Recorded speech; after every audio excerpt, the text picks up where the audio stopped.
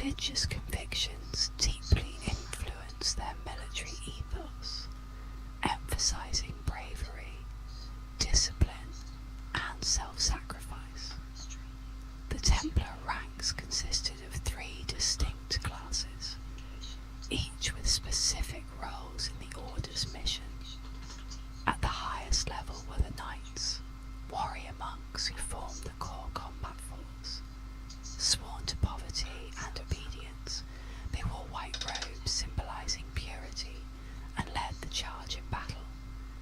They adhered to strict rules, including celibacy, financial austerity, and absolute loyalty to the Order. Templar priests, dressed in green robes, handled essential religious duties, such as conducting ceremonies, leading prayers, and maintaining records. They also provided spiritual guidance to the Order's members, and often served as moral beacons during frequent conflicts.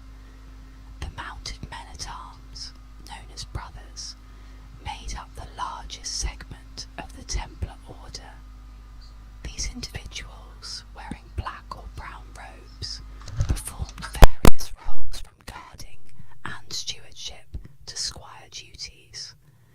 They were responsible for logistical support, ensuring the knights were well equipped and supported on the battlefield. The Templars' military effectiveness was further enhanced by their well-trained war horses, which were outfitted with armour and trained specifically for combat. This combination of skilled warriors, disciplined monks, and formidable steeds made the Knights Templar a formidable force wherever they went. Additionally, their belief in martyrdom as a noble death instilled them with unparalleled courage and determination in the face of adversity. The Battle of Montgisard in 1177 is a testament to the tactical skill and bravery of the knights, who, despite being vastly outnumbered, achieved a remarkable victory against Saladin's formidable forces.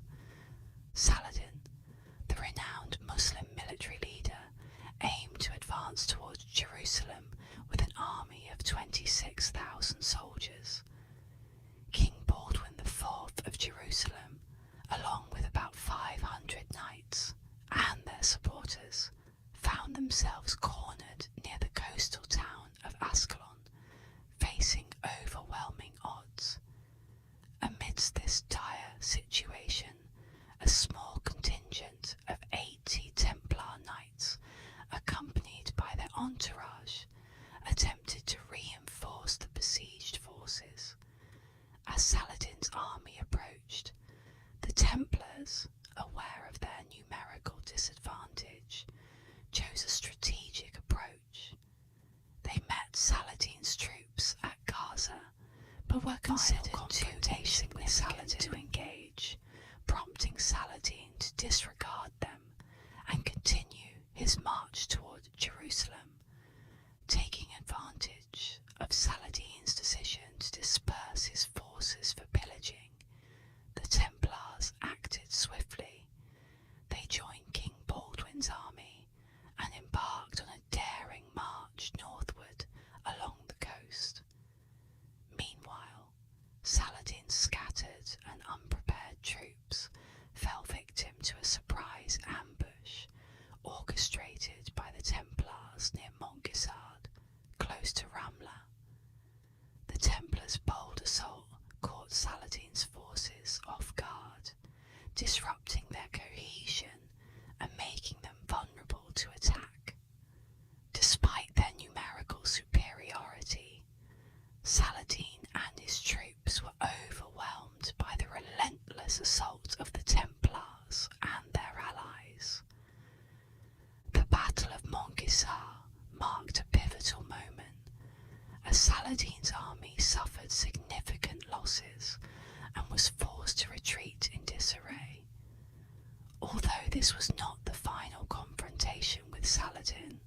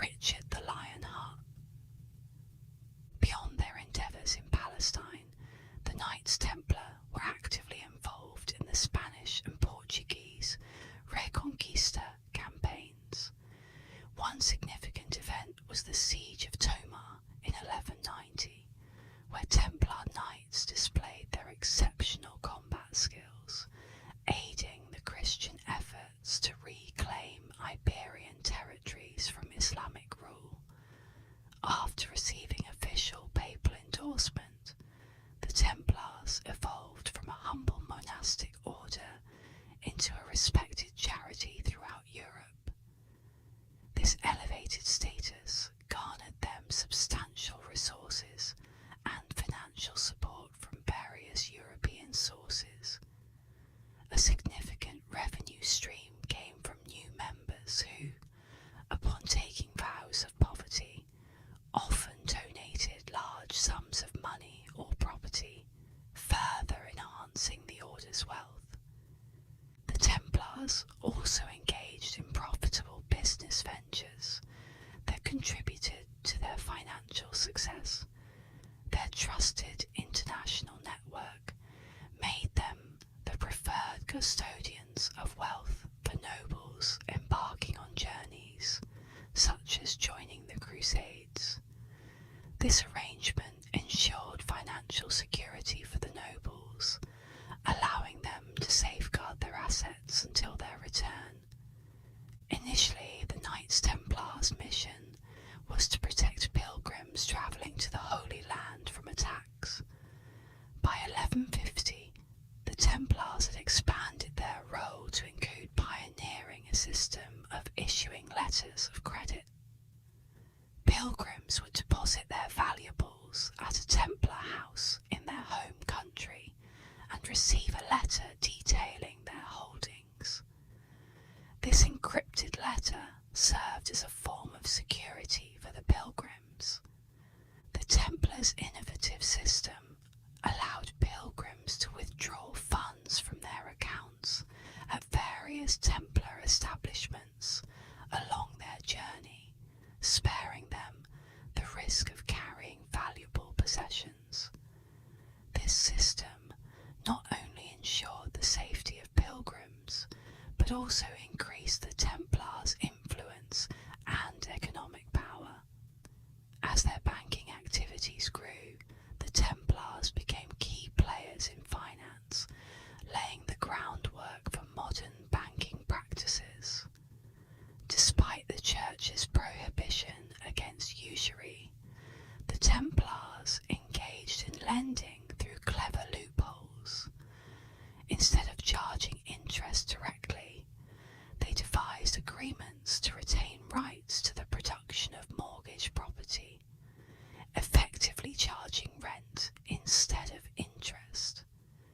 This approach is akin to Sharia-compliant banks in the Islamic world, which charge fees to service loans rather than calling it interest. The Templars' vast land holdings were crucial for sustaining their military campaigns, as the cost of maintaining a knight increased significantly over time, requiring extensive land and resources. The order amassed considerable estates to support their operations. For example, by 1180, a Burgundian noble needed 3 square kilometres of land to sustain himself as a knight, a figure that rose to 15.6 square kilometres by 1260.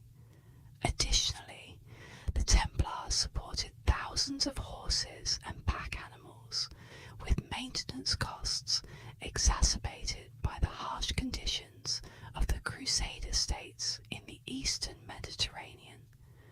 Despite these challenges, the Templars' shrewd political connections and understanding of commercial dynamics propelled them to immense power. Remarkably adept at accumulating wealth despite their vows of poverty, they acquired large tracts of land across Europe and the Middle East, constructed churches and castles, purchased agricultural properties, engaged in manufacturing, and controlled significant import and export operations.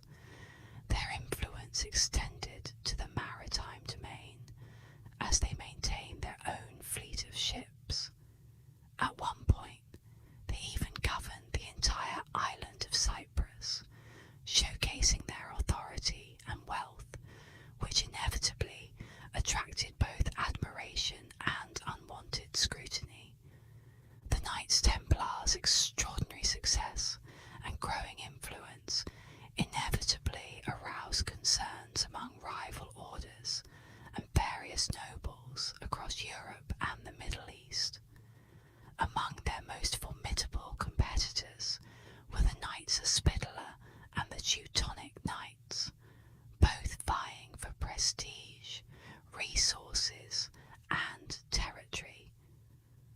Knights Hospitaller, also known as the Order of Hospitaller, shared a similar mission with the Templars in providing medical care and protection to pilgrims in the Holy Land. Initially cooperating with the Templars, the competition for resources and influence eventually led to tensions between the two orders. Likewise, the Teutonic Knights, initially established to provide medical assistance during the Crusades, evolved into a formidable military order focused on expanding Christian territory in the Baltic region. Their ambitions often clashed with those of the Templars, especially in areas where their spheres of influence overlapped. In addition to rivalry from other orders, the Templars faced scrutiny and apprehension from various nobles and monarchs. Some nobles expressed concern over the Templars' considerable wealth and financial power, fearing that their economic influence could undermine traditional power structures. Furthermore, the Templars' status as an independent military force accountable only to the Pope and God raised suspicions among rulers who sought to maintain control over their territories. The Battle of the Horns of Hattin in 1187 marked a significant setback for the Templars and the Crusader states. Under the leadership of Grand Master Gerard de Rydefort, the Templars suffered a devastating defeat against Saladin's forces. Gerard de Rydefort's lack of strategic acumen, combined with poor decisions such as venturing into the arid hill country without adequate supplies, led to the Templars being overcome by the heat and eventually surrounded and massacred by Saladin's army.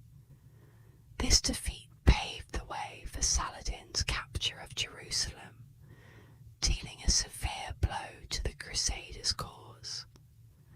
Despite this setback, the Templars rebounded.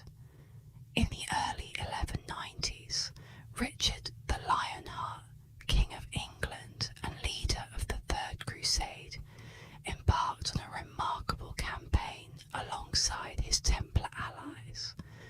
Through a series of decisive military actions, Richard and the Templars managed to recapture significant portions of Christian territory from Saladin, despite the diminished size and influence of the Crusader states, particularly with the relocation of the Kingdom of Jerusalem's capital to Acre.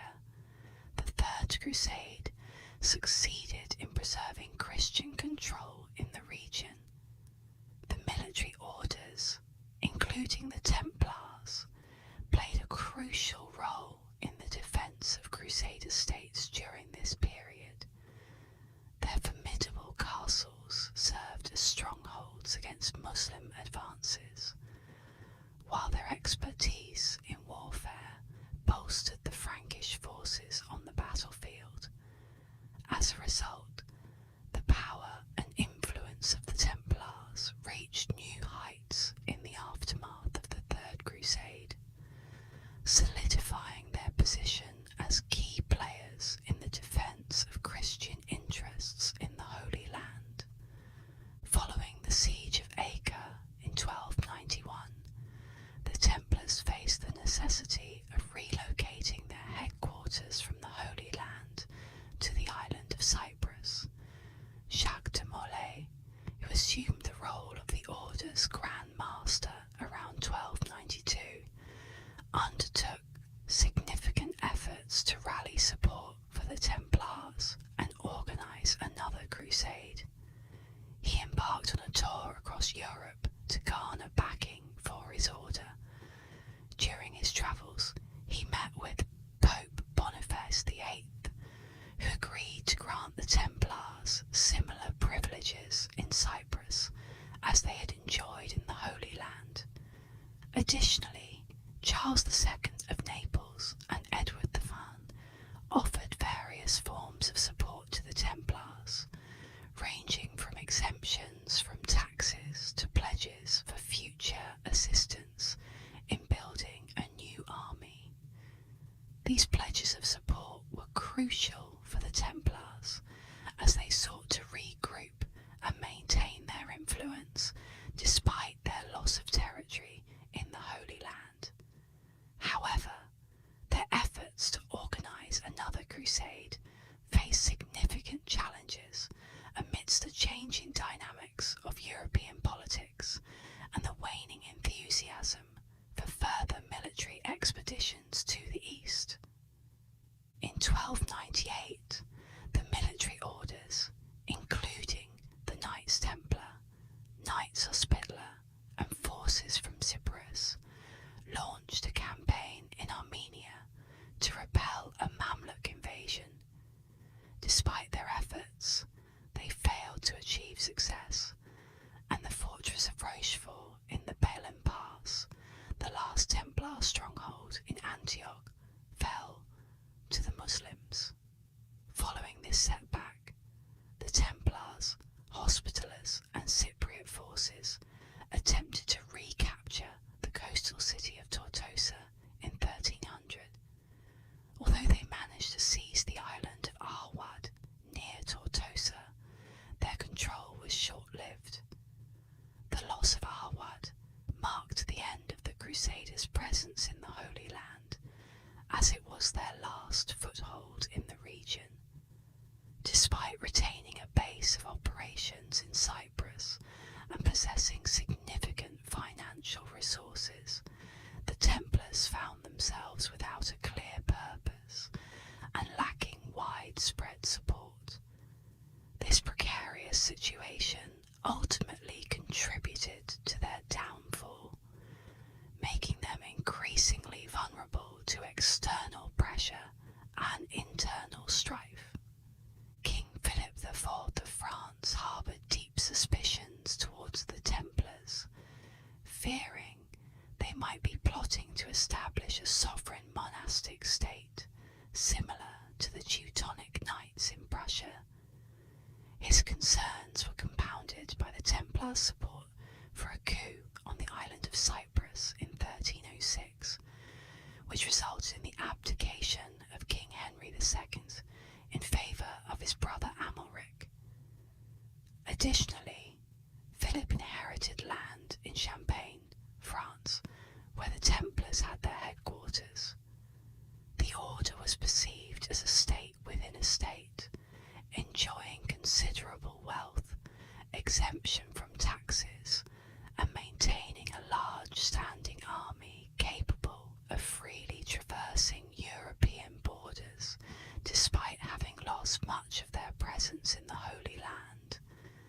This situation threatened many monarchies, as the Templars' power resembled that of an independent entity, much like the East India Company in later centuries. The Templars, a highly trained group of warriors with no one left to fight, now posed a potential threat to established power structures. On the ominous date of Friday, October the 13th, 1307, scores of French Templars were simultaneously arrested by King Philip's agents. They were subsequently subjected to torture, particularly at locations like the tower at Chinon, to coerce confessions of heresy and sacrilege within the order. These confessions, obtained under duress, led to their execution. In our modern day, we know that confessions extracted through torture are unreliable, but this was not the modern day, and King Philip was just looking for an excuse. The charges against the Templars escalated on August 12th, 1308, with increasingly outrageous allegations. At this point, the charges were fabricated, aiming to turn public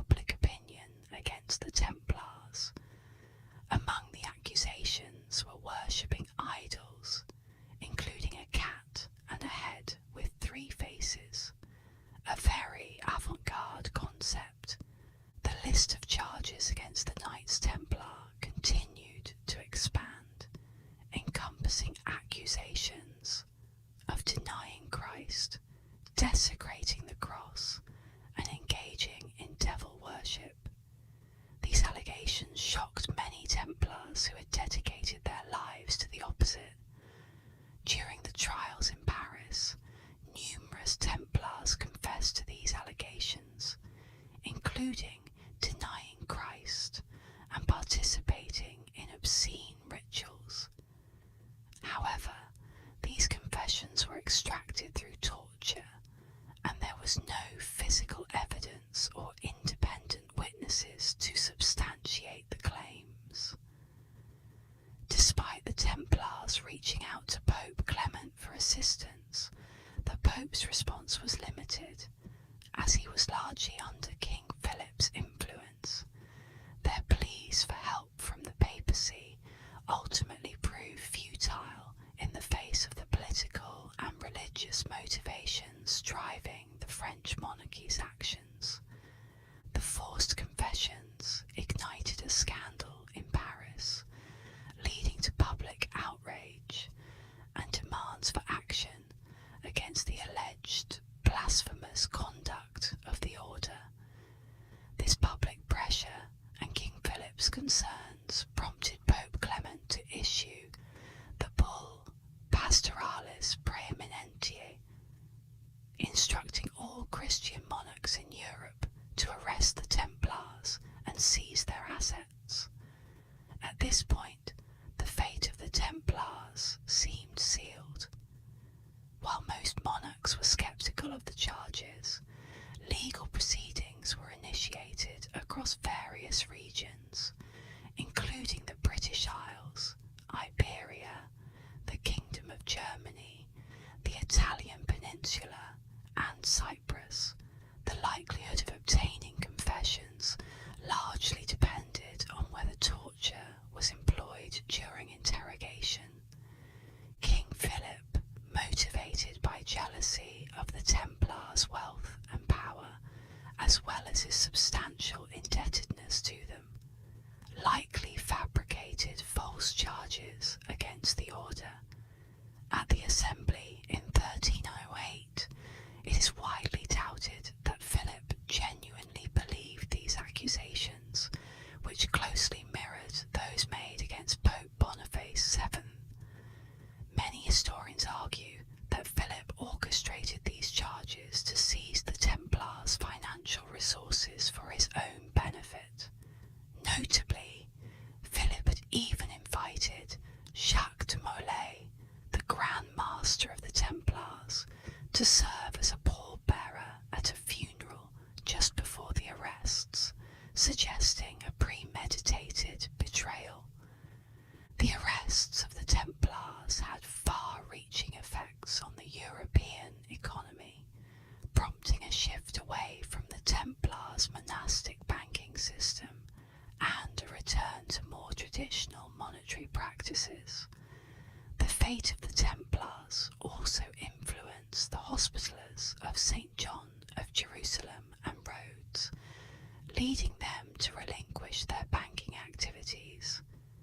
In 1312, under intense pressure from King Philip IV, the Council of Vienne led Pope Clement V to issue an edict officially dissolving the Order of the Knights Templar.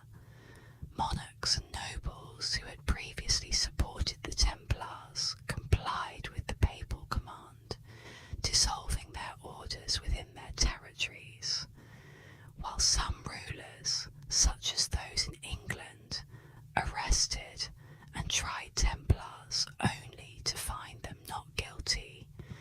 Most Templar properties outside France were transferred to the Hospitallers. Surviving Templars were often absorbed into the ranks of the Hospitallers in regions where rulers resisted transferring Templar assets to the Hospitallers. In Aragon, for instance, the assets were given to the Order of Montesa. In Portugal, the Templar Order continued under a new name, the Order of Christ. This group played a significant role in the early maritime explorations of Portugal, with Prince Henry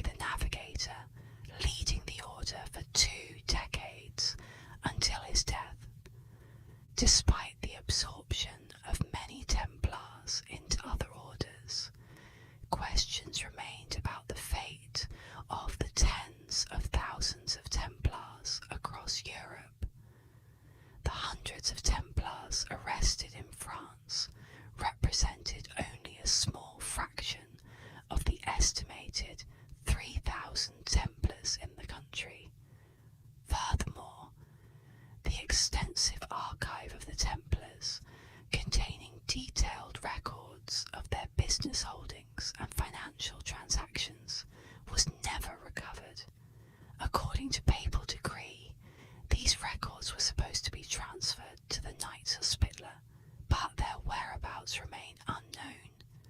A theory suggests that the Knights Templar used a fleet of 18 ships at La Rochelle to escape arrest in France, based primarily on the testimony of a serving brother named Jean de Chalon.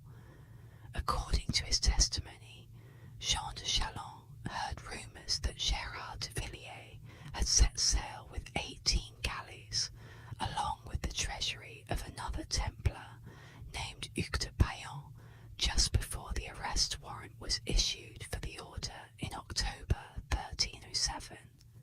However, this testimony is considered hearsay and is the sole source for this claim. Moreover, Jean de Chalon has been noted for making sensational and potentially unreliable statements about the order, casting doubt on his credibility. The charges against the Knights Templar included a broad range of accusations, typical of those made during the medieval Inquisition.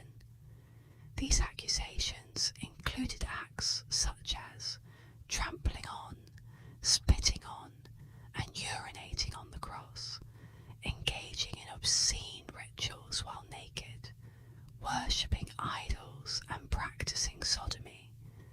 Some Templars admitted to these acts under torture, including the worship of an idol known as Baphomet. However, we know that these confessions are not reliable.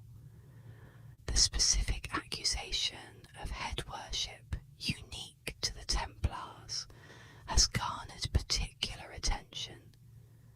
The descriptions of the head allegedly venerated varied significantly, leading some scholars to speculate that it might have been linked to medieval folklore about magical heads or rituals involving relics. Most of the accusations centered around a three-faced head. The charges against the Templars remain a subject of debate, with few scholars giving them much credence. In recent years, there has been a new twist to the Templar saga. In September 2001, Barbara Frail discovered the Chignon parchment in the Vatican secret archives.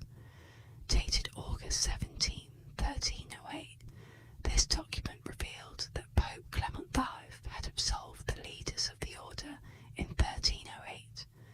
Fraile's findings, published in the Journal of Medieval History in 2004, drew significant attention from historians and scholars. In 2007, the Vatican published the Chignon parchment as part of a limited edition of 799 copies of Processus Contra Templarios. This publication provided broader access to the document, allowing researchers to analyse its contents and implications further. Another Chignon parchment, dated August 20th, 1308, and addressed to Philip the Vos of France, confirmed the absolution granted to all Templars who had confessed to heresy. This document stated that they were restored to the sacraments and the unity of the Church. These discoveries have prompted reassessments of the Templar trials and raised questions about the validity of the accusations, providing evidence of the papal absolution of the Templar leaders and suggesting that the trials were politically motivated. Of course, you don't need a Chignon parchment to tell you that. The story of the Templars is far from over. The 2001 discovery shows that the narrative can always take unexpected turns, even 7 centuries later. Perhaps hidden within the Vatican's secret archives lies another document, artifact, or relic that could alter the story once again. The history of the Knights Hospitaller traces back to the early years of the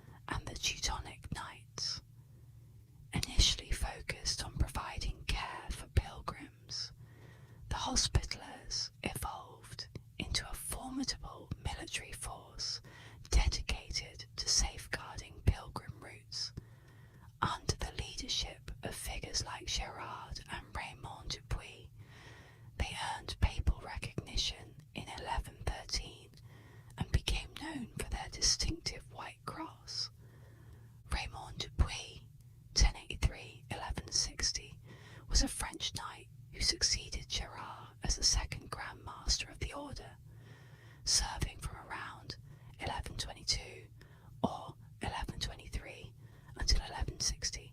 Little is known about Raymond's role in the Order before assuming the magisterium.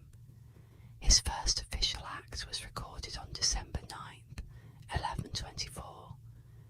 During his early years as Grand Master, the Order focused primarily on its social mission.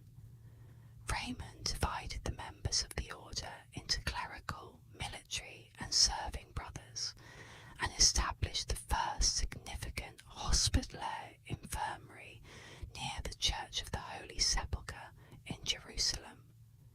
He also engaged in the Order's business affairs, mainly conducted in Spain at the time. Raymond is credited with giving the Hospitallers their first statutes, believed to have been composed around 1130.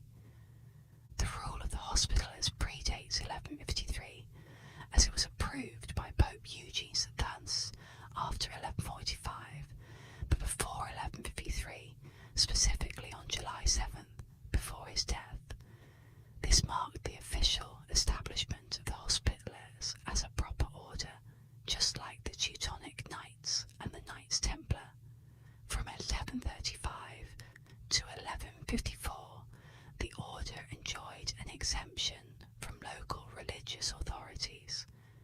Additionally, Raymond introduced the order's Great Seal, used from the 12th century until 1798.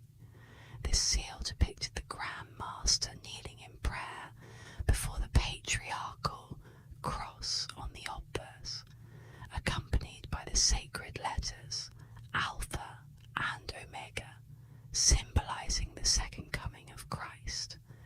Raymond Dupuis is depicted in several paintings housed in the Salle des Croisades, the Hall of Crusades, in the Château de Versailles in France. Alexandre Lehemlein's full-length portrait of Raymond Dupuis is displayed in the third room of the hall, and is quite a sight to see.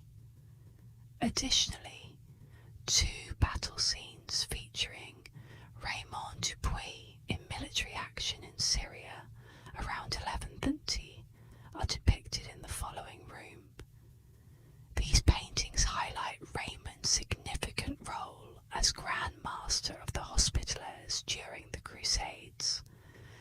The First Crusade ended with the capture of Jerusalem in 1099, but it took until 1104 to fully secure Acre. During the early Crusader years in Acre, the Hospitallers received several donated properties.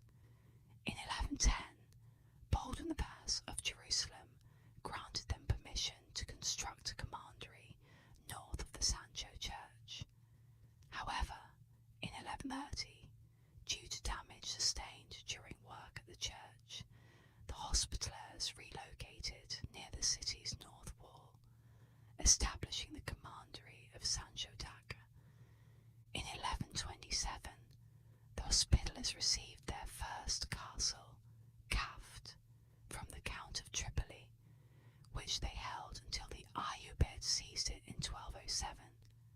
By 1149, the Hospitaller commandery in Acre was described by many pilgrims as a highly impressive fortified building.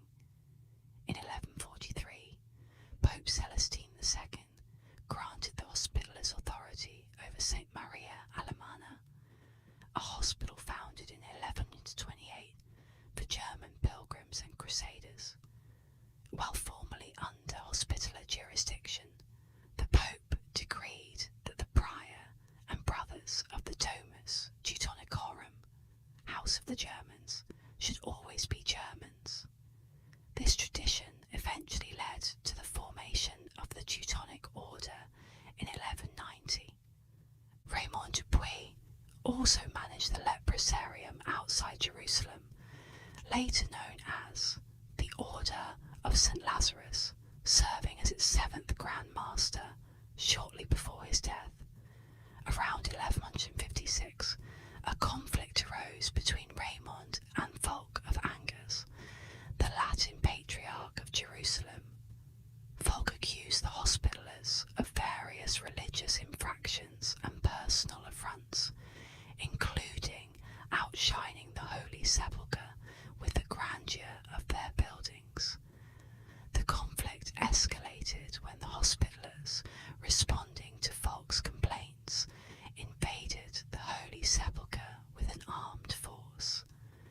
Seeking redress, Fulk appealed to Pope Adrian IV, requesting the revocation of a papal bull that confirmed the order's prerogatives.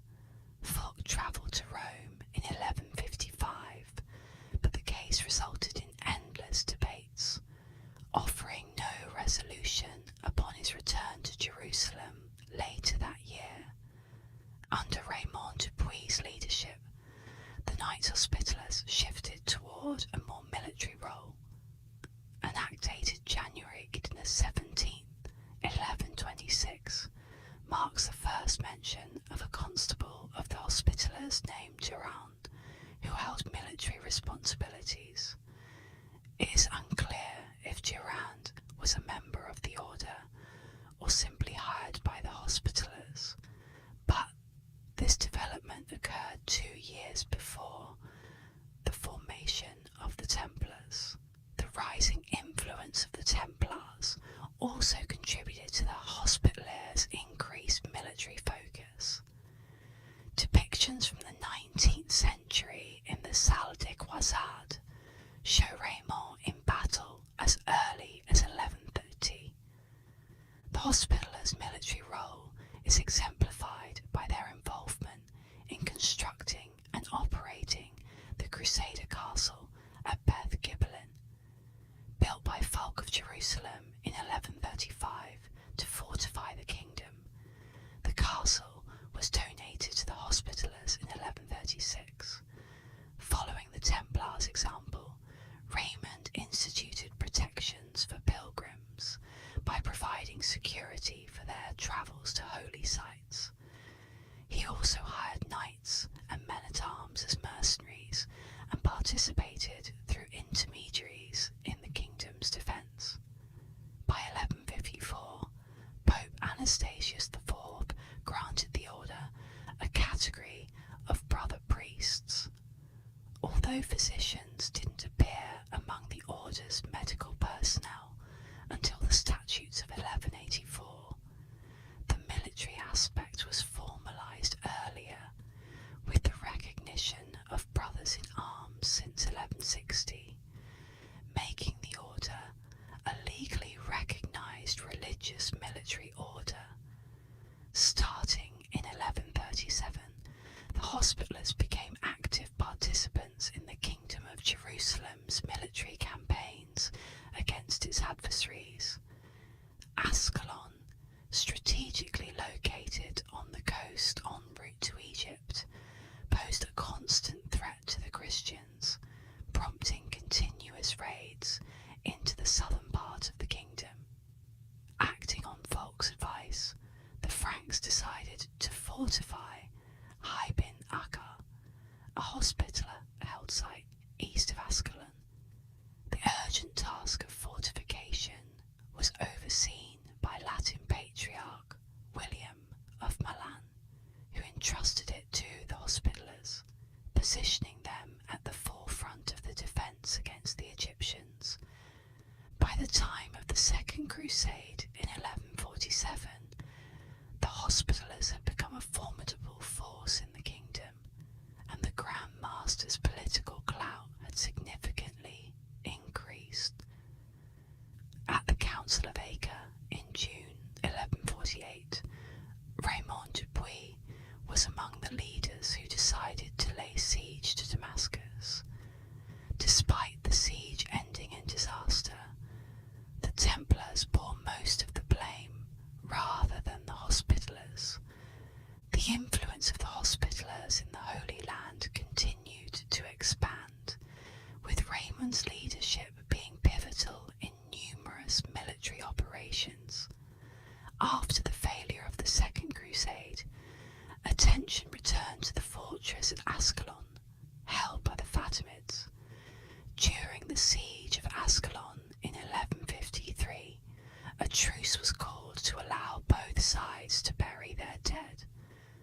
Despite numerous setbacks, including a severe defeat suffered by the Templars, Baldwin III of Jerusalem was persuaded by Raymond and the Latin patriarch Fulk to persist with the siege. Renewed efforts led to the Muslims' capitulation on August 19, 1153, with the city evacuated the following day. In 1156, Nur ad-Din and his brother Ad-Din decisively defeated a Hospitaller force near their stronghold at Ket el-Marab, close to Banias. After Baldwin III broke the peace in February 1157, Humphrey II of Tehran, the master of Banias, sought Hospitaller aid to confront the Zengids. Despite their participation, they were defeated near Rassalan on April 24th, leading to the capture of Banias on May 10, 1157. Nevertheless, they managed to retain control of the castle, which Baldwin III resupplied to maintain a strong garrison. In a subsequent battle at Jacob's Ford on June 19th, the king was routed but managed to retreat to Safed and then to Acre. Nur ad-Din abandoned his assault on Banias and returned to Aleppo, fearing an attack by Kilij Arslan II. Humphrey eventually sold Banias and the castle to the Hospitallers. Under Raymond Dupuis' leadership, the Knights Hospitallers received substantial support and resources to defend the Holy Land against encroaching Muslim forces. Raymond's tenure saw a surge in donations to the order, particularly from the county of Tripoli, strengthening their financial position. His leadership also marked the acquisition of the Hospitallers' first Crusader castles, solidifying their military presence in the region. Alongside material support, the Hospitallers secured numerous privileges and exemptions from the papacy, granting the order independence and freedom from diocesan authority. These privileges provided the Hospitallers with the financial resources and autonomy necessary to effectively carry out their mission. Notable strongholds established during Raymond's leadership included the Crac des Chevaliers, a formidable fortress in Latakia, occupied by the Hospitallers from 1142 to 1271, and Marga on the Syrian coast, held from 1186 to 1285. These fortifications played a crucial role in the Hospitallers' defence of the Holy Land and symbolised their military strength and dedication to their mission. Raymond Dupuis' death around 1160 marked the end of an era for the Knights Hospitaller. He was succeeded by Auger de Balban, who served briefly as Grand Master until his disappearance in 1162. Following Auger's disappearance, Gilbert of Assailly, a French knight, assumed the position of Grand Master in 1162. Under his leadership, the Knights Hospitaller underwent significant militarisation, acquiring territories in the county of Tripoli and the Principality of Antioch. Gilbert played a crucial role in securing regal rights for the order, granting them military privileges above common law and effectively establishing a form of quasi-sovereignty. One of Gilbert of Assailly's notable actions was his involvement in the Crusader invasion of Egypt, where he persuaded Amalric of Jerusalem to declare war on Egypt to expand the kingdom's territories. However, this campaign suffered a significant defeat at the Battle of Harim in 1164, resulting in the capture of Raymond III theft of Tripoli and the loss of Banias to Nur ad-Din. In 1167, Gilbert joined another campaign against Egypt, but the Crusaders faced another defeat at the Battle of Al-Babain. Despite these setbacks, Gilbert's leadership marked a period of military expansion and strategic engagement for the Knights Hospitaller, cementing their role in defending the Holy Land and pursuing territorial gains. Gilbert's strong belief in the conquest of Egypt led to his active participation in several military campaigns aimed at securing territory in the region. In October 1168, he provided substantial military support to Amalric's campaign, offering 1,000 knights and 2,000 Turcopoles in exchange for Bilbais and its surrounding territories. Although they initially succeeded in capturing Bilbais, the campaign ultimately failed due to Egyptian resistance and the formation of a new alliance against the Crusaders. Following this failure, Amalric sought assistance from other Western powers, sending an embassy that included the Grand Commander of the Hospitallers, Gilbert of Assaili, to plead for support. Despite their efforts, the embassy returned empty-handed after 2 years of fruitless negotiations. In the fall of 1169, Amalric launched yet another campaign against Egypt, supported by the Emperor and the Hospitallers. This expedition also ended in failure, leading to widespread criticism of Gilbert for the order's misfortunes. Accusations against him included neglecting the hospital's charitable mission and effectively ruining the order. Consequently, Gilbert resigned from his position as Grand Master, but later reconsidered his decision. His resignation ushered in a period of instability within the order's leadership, with Gaston de Murals serving a brief and unremarkable term as his successor. Internal conflicts persisted, highlighting the challenges faced by the Hospitallers during this turbulent period.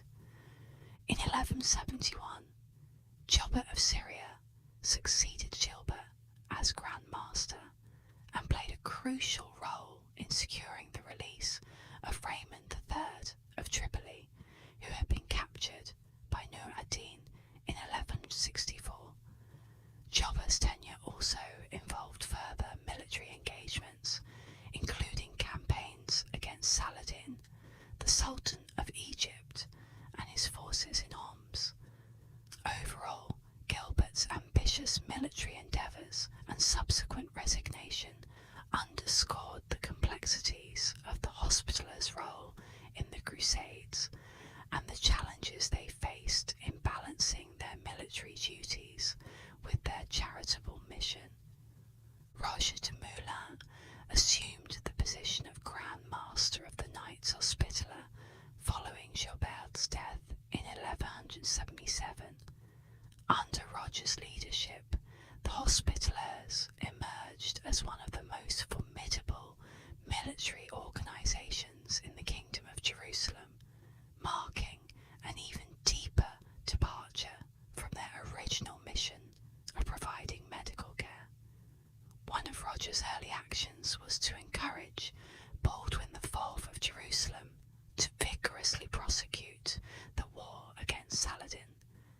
In November 1177, Roger himself participated in the pivotal Battle of Montgisart, where the forces of the Kingdom of Jerusalem achieved a significant victory against the Ayyubids. However, the Hospitallers' military focus under Roger prompted Pope Alexander III to remind them of their original charitable mission. Between 1178 and 1180,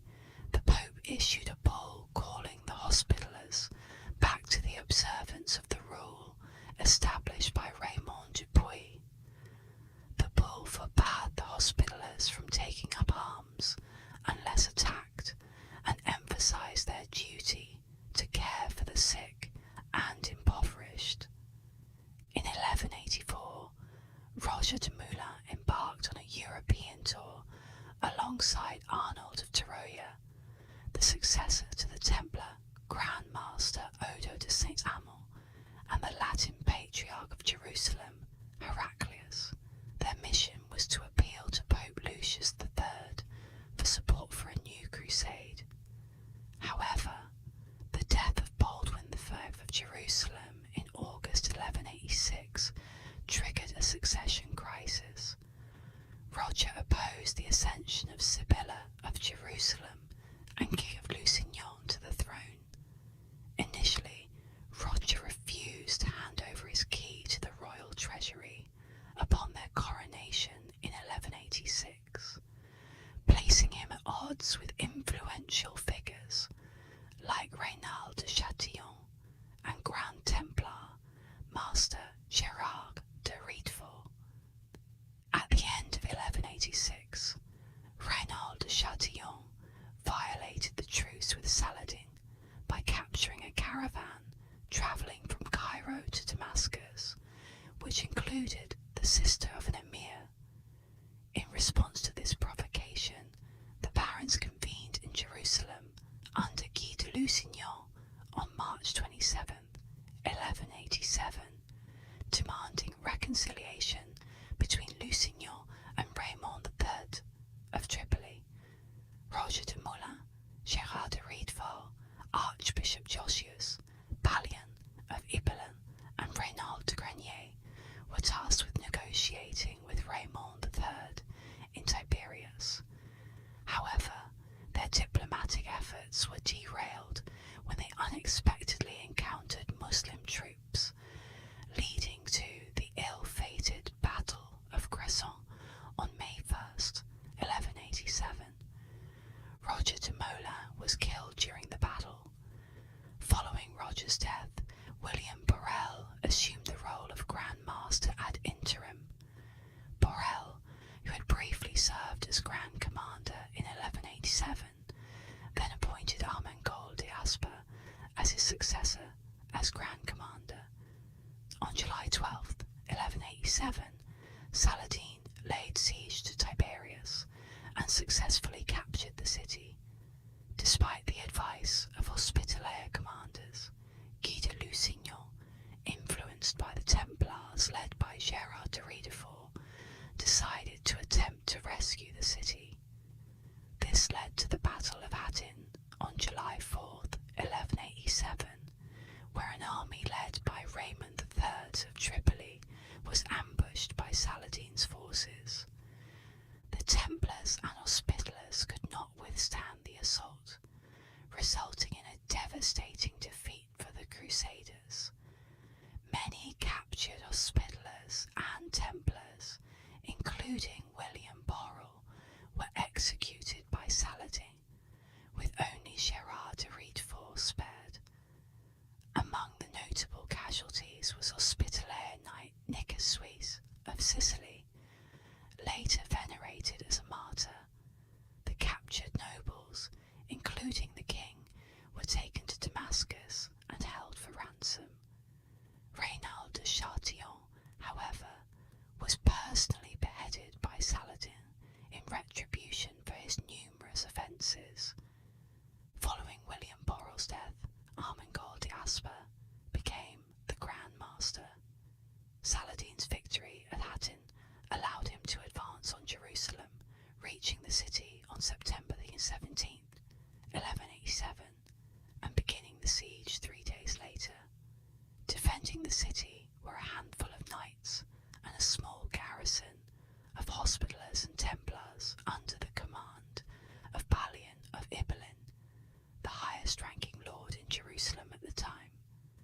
On October 2nd, 1187, Jerusalem surrendered, and the Christians were allowed to evacuate in exchange for a ransom. The evacuation occurred in 3 groups, with the Templars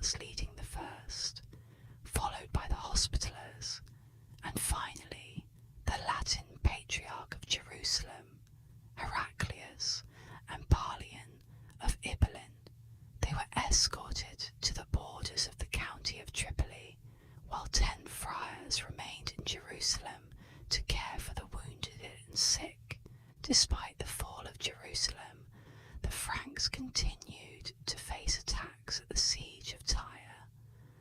Saladin personally reinforced his troops during the siege, which began on November 11th, 1187.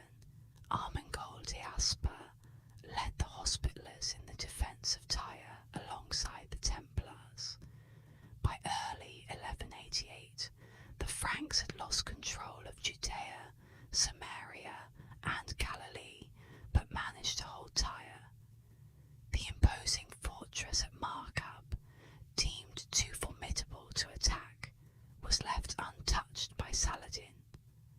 Meanwhile, the Hospitallers had been holding Belvoir Castle against Muslim forces since August 1187. On January 2nd, 1188, they launched a successful attack on the besieging forces, resulting in the death of Saladin's general, Saif al-Din Mahmud, and capturing a substantial cache of arms. However, to the east, beyond the Jordan River, Al-Adil Mas, Saladin's brother, attacked Crac de Chevalier and Montreal castles, both of which surrendered by the end of September 1188 due to lack of supplies. Additionally, the siege of Saft ended with the capitulation of the Templar castle on November 30th. The Hospitallers continued their defence at Belvoir Castle until January 3rd, 1189, when they were forced to surrender due to famine. In late 1199, Armengol de Asper resigned as Grand Master, creating a temporary leadership void until Garnier of Nablus was elected as his successor in 1190. Garnier, who had been severely wounded at the Battle of Hattin in 1187, went to Ascalon to recover from his injuries while awaiting Richard the Lionheart's departure for the Third Crusade.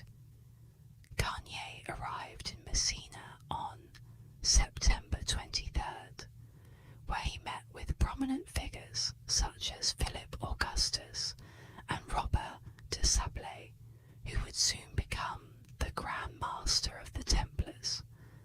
Among the Hospitallers accompanying Garnier was the Italian Ugo of Cremona.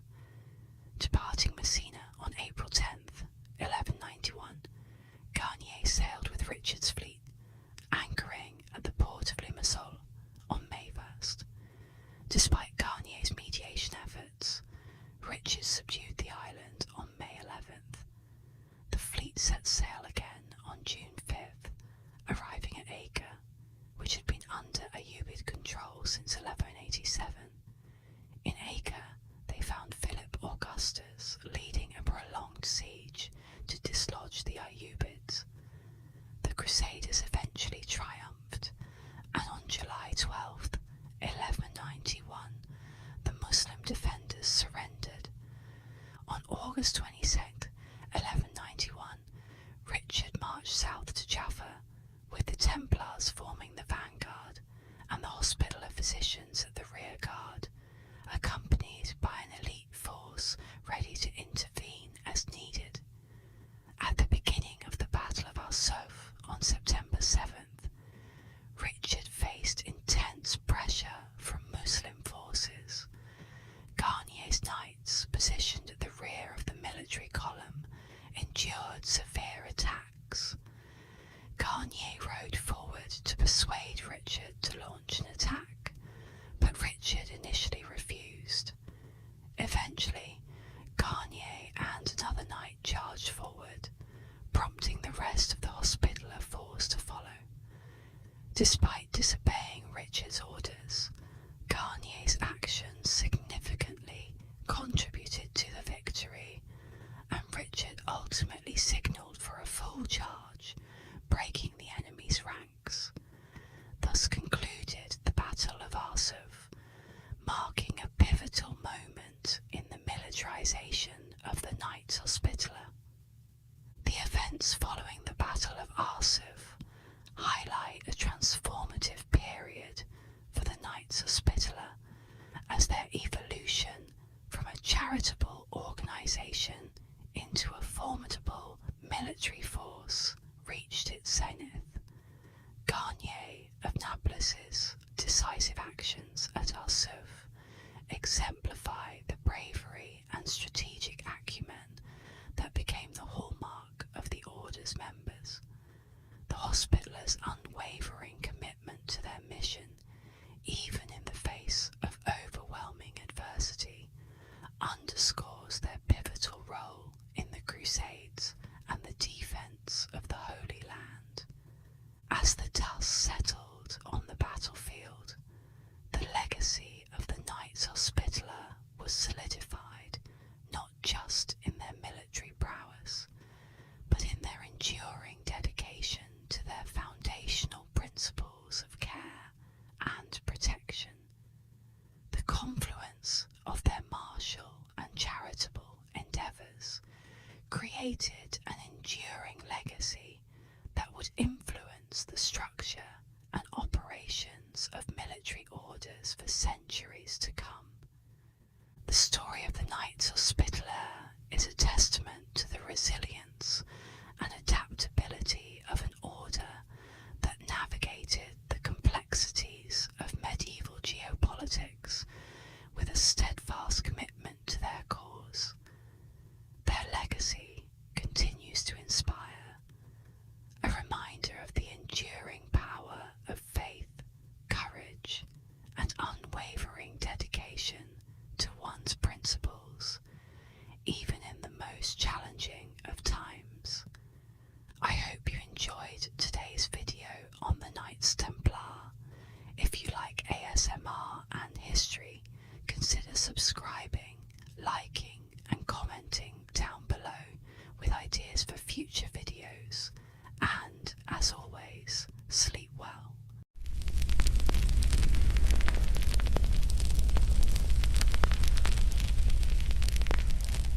The Crusades were not just battles fought over distant lands. They were epic clashes of faith and power that reshaped the medieval world. As the forces of Christendom collided with the Islamic empires, these campaigns sought to reclaim the Holy Land, driven by a potent mix of religious zeal, political ambition, and the hope of eternal salvation. Yet, the Crusades were far more than mere military endeavours. They were deeply rooted in the complex interplay of devotion, strategy, and survival.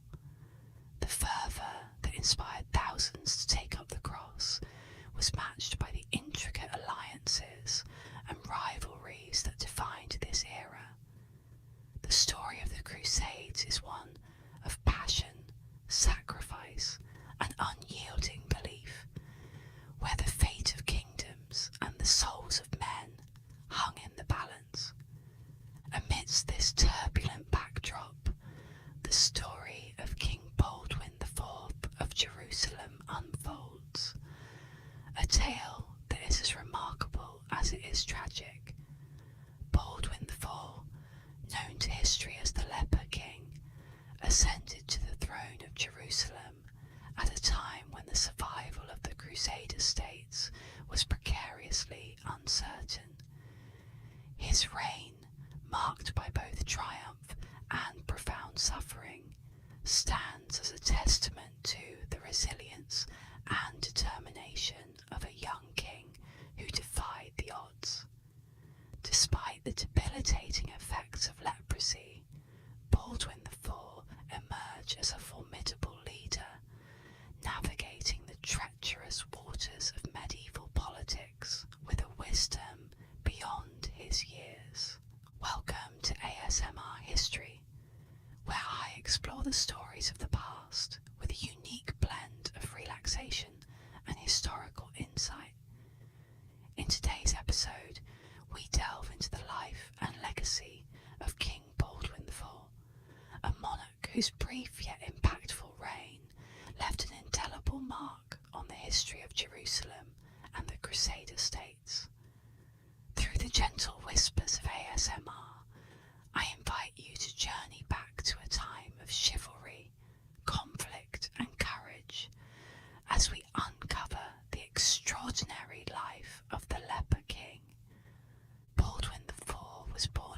1161 into the royal family of the Kingdom of Jerusalem as the son of King Amalric I, a powerful and strategic ruler, and Agnes of Courtenay, a noble woman of considerable influence. Baldwin was destined from birth to play a significant role in the turbulent politics of the Crusader states. His lineage placed him at the heart of the Christian efforts to maintain control over the Holy Land. Despite the privileges of his royal birth, Baldwin's early years would soon be overshadowed by a disease that would come to define both his life and his legacy. Baldwin's childhood was marked by a rigorous education, befitting a prince who was expected to one day rule. He was tutored by William of Tyre, one of the most learned men of his time, who would later become the Archbishop of Tyre and chronicler of the Crusades. Under William's guidance, Baldwin received a thorough education in the liberal arts, theology, and the martial skills necessary for leadership. His early upbringing within the royal court was one of privilege, surrounded by the splendour and the intense political intrigue of a kingdom constantly under threat.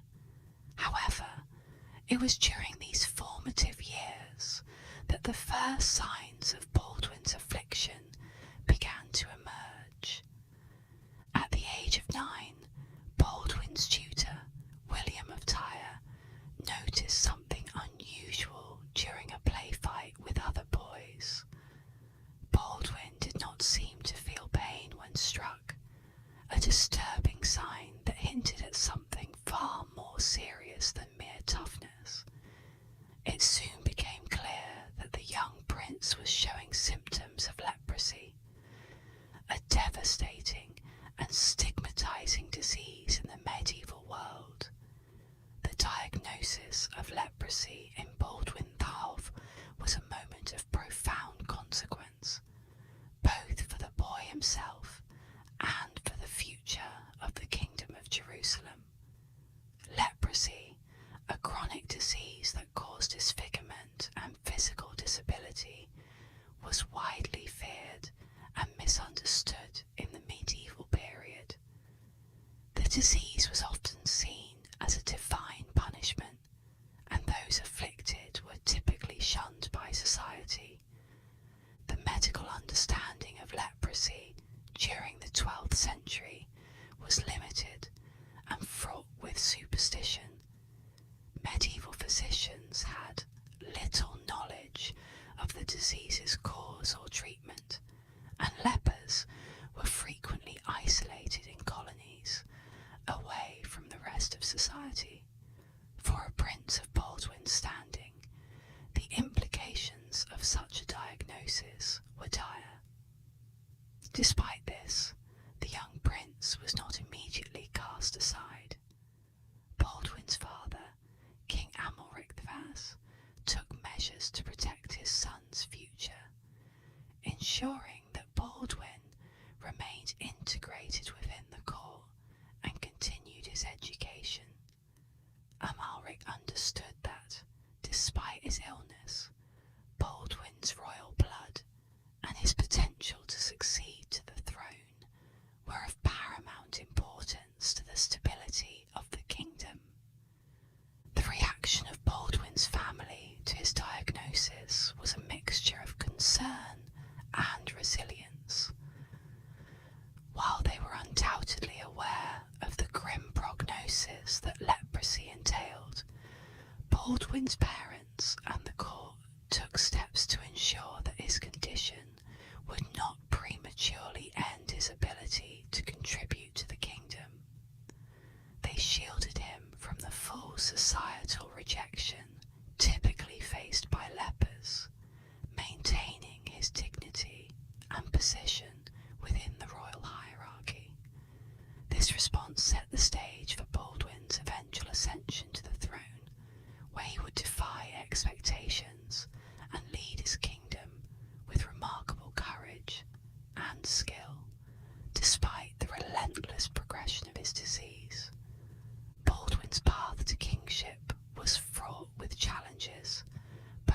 personal and political. When his father, King Amalric I, died in 1174, Baldwin, still in his early teens and already battling the debilitating effects of leprosy, was named heir apparent to the throne of Jerusalem. As the only male heir, Baldwin's position as the future king was clear, but his ascension was not without difficulties.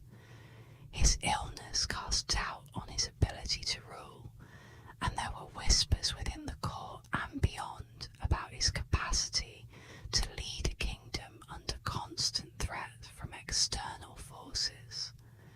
Moreover, Baldwin's youth made him vulnerable to the ambitions of older, more experienced nobles who might seek to manipulate or undermine his authority. These familial and political challenges set the stage for a tense and uncertain transition of power. In the summer of 1174, Baldwin IV was formally crowned King of Jerusalem, an event that was both momentous and poignant. The coronation took place in the Church of the Holy Sepulchre, a site of profound significance for Christendom, symbolising the sacred responsibility that Baldwin now bore as the protector of the Holy Land. Despite the grandeur of the ceremony, the reality of the situation was stark. Baldwin was only 13 years old at the time, a boy stepping into a role that demanded not only wisdom and strength, but also the ability to inspire and lead men in battle. His illness added a tragic dimension to the event, as it was clear to all present that the young king was suffering from a disease that would only worsen with time. Nevertheless, Baldwin's coronation was a powerful statement of continuity and resilience for the kingdom, signalling to both allies and enemies that Jerusalem would remain steadfast under its new ruler. At the time of Baldwin's ascension, the political situation in Jerusalem was precarious. The kingdom was surrounded by hostile forces, including the powerful Muslim leader Saladin, who was rapidly consolidating power in Egypt and Syria. Internally, Jerusalem was plagued by factionalism among its nobility, with competing interests and loyalties threatening the unity that was crucial for the kingdom's survival. Baldwin's young age and his illness were seen by some as weaknesses that could be exploited, both by external enemies and by those within his court who sought to advance their own power. Despite these daunting circumstances, Baldwin's coronation marked the beginning of a reign that would defy expectations and leave a lasting impact on the history of the Crusader states.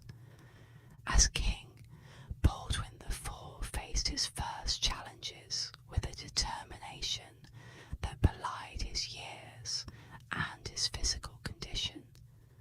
One of his earliest decisions was to assert his authority by taking an active role in the governance of the kingdom, refusing to be a mere figurehead controlled by regents or powerful nobles.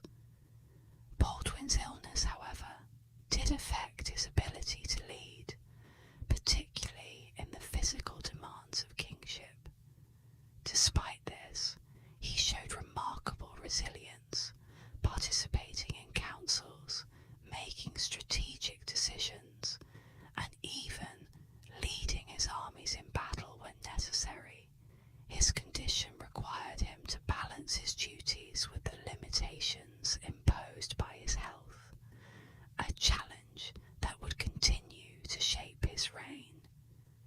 Externally, Baldwin's reign was immediately tested by the looming threat of Saladin, who posed a constant danger to the Crusader states. Saladin's forces were formidable, and his ambition to unite the Muslim world against the Crusaders was clear. Baldwin understood that the survival of his kingdom depended on both military strength and diplomatic finesse. Internally, he had to navigate the complex web of alliances and rivalries that characterized the court of Jerusalem. Nobles who might have seen his illness as an opportunity to seize power had to be managed carefully, and Baldwin's ability to maintain the loyalty of his vassals was crucial to the stability of his reign. Despite these challenges, Baldwin IV demonstrated a remarkable ability to lead, driven by a sense of duty and an unwavering commitment to his kingdom. His early reign was marked by significant decisions that would influence the course of the Crusader states for years to come, including strategic alliances and military campaigns designed to counter the threat posed by Saladin. Baldwin's reign, though overshadowed by the spectre of his illness, began with a promise of resilience and strength, setting the tone for the years of conflict and courage that would follow. The Battle of Montgisar in 1177 was a pivotal moment in the history of the Crusader states, largely set against the backdrop of Saladin's meteoric rise to power. Saladin, born Salah ad-Din Yusuf ibn Ayyub, emerged as a formidable force in the Muslim world, uniting Egypt and Syria under his rule and posing a significant threat to the Christian kingdoms in the Levant. His ascent was marked by a series of military successes and strategic alliances that solidified his control over vast territories, making him the most powerful leader in the region. By the time Baldwin IV ascended to the throne of Jerusalem in 1174, Saladin's ambition to reclaim Jerusalem for Islam was clear, creating a looming threat over the Crusader kingdom. Saladin's military campaigns were relentless, characterized by swift and decisive actions that often caught his enemies off guard. For Baldwin IV, a young king already grappling with the debilitating effects of leprosy, the threat posed by Saladin was immense. The kingdom of Jerusalem, already isolated and surrounded by hostile forces, faced an existential crisis as Saladin's power grew. The stage was set for a confrontation that would not only test Baldwin's leadership, but also determine the fate of his kingdom. The Battle of Montgisar unfolded on November 25th, 1177, near the coastal city of Ramla, a location critical for the defence of Jerusalem. Despite the precarious position of the Crusader states, King Baldwin IV, then only 16 years old, demonstrated remarkable resolve and leadership. Saladin, confident in his superiority, led a large army toward Jerusalem, expecting little resistance due to the perceived weakness of the Crusader forces. However, Baldwin, informed of Saladin's approach, mustered a smaller but determined force, comprising knights from the Templar order and local levies. Despite his illness, Baldwin took an active role in the battle, personally leading his troops into combat. The Crusaders caught Saladin's forces off guard in a bold assault.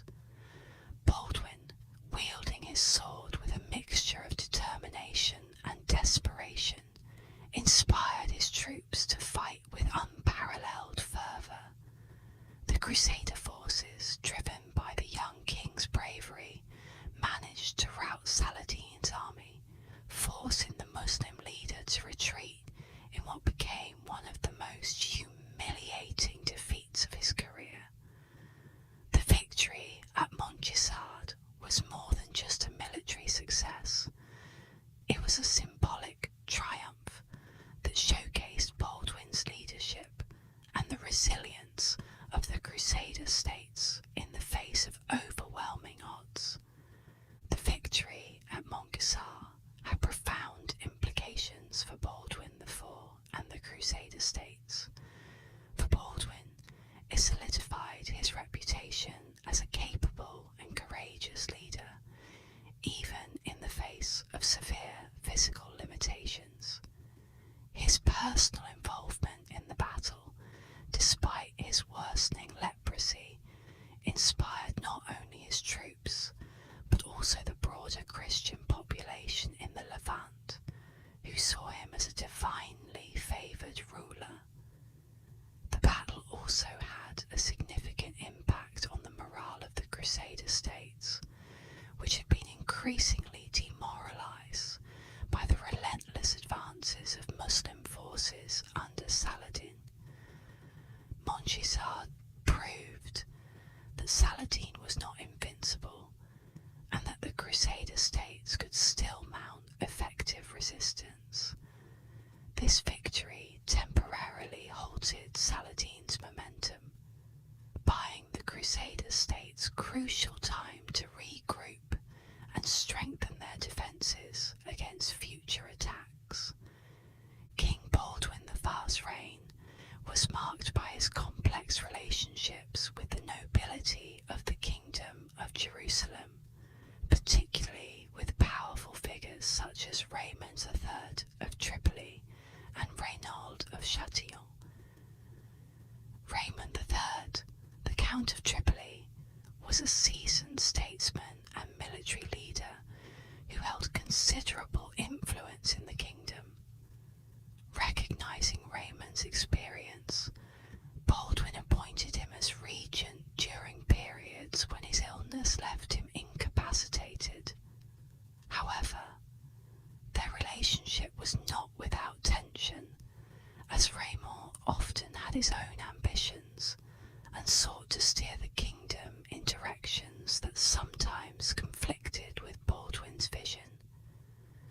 On the other hand, Reynaud of Châtillon, a fiercely independent and aggressive nobleman, was known for his audacious raids against Muslim territories, which often provoked retaliations from Saladin. Baldwin's dealings with Reynaud were cautious. While he appreciated Reynaud's military prowess, he had to balance this with the broader diplomatic considerations of the kingdom, particularly the fragile truce with Saladin. The internal dynamics of the Kingdom of Jerusalem during Baldwin IV's reign were fraught with power struggles, as various factions vied for influence over the young and increasingly incapacitated king.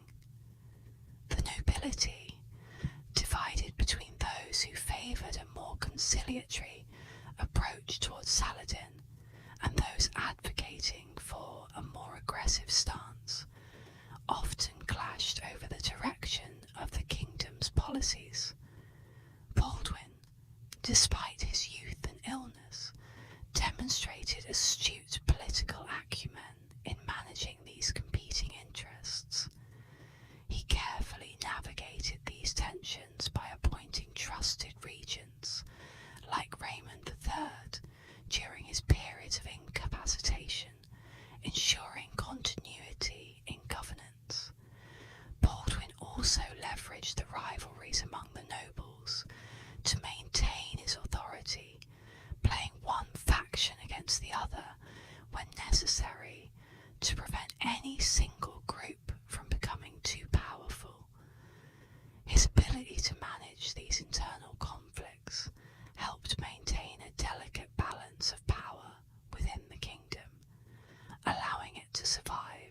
despite the external threats it faced. Amidst these internal challenges, Baldwin IV also focused relentlessly on fortifying the Kingdom of Jerusalem against the ever-present threat posed by Saladin and other Muslim forces. Recognizing the strategic vulnerability of his kingdom, Baldwin prioritized the construction and reinforcement of key fortifications throughout the realm. These efforts were critical in ensuring the kingdom's survival, as the fortified castles and strongholds not only served as defensive bulwarks, but also provided bases from which his forces could launch counterattacks. Notable among these fortifications was the castle of Kerak, a formidable fortress in the Transjordan region, which became a critical outpost in the kingdom's defence. By securing these strongholds and maintaining the existing fortifications in Jerusalem, Baldwin created a network of fortified positions that allowed him to effectively project power and respond to threats, further stabilising the kingdom both internally and externally. Throughout his reign, Baldwin IV was involved in several key military engagements that were crucial in defending the Kingdom of Jerusalem from Saladin's forces. One of the most significant of these was the defence of Jerusalem itself. In 1183, Saladin launched a large-scale invasion aimed at capturing the Holy City, a prize that would have been a devastating blow to the Crusader states. Despite his deteriorating health, Baldwin took personal command of the defence. His strategy involved a combination of delaying tactics, such as harassing Saladin's supply lines and forcing his army to march through difficult terrain, which sapped the strength and morale of the Muslim forces. Baldwin also concentrated his forces at strategically important locations, anticipating where Saladin would strike and positioning his troops to counter these moves effectively. In one notable encounter near the Springs of Goliath, Baldwin's forces managed to hold off a much larger Muslim army, preventing them from advancing on Jerusalem. This engagement demonstrated Baldwin's tactical acumen and his ability to inspire his troops even in the most dire circumstances. Although Saladin eventually withdrew, it was clear that the threat to Jerusalem remained ever present, and Baldwin's leadership was critical in ensuring the city's survival during these tumultuous times.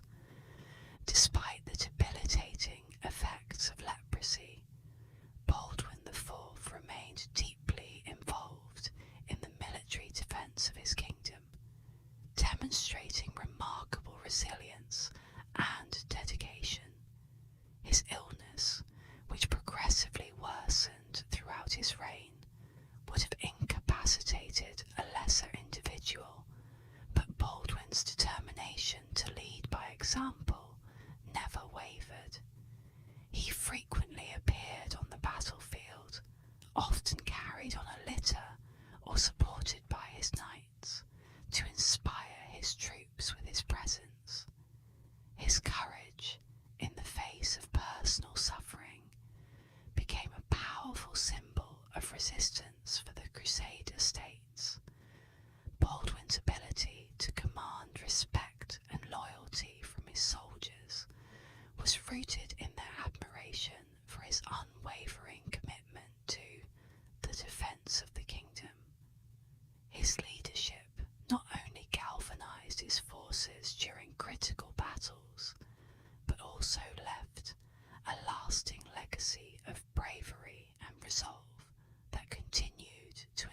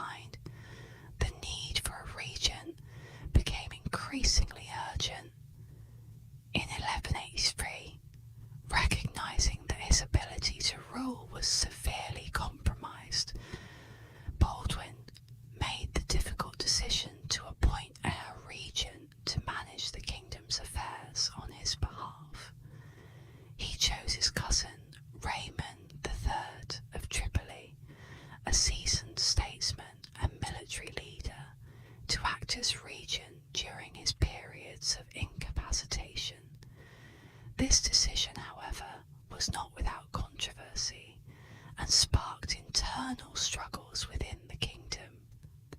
The appointment of a regent highlighted the growing power vacuum and intensified existing rivalries among the nobility, who were divided over the kingdom's future leadership.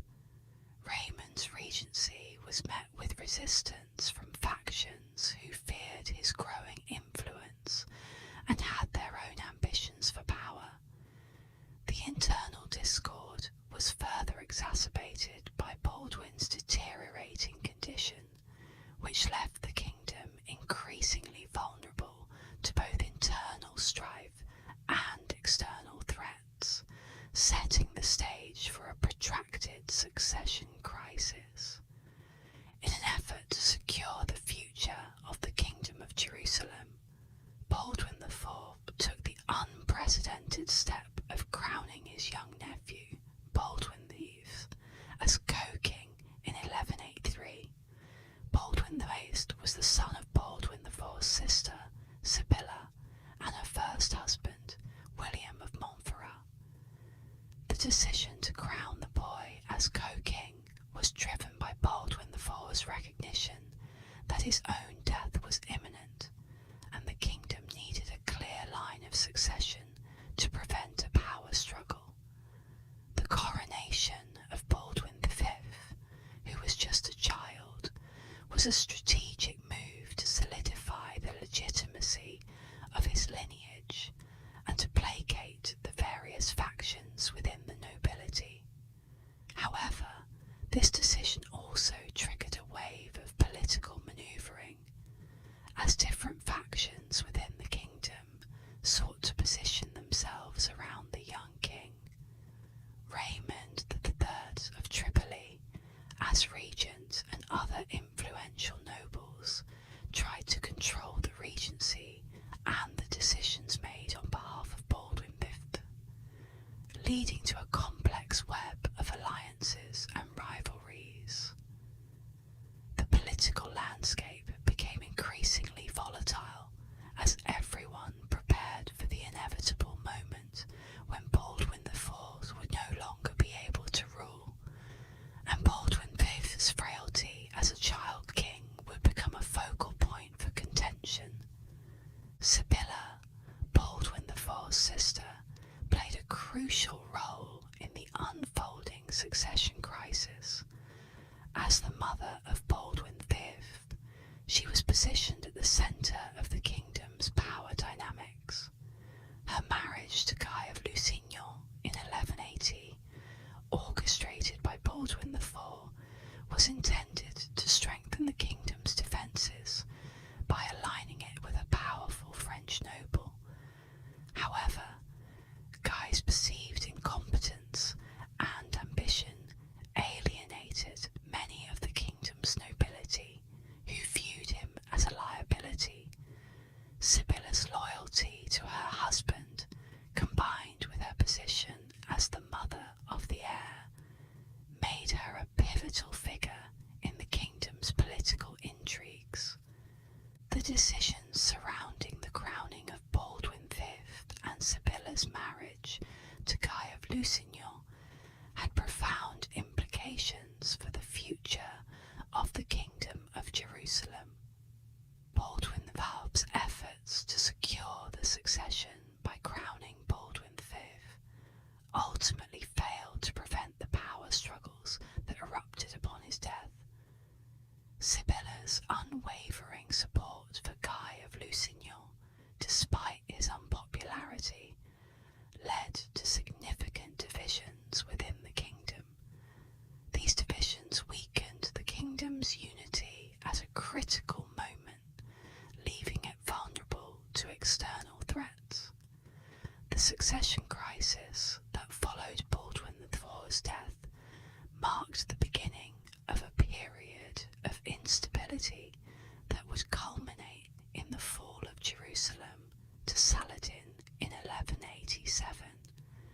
The final years of Baldwin IV's reign and the subsequent succession crisis were marked by intense infighting among the Kingdom of Jerusalem's nobility.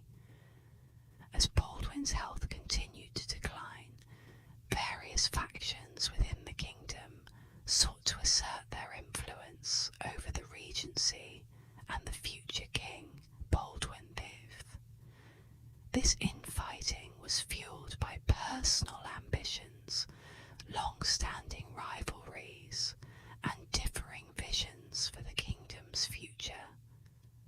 The power struggles were not confined to internal players. Foreign powers, particularly from Europe, also sought to influence the outcome of the succession. The arrival of Guy of Lusignan, a French nobleman, and his marriage to Sibylla introduced a new dynamic, as Guy's ties to powerful European families complicated the political landscape. The involvement of external forces further destabilized the already fragile political environment, as competing interests clashed over the control of the kingdom. These struggles weakened the kingdom's ability to present a united front against external threats, leaving it vulnerable to Saladin's growing power. The political turmoil in the Kingdom of Jerusalem was exacerbated by the tensions between the royal family, the nobility, and the powerful military orders such as the Knights Templar and the Knights Hospitaller. These military orders, while sworn to protect the kingdom, often acted independently and held significant political and military power, sometimes conflicting with the interests of the crown and the nobility. Baldwin IV's declining health and the subsequent succession crisis heightened these tensions, as the military orders became key players in the power struggle. The Templars and Hospitallers were both respected and feared for their military prowess, and their support was crucial for any faction hoping to secure control over the kingdom. However, their involvement also added another layer of complexity to the already fractured political landscape. The competing agendas of the royal family, the nobility, and the military orders created a volatile situation that undermined the kingdom's stability at a time when unity was desperately needed. In the final years of his reign, King Baldwin IV, despite the relentless progression of his leprosy, remained deeply committed to securing the future of the Kingdom of Jerusalem. Fully aware of his impending death and the fragility of his kingdom, Baldwin took decisive steps to ensure a stable succession and the continuity of leadership. One of his last significant acts was the formal crowning of his nephew, Baldwin V, as co-king in 1183, hoping to provide a clear line of succession. Additionally, Baldwin worked tirelessly to maintain the kingdom's defences, delegating authority to trusted nobles and regents who could manage the kingdom's affairs in his absence.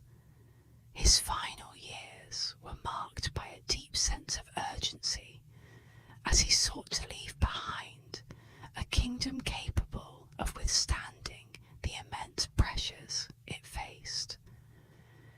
As his health continued to deteriorate, Baldwin IV made one last effort to preserve peace and maintain the Kingdom of Jerusalem's defences against the growing threat of Saladin.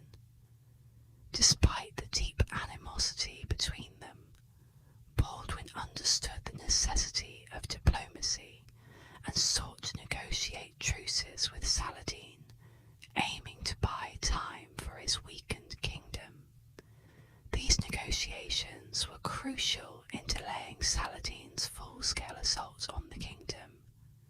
At the same time, Baldwin focused on reinforcing key fortifications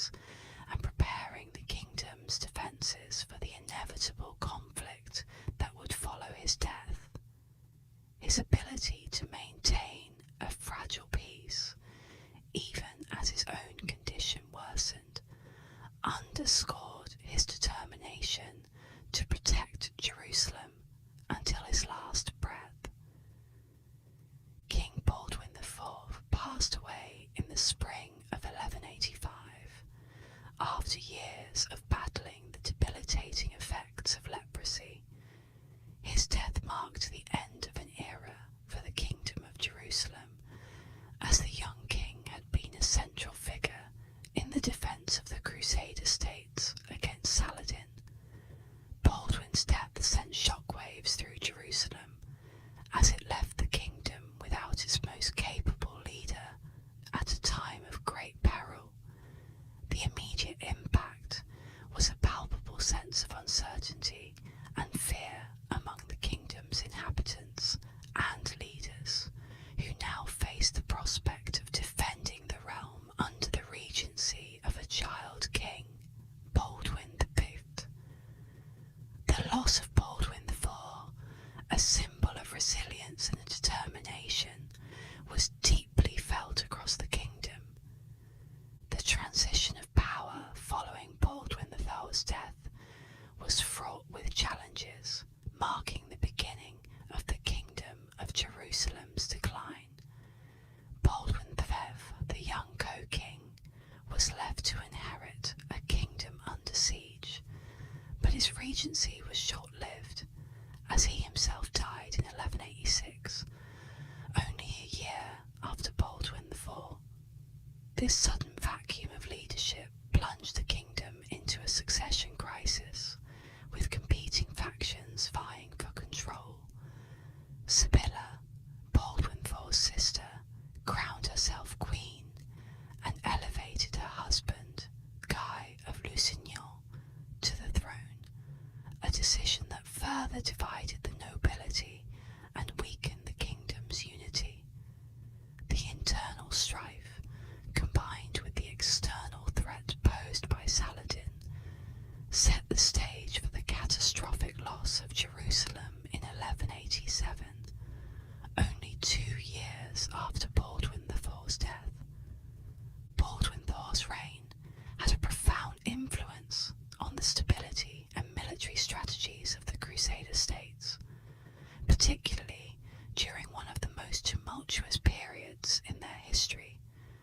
Despite his debilitating illness, Baldwin's leadership was marked by a keen strategic mind and an unwavering resolve to protect his kingdom.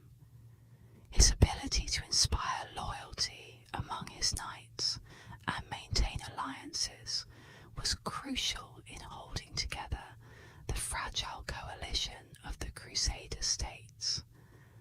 Under his rule, Jerusalem and its surrounding territories managed to withstand several of Saladin's aggressive campaigns. Baldwin's reign saw the reinforcement of key fortresses and the strategic deployment of military forces, which played a vital role in securing the borders of the Crusader states. His foresight in military planning and his ability to adapt to the shifting political landscape were instrumental in prolonging the survival of the Christian states in the Levant, even as the Muslim forces grew stronger under Saladin's leadership. One of Baldwin IV's most significant contributions was his role in delaying Saladin's conquest of Jerusalem. Despite suffering from leprosy, Baldwin demonstrated remarkable tactical acumen on the battlefield. His leadership during the Battle of Montgisart in 1177, where he led a vastly outnumbered Christian army to a stunning victory against Saladin, is often highlighted as a turning point in the defence of the Crusader states. This victory not only bolstered the morale of the Crusaders, but also temporarily halted Saladin's advance, buying the Crusader states precious time. Baldwin's ability to mobilise his forces and repel invasions, even in the face of overwhelming odds, showed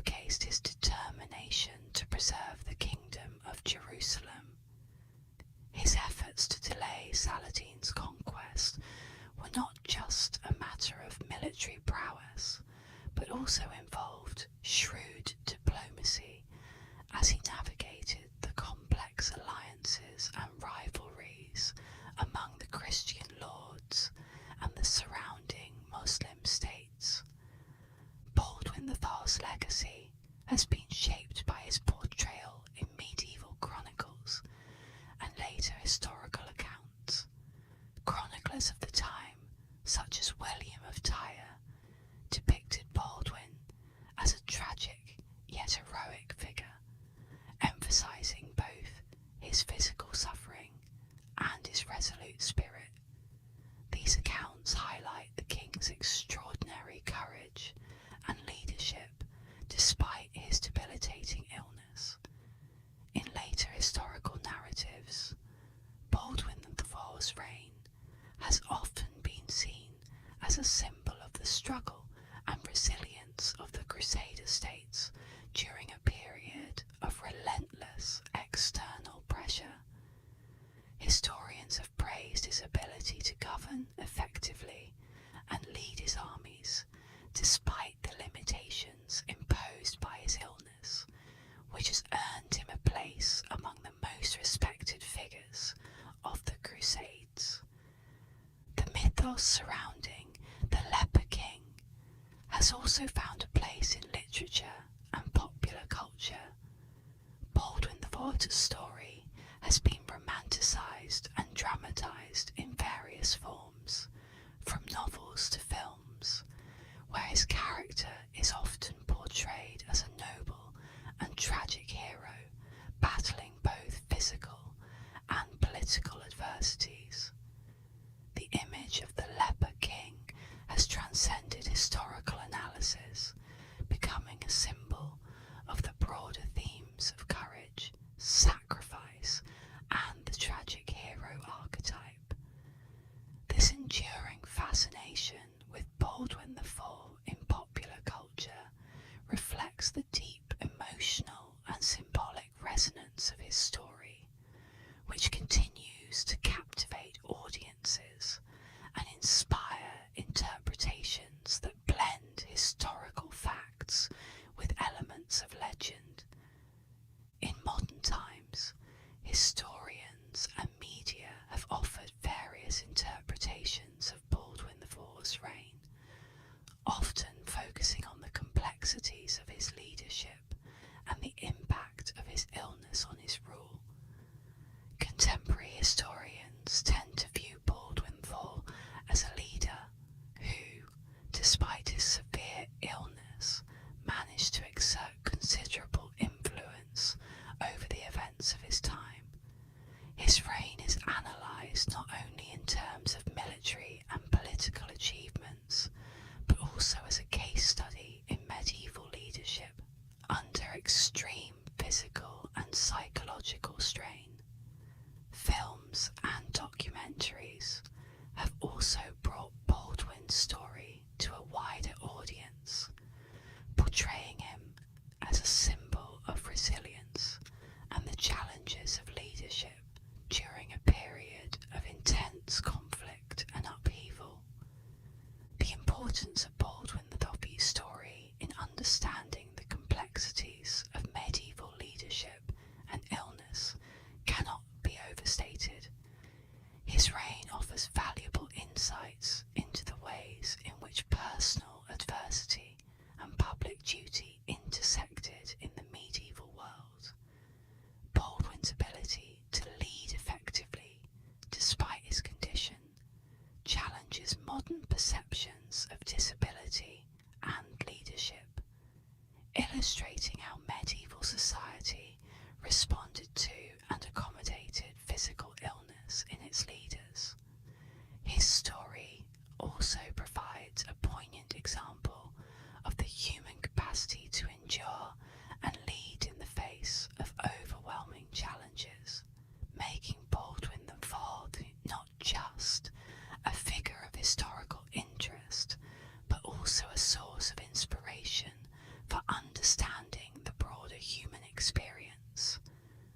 Baldwin IV, the Leper King of Jerusalem, lived a life full of extraordinary challenges and remarkable achievements,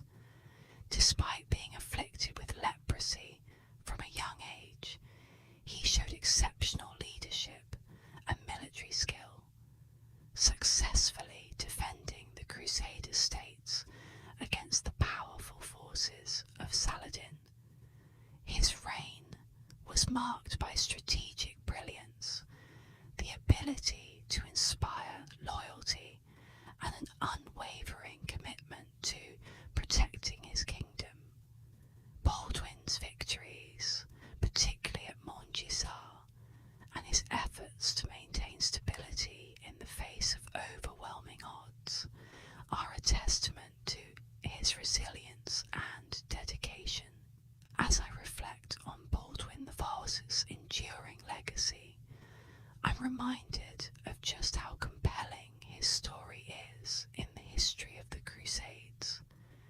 His life challenges our perceptions of medieval leadership and shows us that greatness can arise even in the face of severe physical adversity. Baldwin's influence reached far beyond his reign, leaving a lasting impact on the medieval world and continuing to inspire both historical inquiry and popular culture today. His legacy is a powerful reminder of the complexities and human elements that have shaped history. Thank you for watching ASMR History. If you enjoyed this deep dive into the life of Baldwin IV, please consider subscribing to the channel for more content on fascinating historical figures. And don't forget to comment down below with your thoughts and to suggest any topics you'd like me to cover in future videos. Wherever you are in the world, I hope you have a wonderful day and or night, and as always, sleep well.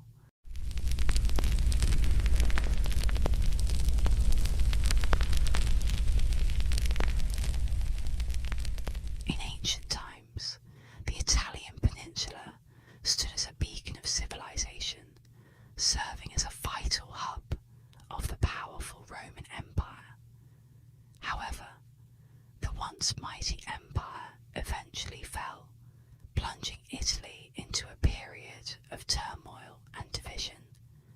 Approximately 500 years after the empire's collapse, Italy became a hotly contested battleground as various factions vied for control. Among the contenders were the Greeks, Germans, Latins, and Muslims, each seeking dominance and power in the region. This fierce competition created a chaotic and tumultuous environment, with shifting allegiances and constant struggles for supremacy. Amidst this backdrop of conflict and uncertainty, a new player emerged on the scene: the Viking descendants. Renowned for their strength and prowess in warfare, the Vikings had already established their dominance in various regions, from the Anglo-Saxon territories to the rivers of Russia. One of the most notable Viking leaders was Rollo, whose fearsome reputation for raiding along the lower Seine Valley had struck terror in the kingdom of West Francia. In an effort to bring stability to his realm and stem the tide of Viking incursions, the Frankish king, Charles the Simple, made a bold move by offering Rollo a deal. The king proposed granting land to Rollo and his followers in exchange for their protection against other raiders. Rollo, recognizing the opportunity for power and influence, accepted the king's offer, leading to the establishment of the Duchy of Normandy. The Normans quickly integrated into the fabric of medieval Europe, adopting the French language and embracing Latin Christianity. They also implemented a feudal governance system, drawing inspiration from the Franks, but infusing it with their own distinct Norman characteristics.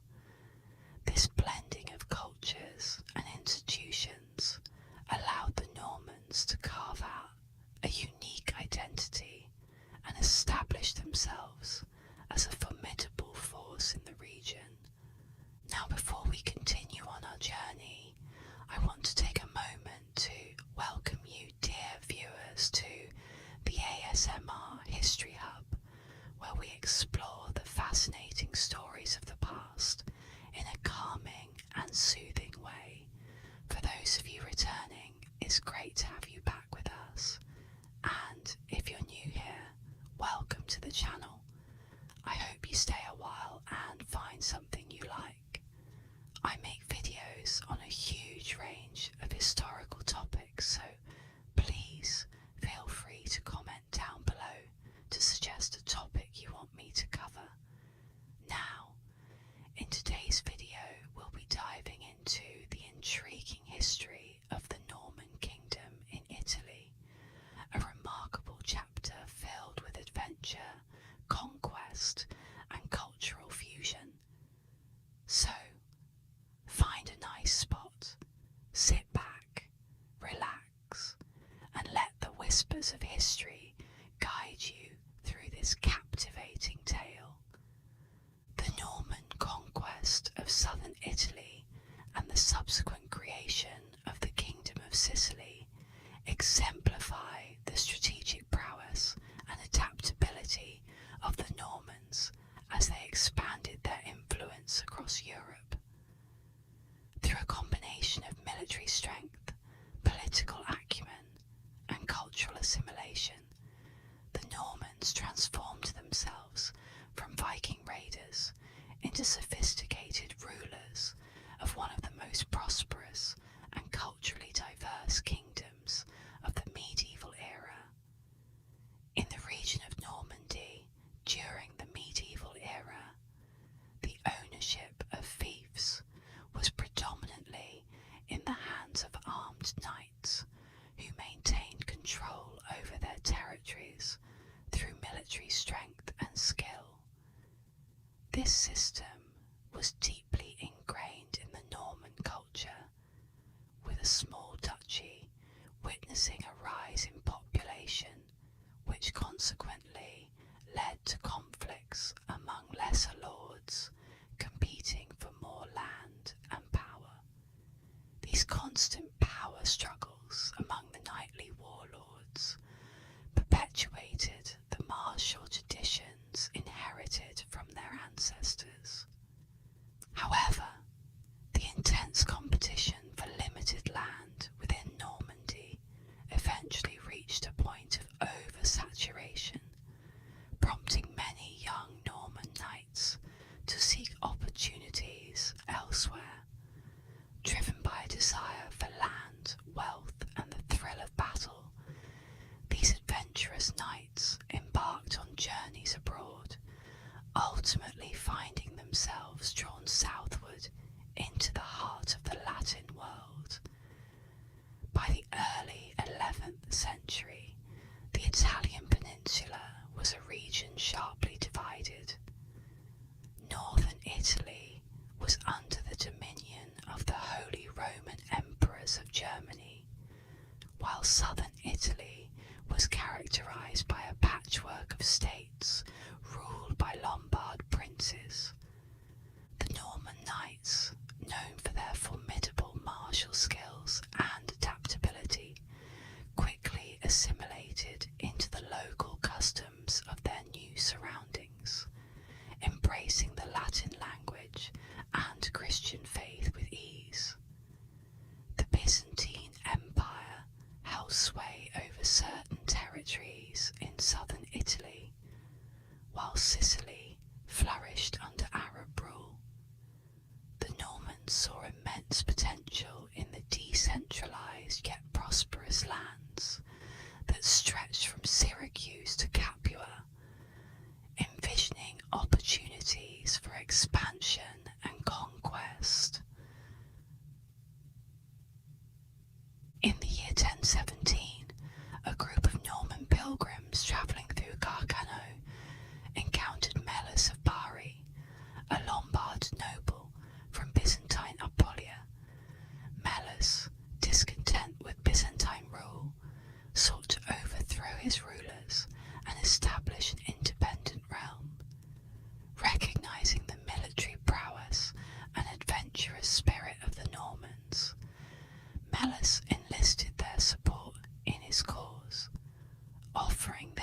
opportunity to carve out their own destinies in the rich and diverse lands of southern Italy. Motivated by the allure of battle and the promise of riches, the Normans eagerly accepted an invitation to join forces with Mellus, setting the stage for a tumultuous series of events. The partnership took a dark turn during the fierce clash at Cannae, where the Romans emerged victorious over the Lombard rebels and Norman mercenaries, signalling a significant setback for the Norman contingent. This defeat, however, proved to be a catalyst for change, as the Normans swiftly turned the tide by decisively quelling the rebellion, marking a pivotal moment in their history.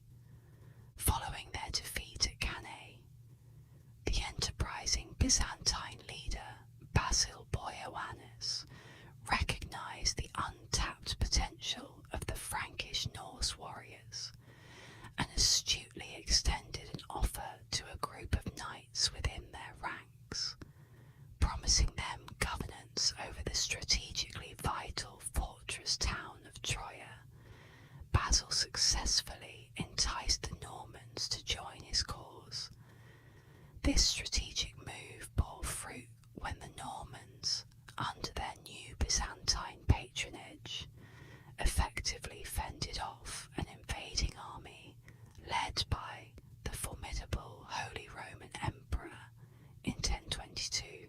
This triumph not only bolstered the Normans' reputation as elite mercenaries, but also solidified their standing as sought-after allies in the fiercely competitive landscape of southern Italy. Admired for their adeptness in navigating complex political landscapes, the Normans often leveraged their victories to secure the freedom and loyalty of their fellow warriors who found themselves on the losing side of conflicts. One such influential figure, Reinulf Drengot, emerged as a central figure in shaping Italy's intricate political tapestry. Initially aligned with the Byzantine-backed Prince of Capua, Reinulf and his Norman forces intervened decisively when the Lombard ruler faced overthrow by the Holy Roman Emperor, showcasing their loyalty and strategic acumen. In a deft manoeuvre that underscored their diplomatic finesse, Reinulf and the Normans sided with the Byzantines to aid the prince in reclaiming his throne, thereby reinforcing their reputation as dependable allies. Recognizing the dynamic nature of power alliances in Italy, Reinulf made a calculated shift in allegiance in 1029 by throwing his support behind the Neapolitan Duke, Sergius IV. This strategic move effectively marginalised the Prince of Capua, consolidating the Normans' influence and showcasing their prowess in shaping the political landscape of the region. In a gesture of gratitude, Sergius extended a valuable reward to the Normans by bestowing upon them a county, entrusting them with governance over the strategic town of Aversa. This gesture marked a pivotal moment for the Normans, as it provided them with a crucial opportunity to establish a firm territorial presence in Italy. By granting them autonomy and control over Aversa, Sergius inadvertently allowed the Normans to leverage the intricate political rivalries of the region to their advantage. This newfound power enabled the Normans to assert themselves and advance their own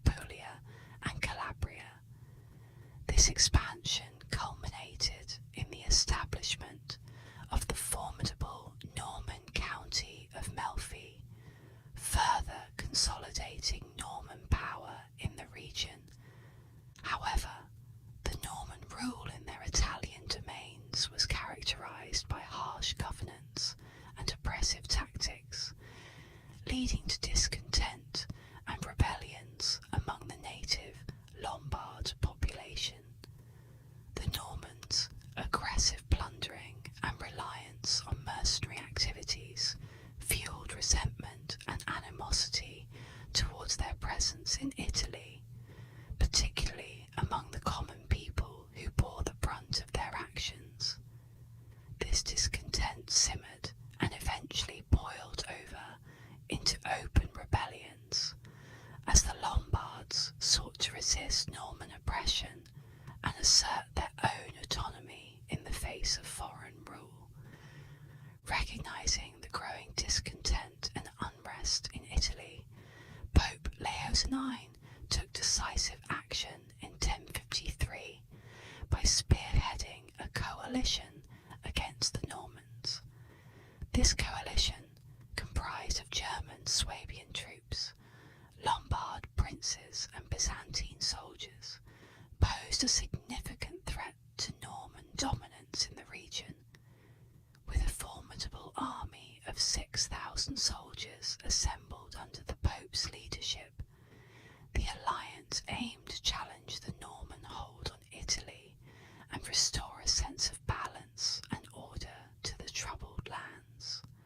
The Byzantines, under the command of Catapan Argyrus, stood ready to strike from the south, presenting a united front against Norman aggression and tyranny.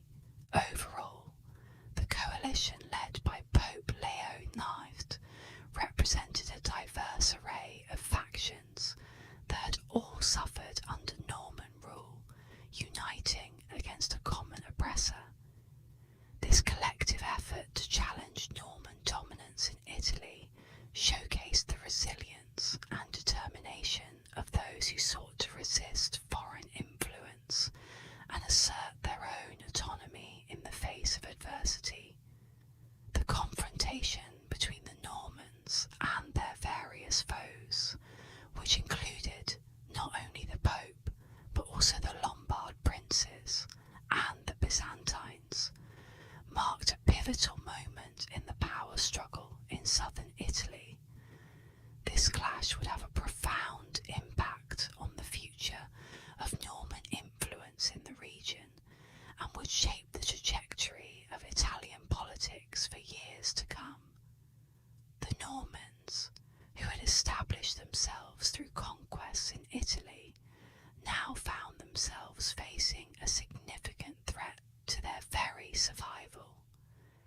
In response to this threat, Count Humphrey de Hauteville, a key Norman leader, quickly mobilised his loyal troops in the Apulian region.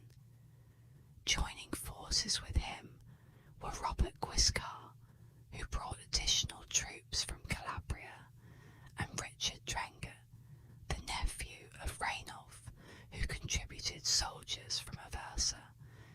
Together they formed a formidable army consisting of 3,000 cavalry and 500 infantry.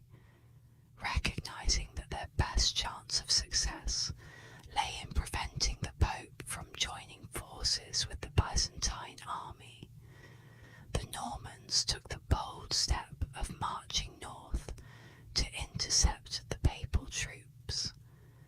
The decisive encounter took place on June 17th, 1053, near Civitate, where the Norman army met their adversaries in battle.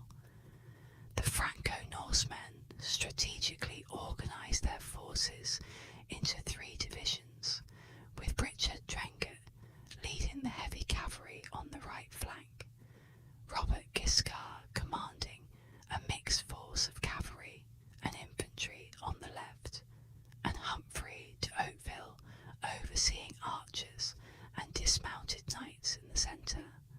On the opposing side, the papal army stood ready with over 6,000 soldiers. Their formation included a solid line of Swabian infantry extending from the centre to the right, while the left flank consisted of a less organised mix of Italian and Lombardic levies. Despite the tense standoff between the two armies, the battle did not immediately erupt into full-scale conflict. Both sides carefully assessed the situation, knowing that the outcome of this confrontation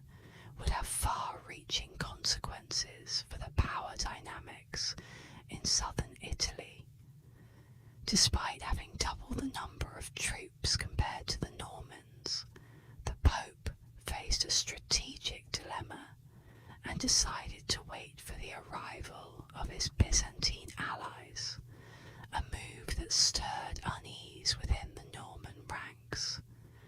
The devoutly Catholic Norman knights hesitated to raise arms against the Church's supreme pontiff, highlighting the complexity of the situation. In an effort to ease tensions and avoid conflict, the Normans sent a delegation to the Pope, expressing their willingness to pledge allegiance.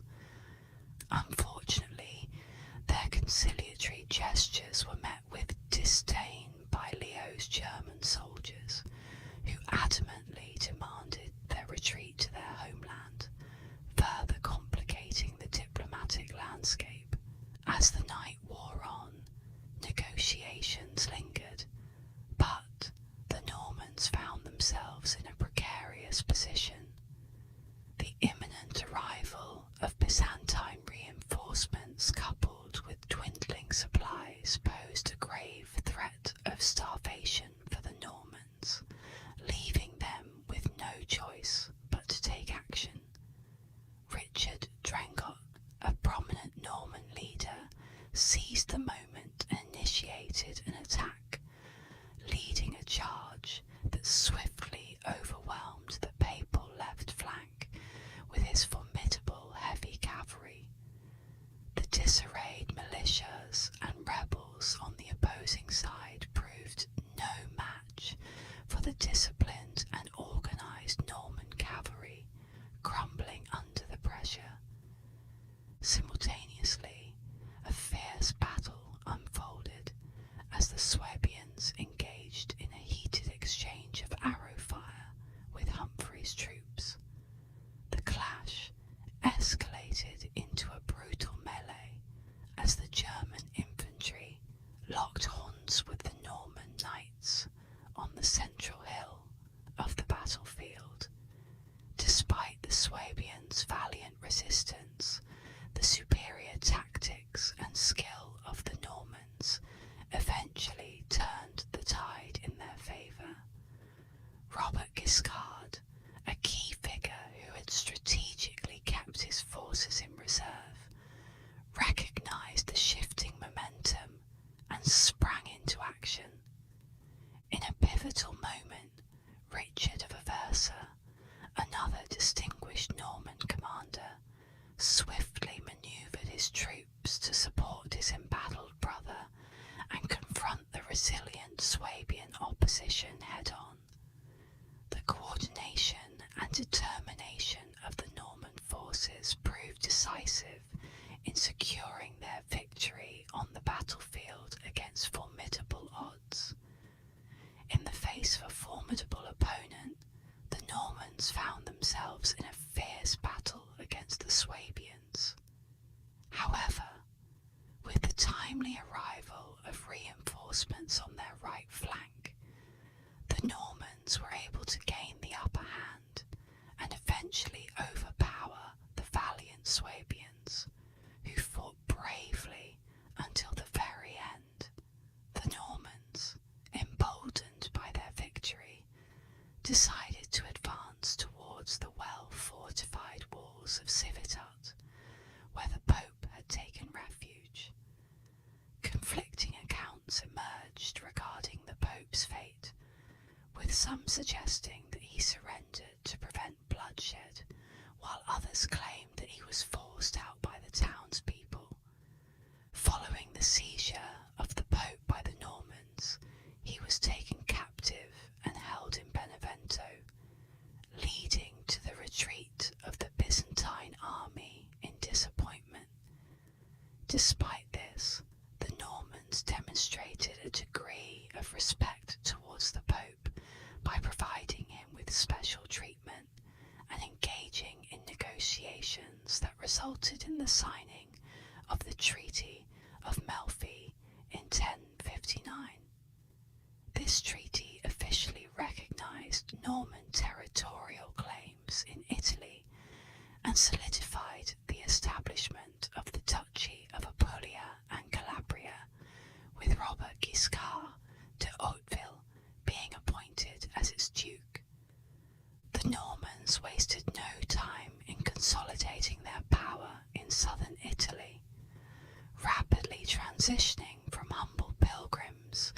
to ambitious conquerors within a mere 40 years. By the year 1060, they had successfully asserted their dominance over Apulia, conquered Calabria, and expanded their influence into Campania. Duke Robert and his brother Roger emerged as key figures in Norman Italy, continuously seeking out new territories to conquer, with their sights now set on Sicily, an island that had been under Muslim rule for over 150 years. The Normans were drawn to its fertile lands and strategic location across the Messina Strait. Sicily was renowned as the wealthiest island in the Mediterranean, making it an enticing target for the ambitious Norman conquerors. The Norman incursion into Sicily marked a pivotal turning point in their expansion efforts, as they directly challenged the established Muslim authority that had long held sway over the island. Despite Sicily being home to a diverse population of around 350,000 individuals in Europe, the region found itself in a state of turmoil by 1060. This unrest was sparked by the assassination of the last Kalbid emir in 1052, which led to the fragmentation of the political landscape into three rivaling principalities, each vying for control. Amidst this chaos, a significant number of indigenous Greek Christians residing on the island began to yearn for greater autonomy and sought a fellow Christian protector from beyond the seas. The Pope, envisioning Robert Guiscard as the instrument of Christian conquest in Sicily, despite lacking direct jurisdiction over the territory, saw an opportunity for the Norman leader to assert dominance over the region. Robert, driven by ambition and the prospect of seizing a prosperous land, eagerly embraced the chance to expand his influence. The path to invading Sicily became clear when the ruler of Syracuse sought Roger de Hauteville's assistance in Calabria against the ruler of Agrigento.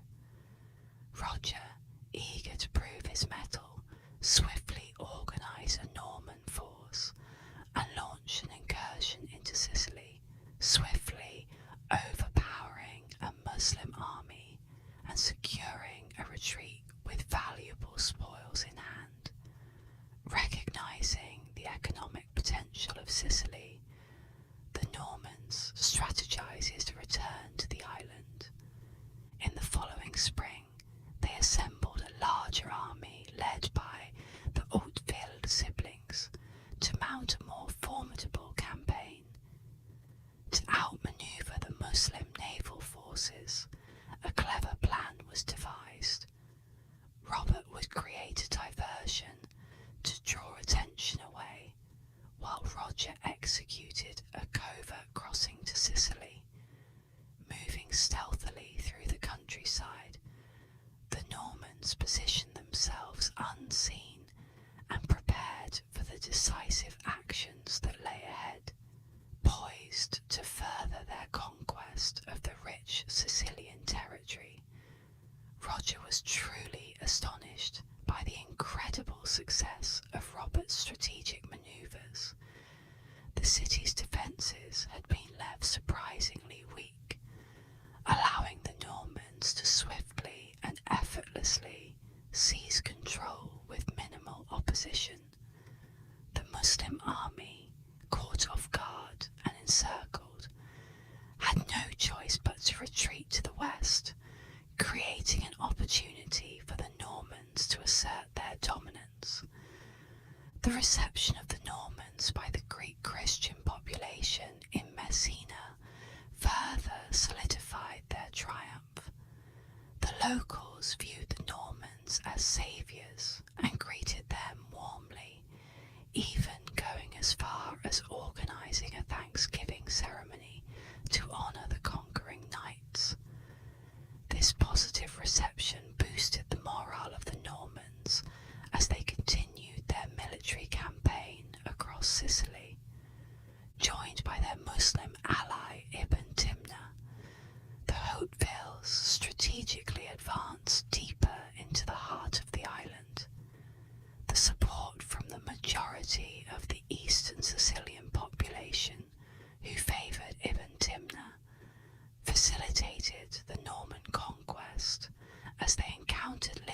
resistance along their path, overcoming various challenges, including the swift capture of Paterno and the subsequent siege of the formidable fortress of Enna, displayed the Normans' tactical cunning and military prowess.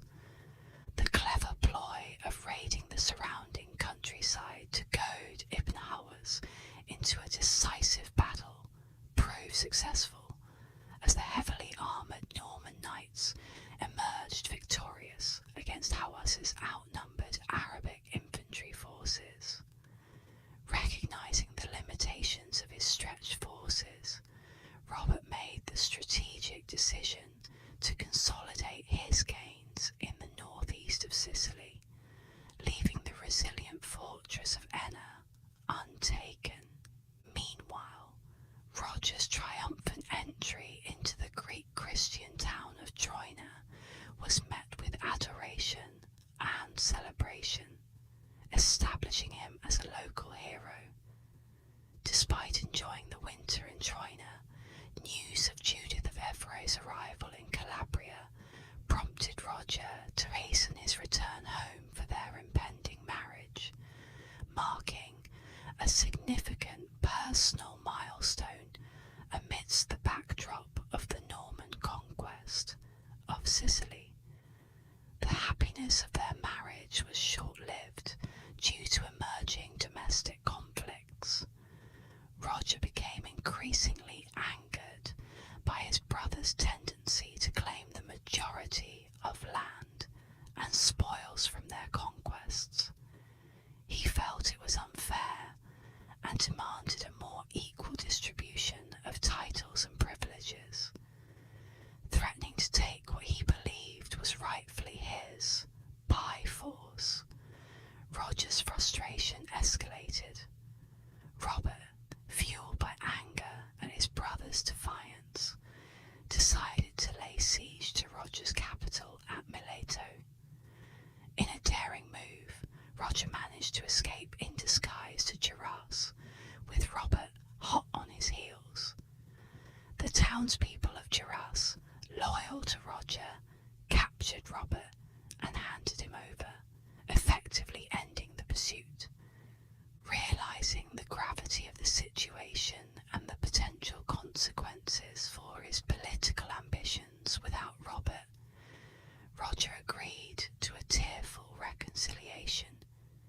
He was promised a fair division of land and spoils in exchange for averting a potentially devastating civil war. This reconciliation not only salvaged their fraternal bond, but also ensured the stability of the Haute-Ville's conquest of Sicily. The situation on the southern island significantly improved, despite the setback of losing their local supporter Ibn Timna in the north, while battling against Ibn Hawaz. Undeterred by this loss, the Haute-Villes continued their campaign. Roger made his return to Sicily in the summer of 1062, while Robert remained in Apulia to suppress rebellions supported by the Byzantines.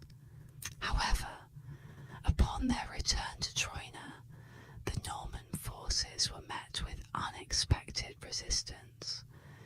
Initially welcomed as liberators by the Greek Christians, the Normans soon revealed a ruthless side, showing little regard for justice as they seized what they desired.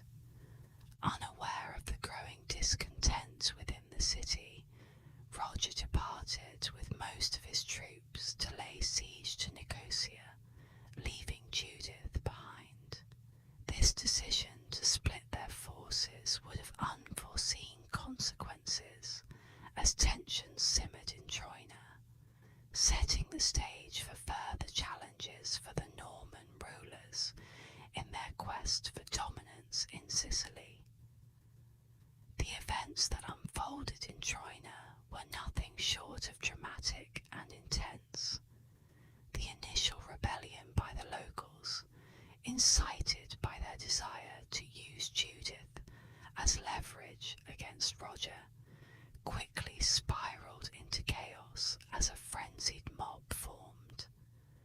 The Norman garrison in Troina, sensing the imminent threat to Judith's safety, bravely rallied to protect her, resulting in a fierce and bloody confrontation that played out in the narrow, winding streets of the town.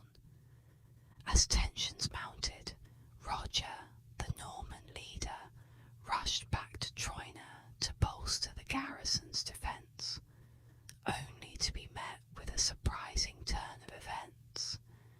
A significant number of Muslims from the surrounding areas, along with Christian Greeks, joined forces against the Normans, overwhelming them with sheer numbers. In a strategic move to regroup and consolidate their forces, Roger made the difficult decision to retreat to the safety of the citadel, where they braced themselves for what seemed like an inevitable siege. The Normans' resolve was tested as they endured a harsh winter for 4 long months within the confines of the citadel, facing dwindling supplies and mounting pressure from the besieging forces. However, fate smiled upon them when a critical opportunity presented itself. The Saracen guards, seeking solace from the biting cold, succumbed to the temptation of forbidden red wine, rendering them vulnerable and complacent.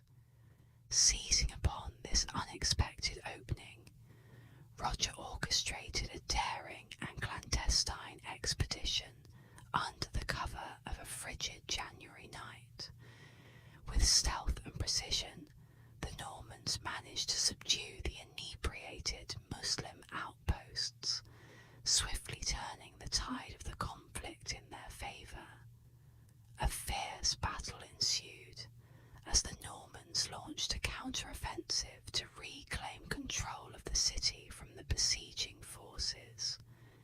The escalating threat posed by the Normans did not go unnoticed by the Muslim rulers of Sicily, who recognised the urgent need to unite against this formidable adversary. In a bid to quash the Norman advance, they sought reinforcements in the form of a formidable army of North African Berbers, led by the princely sons of Zirid Sultan Tamim. This formidable alliance underscored the gravity of the situation and the collective resolve to repel the Norman invasion at all costs. Meanwhile, as Roger was compelled to temporarily withdraw to Calabria to replenish his knight's exhausted horses, he was heartened to find his wife Judith effectively assuming a leadership role in the defence of Troina. Her unwavering courage and strategic acumen played a pivotal role in bolstering the morale and resilience of the Norman forces during this critical juncture, underscoring the significance of her contribution to the unfolding saga of Troina. During the Norman band's pillaging of the Sicilian countryside for supplies, a formidable Muslim army began to amass in Palermo and set its sights on advancing towards Roger's position on the island. Roger, faced with an alarming situation, found himself with a mere 130 knights and 500 infantrymen at his command. To complicate matters further, his brother Robert was preoccupied battling the Byzantines in Apulia, leaving Roger without any hope of immediate reinforcements. The Benedictine monk Malaterra, known for his tendency towards exaggeration, claimed that the Saracen army could have numbered as high as 50,000 soldiers. Though this number was likely inflated, it was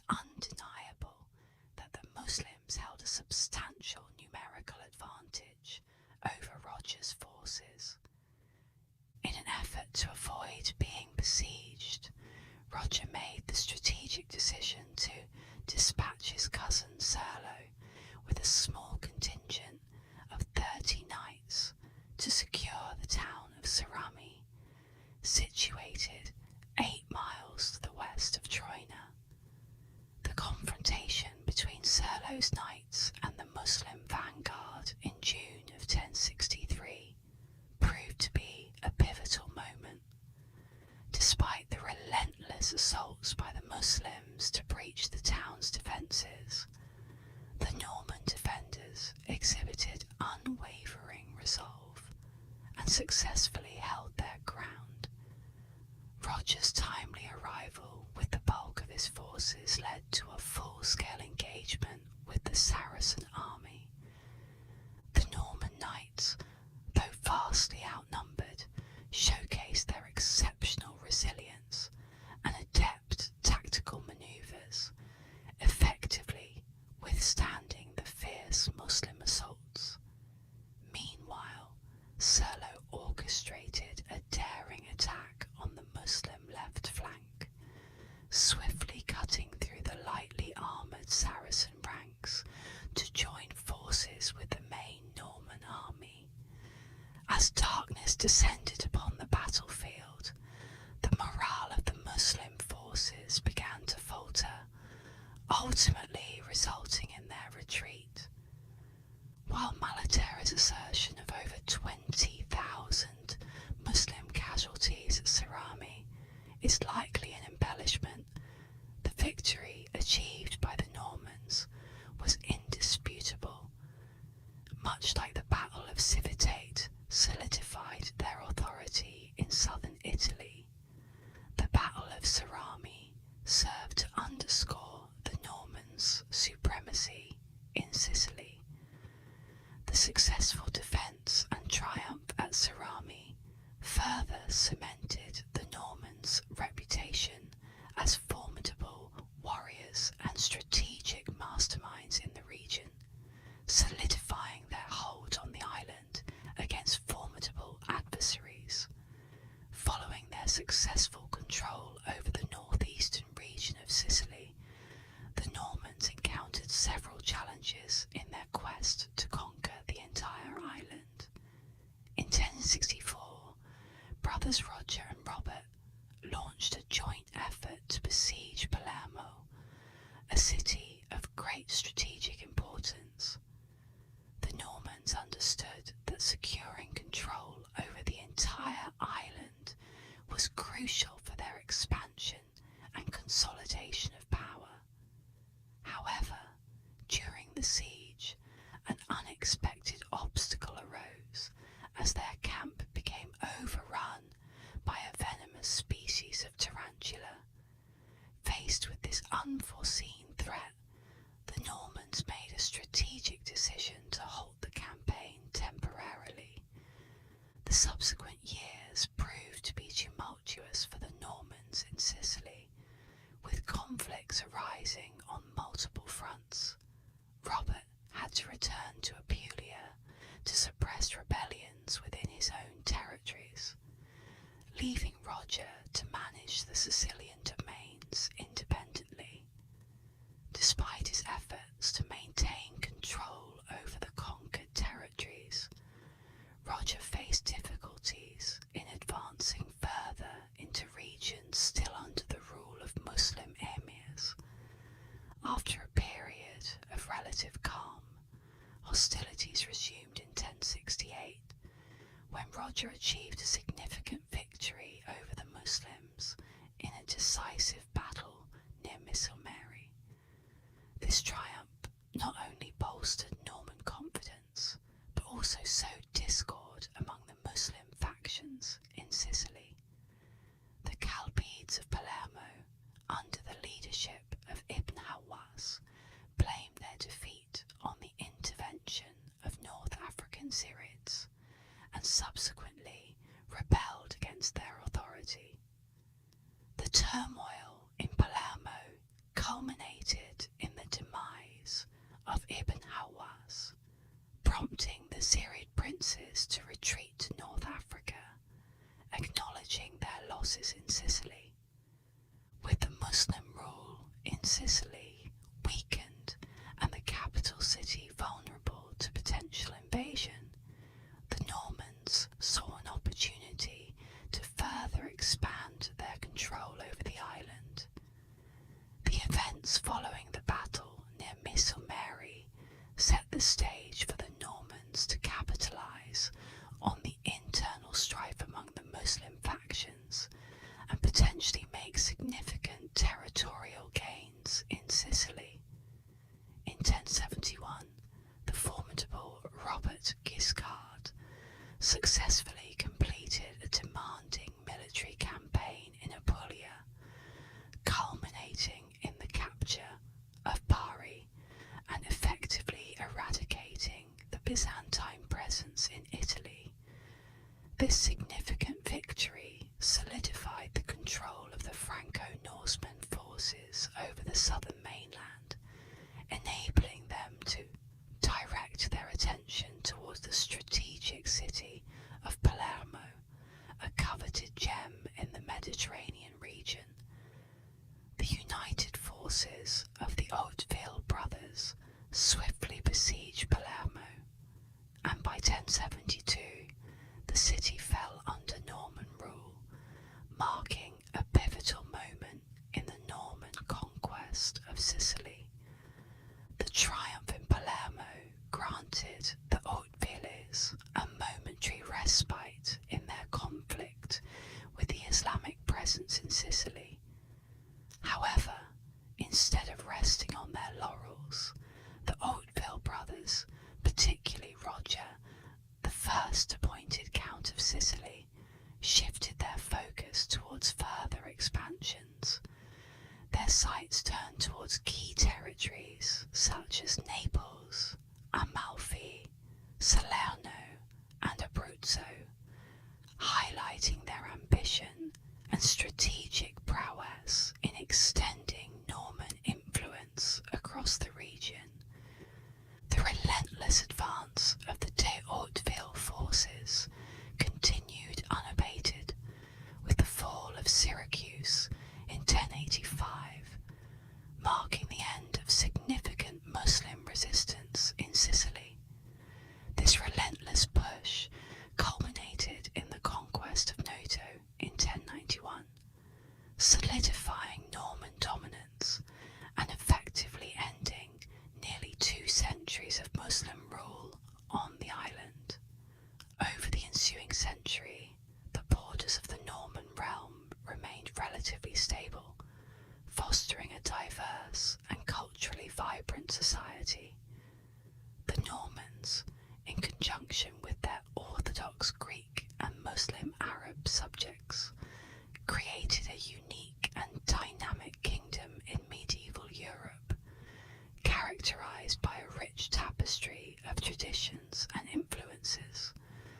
As the Norman conquest continued, setting the stage for further developments, tensions arose within the Muslim community, particularly concerning conflicts involving the Pope and interactions with the Greeks of Eastern Rome, facing their own challenges of conquest attempts.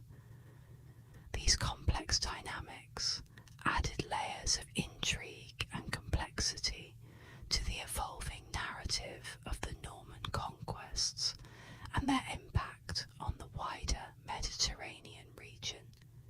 In the pivotal year of 1071, the strategic and resourceful Guiscard skillfully orchestrated the capture of Bari, effectively bringing an end to the Byzantine rule in Apulia and thereby signalling the conclusion of 500 years of Eastern Roman influence in Italy. This triumph not only solidified Norman dominance in the region, but also set the stage for a new chapter of expansion and conquest for the Norman Knights. With their victory over the Byzantines secured, the Normans turned their attention northward, driven by a thirst for new challenges, military glory, and material wealth. They embarked on a campaign of raiding and plundering through the tumultuous lands of Benevento and the Abruzzi, territories that nominally fell under the jurisdiction of the Papal States. Despite maintaining a somewhat stable yet uneasy relationship with the Normans following an earlier clash at Civitate in 1053, the papacy found itself increasingly at odds with the Franco-Norsemen as they began to directly deplete the church's resources.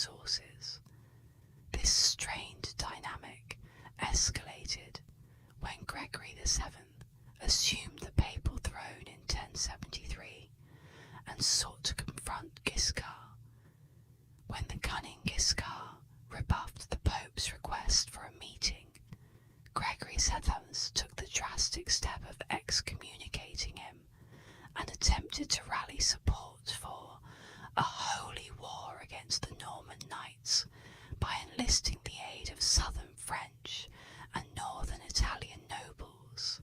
However, the Pope's efforts to muster a significant coalition proved challenging, leaving him with no choice but to reluctantly tolerate the continued presence of the aggressive Norman knights in the vicinity of the Papal States. Simultaneously, the papacy found itself embroiled in a separate conflict with the German king over the investiture dispute, a power struggle that revolved around the question of who held supremacy in appointing church officials. The intensifying rivalry between the Pope and the ambitious King Henry IV raised concerns of potential military coercion from the north, prompting the Pope to seek military support from the southern regions. The complex web of political manoeuvring and power struggles unfolding in Italy during this period underscored the intricate interplay of religious, territorial, and dynastic ambitions that shaped the medieval landscape. In the historical records of June 1080, a significant pact was struck between Gregory VII and Robert Guiscard, the elder Duke of Apulia and Calabria. This accord marked a pivotal moment as Guiscard swore fealty to the papacy and offered military aid when called upon.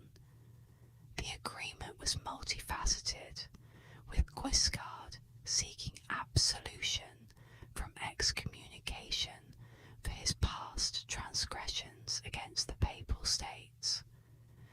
In return for this forgiveness, Guiscard was allowed to retain control over the territories he had captured, albeit with the expectation that he would show contrition and vaguely promise to make reparations in the future. This diplomatic reconciliation between Guiscard and the papacy not only resolved their immediate conflict, but also set the stage for a broader political realignment. It foreshadowed the growing involvement of the Normans in the escalating tensions between the Pope and the Holy Roman Emperor, a conflict that loomed ominously in the near future. With his differences with the Pope now settled, Guiscard shifted his attention towards the east, eyeing the weakening Eastern Roman Empire as a potential target. During this period, in the late 11th century, the Byzantine Empire was in a state of rapid decline, exacerbated by a series of setbacks, including the Norman expulsion from Italy and a crushing defeat at the hands of the Seljuk Turks at the Battle of Manzikert in 1071. These events had inflicted severe losses on the Byzantines, particularly in Anatolia. Recognizing the vulnerabilities of the Byzantine Empire, the Emperor of Constantinople, Michael VII, sought to placate Guiscard by offering concessions. The alliance between the Normans and the Byzantines was further solidified through a strategic marriage, as Guiscard's daughter wed the son of the Byzantine Emperor. This union ushered in a period of relative peace, marked by the payment of an annual tribute from the Byzantines to the Franco-Norman rulers. However, this period of stability was short-lived, as internal strife within the Byzantine Empire erupted in 1078 when Nicephorus Botanites seized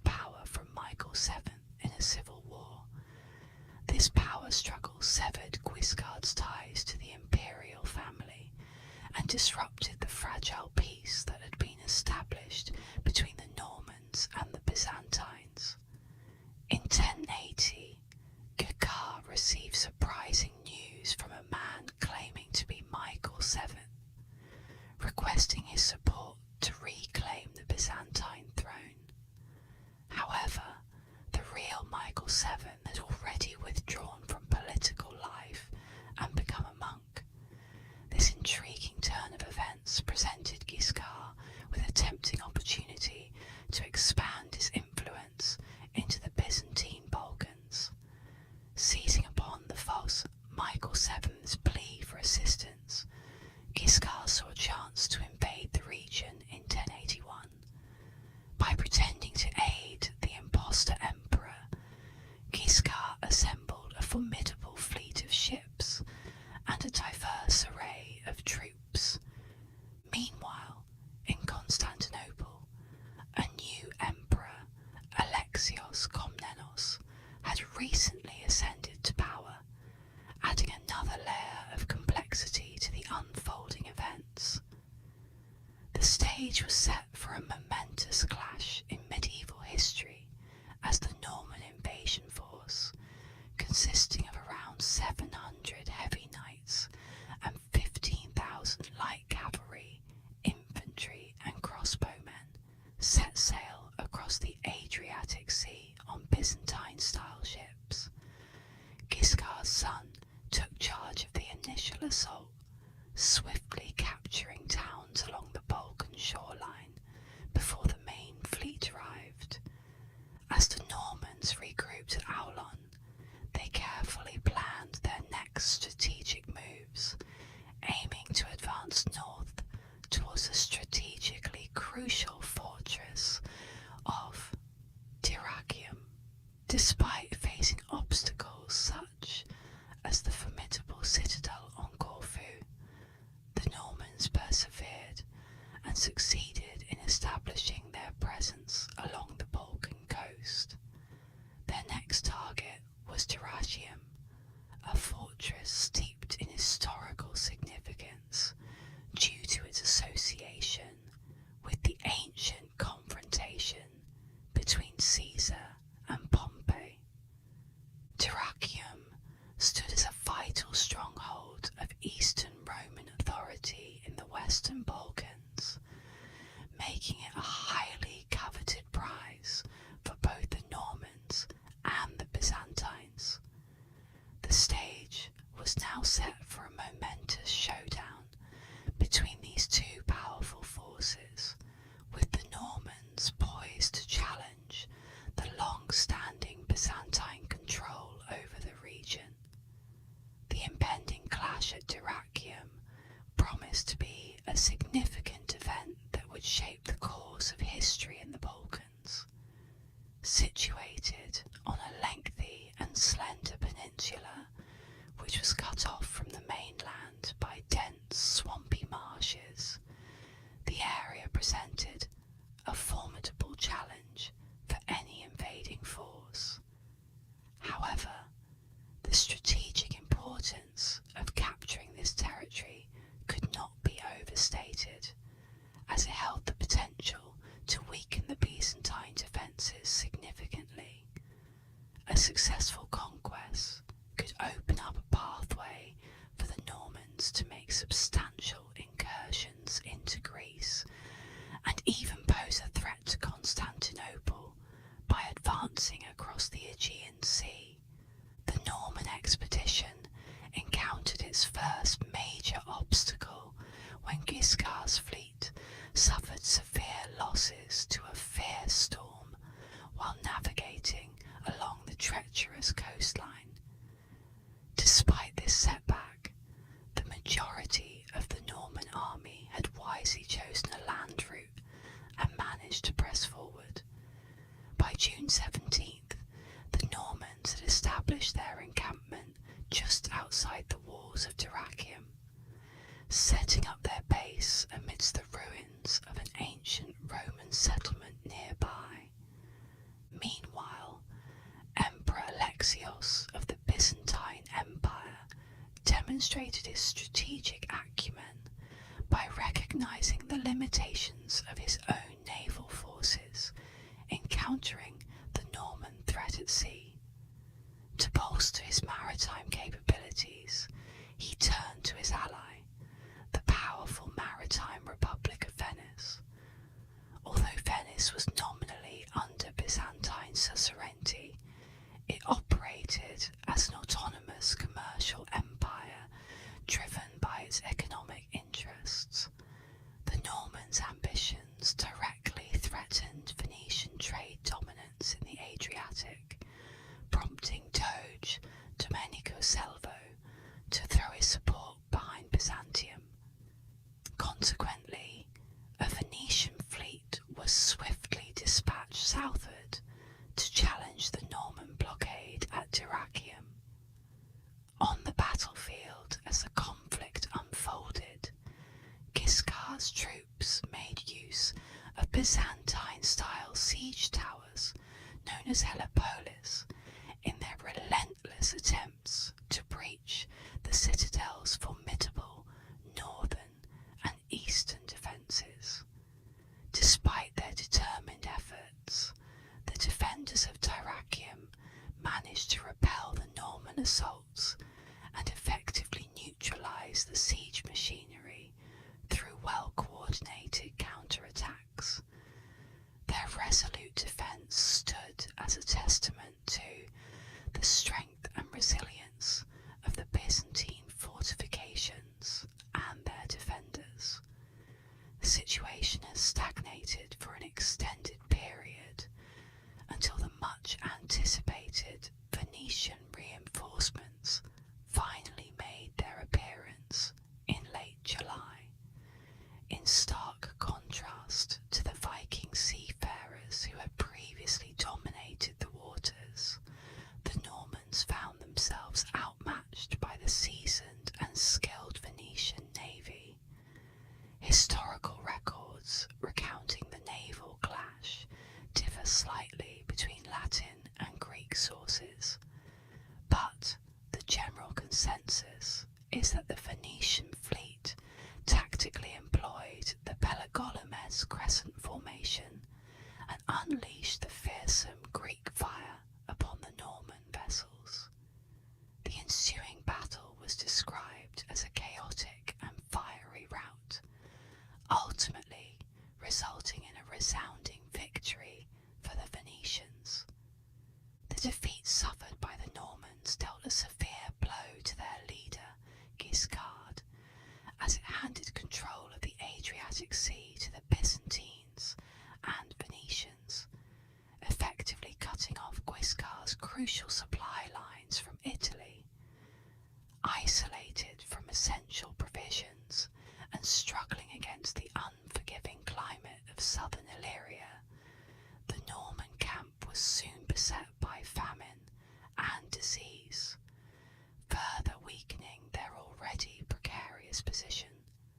By August, Emperor Alexios had rallied a diverse coalition of forces, uniting former adversaries such as Armenians, Turks, Frankish mercenaries, the elite tagmators of Thrace and Macedon, and a contingent of Serbian troops led by King Constantine Boda. This formidable force, numbering approximately 18,000 to 20,000 soldiers, included a mix of Norse and Anglo-Saxon fighters alongside the renowned Varangian Guard, considered the cream of the Eastern Roman army. Marching along the ancient Roman road known as Via Ignatia, the coalition reached Dyrrhachium on October 15th, establishing their camp on the northern shore of a vast lagoon near the citadel. As Emperor Alexios convened his military council, diverse perspectives were presented, with some advocating for a cautious approach, while others pressed for an immediate confrontation. Ultimately, the faction favouring swift action prevailed. setting the stage for the impending clash with the Normans. On the morning of October the 17th, the Byzantine forces made a strategic move by crossing the lagoon to launch a surprise attack on the Norman encampment from the east. This marked the beginning of the highly anticipated and decisive battle that would unfold between the two formidable armies. In a bold display of determination, Guiscard, the Norman leader, ordered his remaining ships to be set ablaze, symbolising his unwavering commitment to fight until the very end. As darkness shrouded the battlefield, Guiscard meticulously organised his army into 3 distinct sections, each with its own designated leader. Bohemond was tasked with leading the left wing, Amicetas commanded the right wing, while Guiscard himself took charge of the central division. The core of the Norman cavalry was strategically positioned in the centre, poised and ready for the imminent clash that would ensue the following day, October 18th. In response to Guiscard's tactical preparations, Alexios, the Byzantine emperor, swiftly organised his troops into 3 divisions as well. To counter the threat of the Norman cavalry charges, the Varangians, renowned for their elite prowess in battle, were placed at the forefront of the Byzantine formation. Notably, among the Varangians were Anglo-Saxon warriors who had previously fought at Hastings in 1066, driven by a deep desire for vengeance against their Norman foes. A pivotal moment arose when Guiscard dispatched his light cavalry to provoke and harass the Varangian vanguard. Despite the relentless attacks, the English fighters stood unwavering, showcasing their resilience and skill on the battlefield. As the Byzantine forces advanced with a combination of archers and light infantry, the Norman front line began a slow but steady advance, inching closer towards their adversaries. Meanwhile, on the Byzantine side, Serbian and Turkish troops observed the initial skirmishes, biding their time before committing fully to the unfolding battle. The tension peaked when Amicetas' right division launched a fierce assault, colliding with the Varangians' left flank, signalling the commencement of the intense battle. Supported by elements of the Eastern Roman left and sections of Alexia's central unit, the Saxons effectively repelled the Norman light cavalry and conscripts, forcing them into a hasty retreat. In this climactic clash of military might, the intricate manoeuvres, strategic positioning, and fierce determination of both the Norman and Byzantine forces set the stage for a gripping and monumental battle that would ultimately shape the course of history. In the midst of the chaotic battlefield, a fierce and intense clash erupted between the agile Norman light infantry and the steadfast Byzantine centre and right flank. The combatants engaged in a relentless struggle for dominance, each side refusing to give an inch of ground. The clash of swords, the thunder of hooves, and the cries of warriors filled the air, creating a scene of chaos and bloodshed. As the battle reached a critical juncture, the Varangian warriors, buoyed by their success in repelling the initial Norman assault, made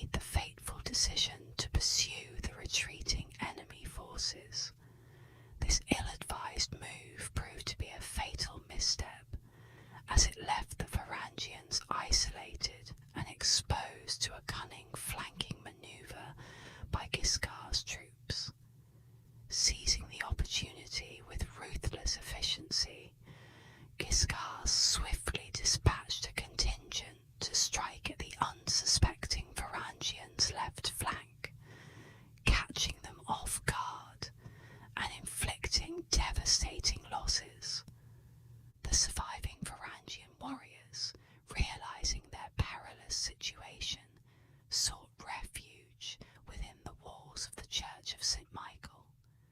Tragically, their sanctuary turned into a fiery tomb as the Normans, determined to crush their foes, set the church ablaze, ensuring the annihilation of all trapped within. The horrific fate of the Varangians sent shockwaves through the Byzantine ranks, shattering their morale and sowing seeds of doubt and fear. The grim turn of events further exacerbated the already precarious situation for Emperor Alexios and his forces. The withdrawal of the Turkish and Serbian allies, disheartened by the Varangians' demise, dealt a severe blow to the Byzantine army's strength and resolve. Despite the valiant efforts of Alexios to rally his troops, the relentless Norman onslaught proved too much to withstand. Guiscard, recognizing the vulnerability of the demoralized Byzantine forces, ordered a decisive cavalry charge that shattered the remnants of Roman morale and inflicted heavy casualties. The defeat was a bitter pill for Alexios to swallow, prompting him to make a difficult decision to retreat to the fortress of Ohrid in order to regroup and strategize for a new defensive plan. The aftermath of the Battle of Dyrrhachium was marked by a heavy toll on both sides, with the Byzantines bearing the brunt of the losses. The fortress remained under siege for an additional 4 grueling months, a testament to the tenacity and determination of both the attackers and defenders. Ultimately, a betrayal by an Italian citizen provided Guiscard with the opportunity to seize the citadel in February of 1082, marking the conclusion of a brutal and costly chapter in the ongoing conflict. In a critical juncture marked by dire circumstances, Emperor Alexios I Komnenos of the Byzantine Empire made a fateful decision to deplete the imperial treasury and offer a substantial sum to the King of the Germans in a last-ditch effort to divert the advancing Norman forces from Italy. The consequences of the ensuing battle left the Byzantine Empire teetering on the edge, prompting Alexios to take urgent measures to bolster his defences against any further Norman incursions. Amidst the backdrop of the Byzantine conflict and the investiture controversy with the Pope, King Henry IV of Germany seized the opportunity presented by Alexios' generous tribute and turned his attention towards striking a blow against his primary adversary. Leading his formidable forces through the rugged terrain of the Italian peninsula, the German monarch launched a relentless assault on Rome, making a bold and decisive move that shook the foundations of the region. Meanwhile, in the southern Italian region of Apulia, Robert Guiscard, the Norman leader, found himself grappling with a revolt instigated by his vassals, a rebellion that bore the hallmarks of possible Byzantine involvement and influence. Following the swift conquest of Castoria, Guiscard and his battle-hardened troops set their sights on Thessaloniki, the temporary headquarters of Emperor Alexios. As the situation escalated, news of the uprisings in Apulia reached Duke Robert, prompting him to hasten back to quell the rebellion and leaving the stage set for a pivotal confrontation between his untested son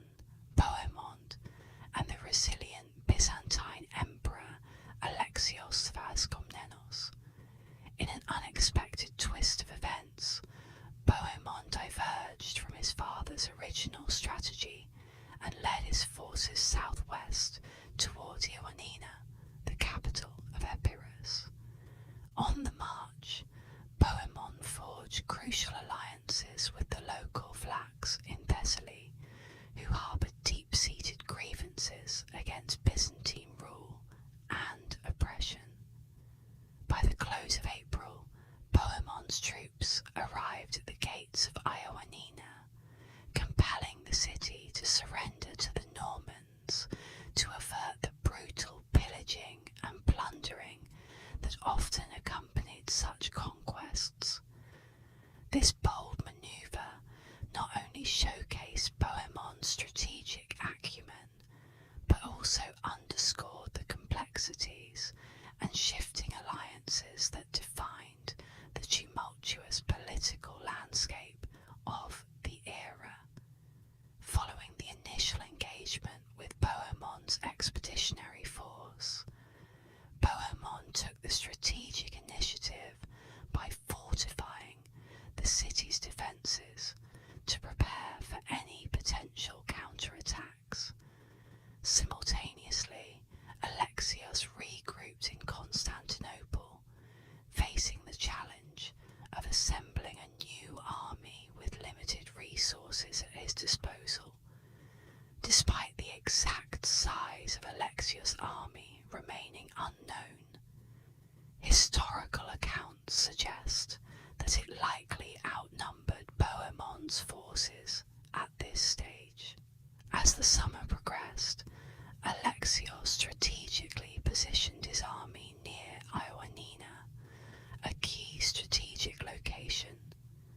Recognizing the threat posed by the Norman cavalry charge, which had proven devastating in previous encounters, Alexios devised a clever plan to counter this formidable foe. By concealing a squadron of light chariots behind infantry and riders beneath the vehicles, Alexios aimed to deceive the Normans and create a false impression of the Byzantine cavalry's strength.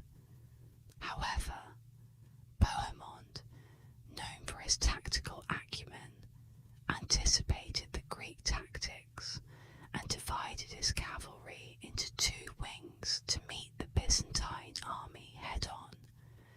This preemptive manoeuvre allowed Bohemond to charge forward and disrupt Alexios' plan, catching the Byzantine forces off guard. The pincer movement executed by the Norman forces left the Byzantine flanks unable to manoeuvre effectively, resulting in chaos and confusion within Alexios' ranks. The subsequent battle was fierce and brutal, with many of Alexios' troops fleeing the battlefield in disarray. Facing a humiliating defeat, Alexios decided to retreat to Thessaloniki to regroup his remaining forces. To strengthen his army, Alexios resorted to seizing treasures from the Orthodox Church to hire mercenaries, a controversial decision that drew disapproval from the clergy. Meanwhile, emboldened by his victory at Ioannina, Bohemond led his troops southward to besiege the city of Arta.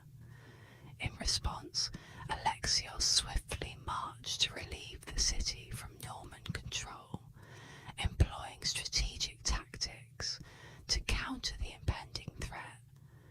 Anticipating a frontal cavalry assault from the Normans, Alexios strategically placed caltrops hidden in the grass ahead of his forces. This tactical move aimed to disrupt the Norman horses and facilitate a flank attack with his light cavalry.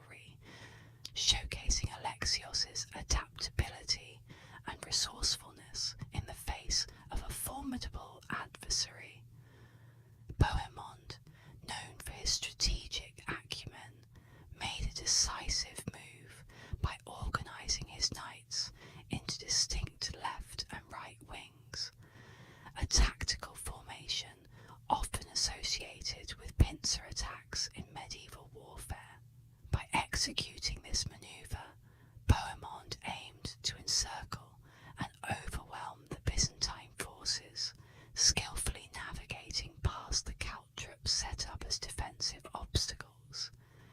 This bold strategy paid off as the Byzantine army, already demoralised and intimidated by the reputation of the formidable Normans, succumbed to the pressure of the dual assault, resulting in their decisive defeat.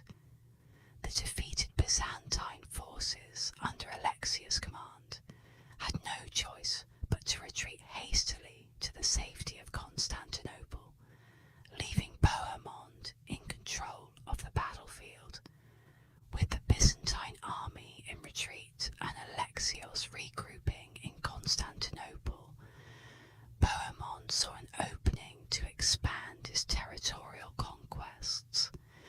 He capitalized on the opportunity by leading his forces northeast, swiftly subduing strategic locations such as Skopje and nearby towns, before redirecting his campaign southwards to Castoria by the onset of mid-autumn.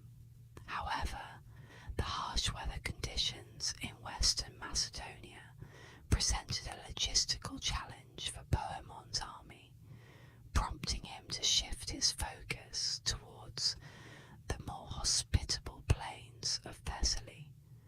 Setting his sights on the prosperous capital city of Larissa, Bohemond initiated a siege on November 3rd, encircling the city and subjecting it to the relentless pressure of his Norman knights.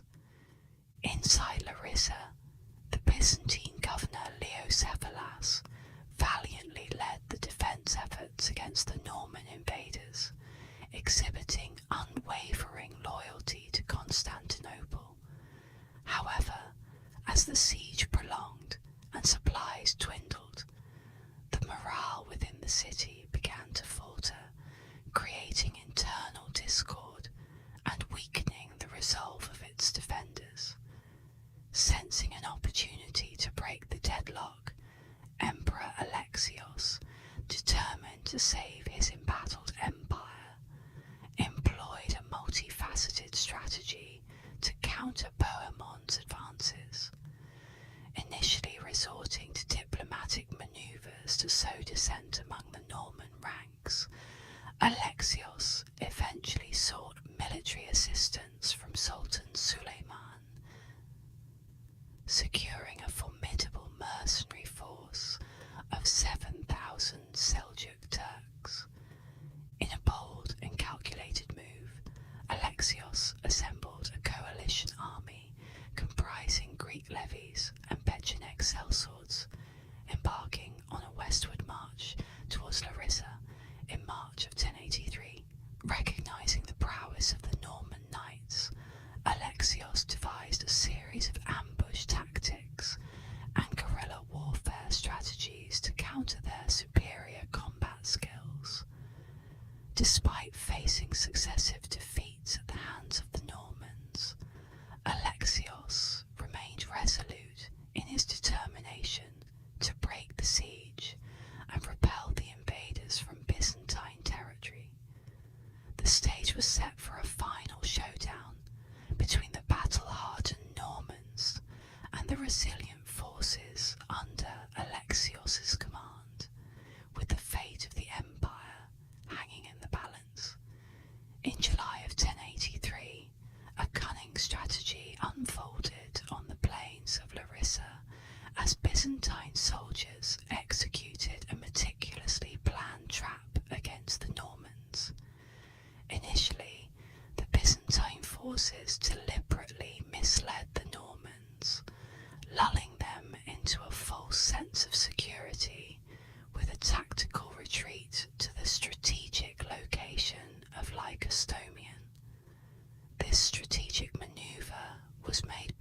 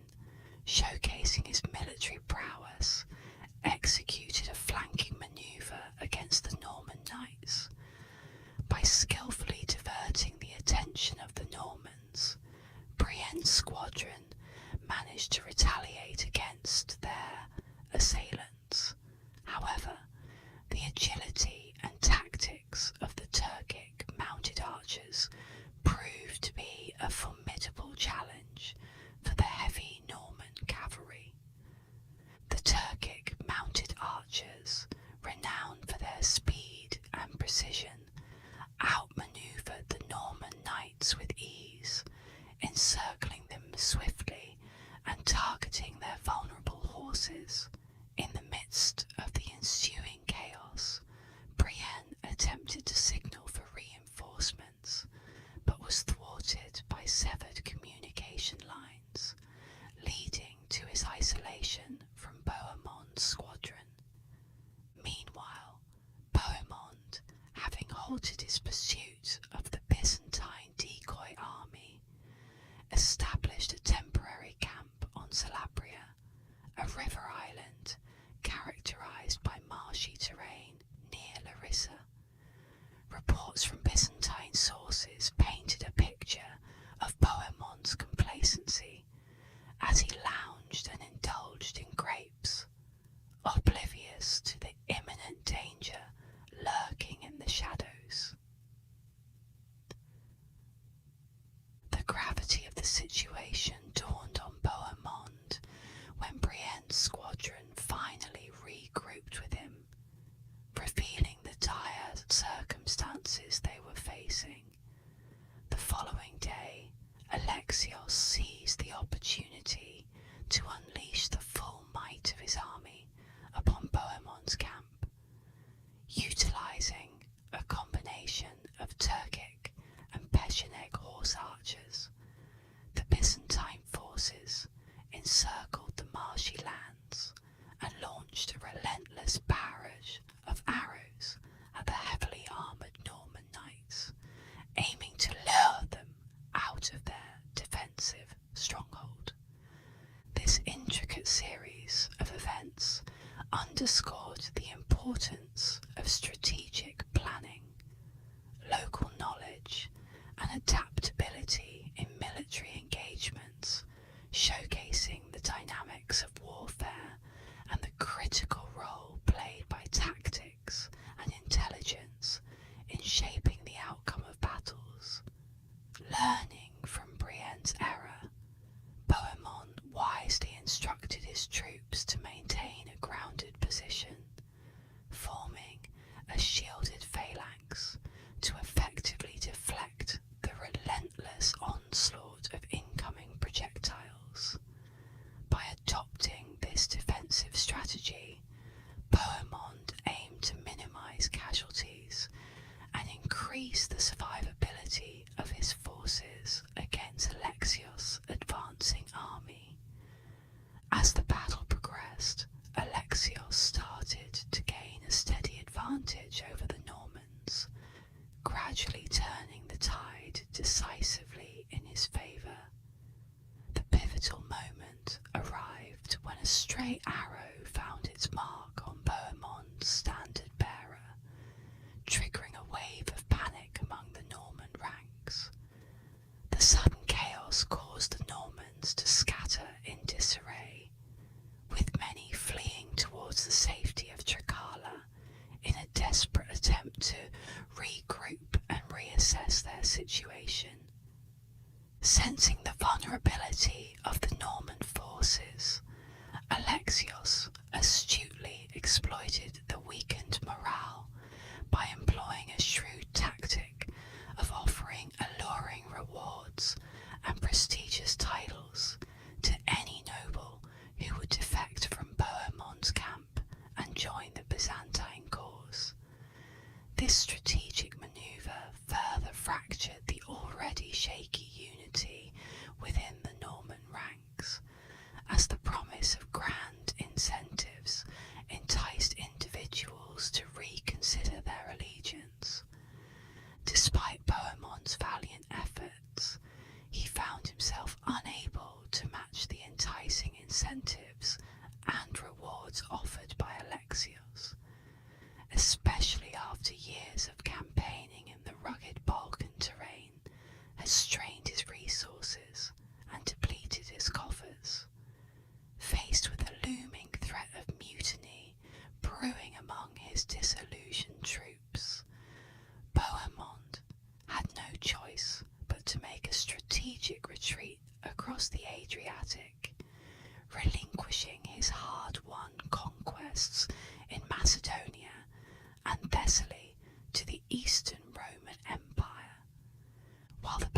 Larissa stood as a significant triumph for Alexios.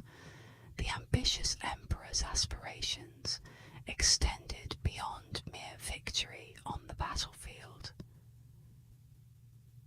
Recognizing the importance of securing alliances and bolstering his naval strength, Alexios deftly rallied the Venetians back into his fold by offering them lucrative trade privileges and the establishment of a colony in Constantinople. In return for their support, the Venetian naval commanders swiftly mobilized their warships, expelling the Normans from strategic outposts like Dyrrhachium and Corfu, thereby restoring these vital territories to Byzantine control. With the successful conclusion of the Balkan military campaign, the cunning strategies of the Komnenian emperor emerged victorious over the formidable Norman knights, effectively safeguarding the Eastern Roman Empire from the brink of complete annihilation. Alexios' diplomatic acumen and military prowess not only secured his realm's territorial integrity, but also solidified his reputation as a skilled strategist and a masterful statesman in the complex geopolitical landscape of medieval Europe. In Italy, Robert Guiscard faced the challenging task of suppressing uprisings in Apulia for a lengthy period of 15 months, a critical period that followed his son's defeat in the eastern region. Despite these obstacles, Guiscard's determination remained unwavering as he marshalled an impressive army of no fewer than 4,000 soldiers to march northward and offer aid to the beleaguered Pope in Rome. The Eternal City was in a state of turmoil as Pope Gregory found himself in a precarious situation, with the German King Henry asserting dominance and effectively trapping the pontiff within the confines of the Castel Sant'Angelo. Adding to the complexity, an anti-pope named Clement III was declared in St. Peter's Basilica at the behest of King Henry, who was then granted the prestigious title of Charlemagne, Holy Roman Emperor. Upon receiving news of Robert Guiscard's advancing army, King Henry opted to evade direct conflict, having achieved his immediate goals and quite possibly harbouring apprehensions about the formidable military capabilities of the Normans. Consequently, he withdrew his forces and retreated to Germany. Upon his arrival in Rome in 1084, Guiscard had expected a triumphant reception, but instead encountered strong opposition from a resentful Roman populace who threw their support behind Emperor Henry rather than the hidden Pope. Undeterred by this unexpected resistance, the seasoned military leader devised a shrewd strategy to breach the city's formidable defences. While a significant portion of his army engaged in intermittent skirmishes outside the city's eastern walls to divert attention, a select group of 1,400 men undertook a covert operation under the cover of darkness to infiltrate the lightly guarded Porta Latina. Through a combination of stealth and skill, they managed to scale the protective ramparts and surreptitiously open the gate, creating a vital entry point for the main Norman forces to swiftly enter the city and catch the unsuspecting Romans off guard.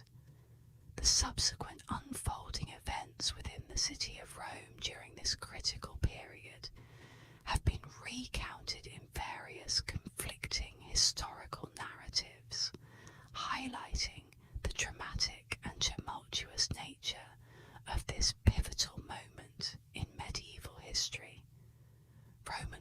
chroniclers present a vivid portrayal of Guiscard's troops as brutal marauders, engaging in acts of violence and pillaging as they made their way through the city.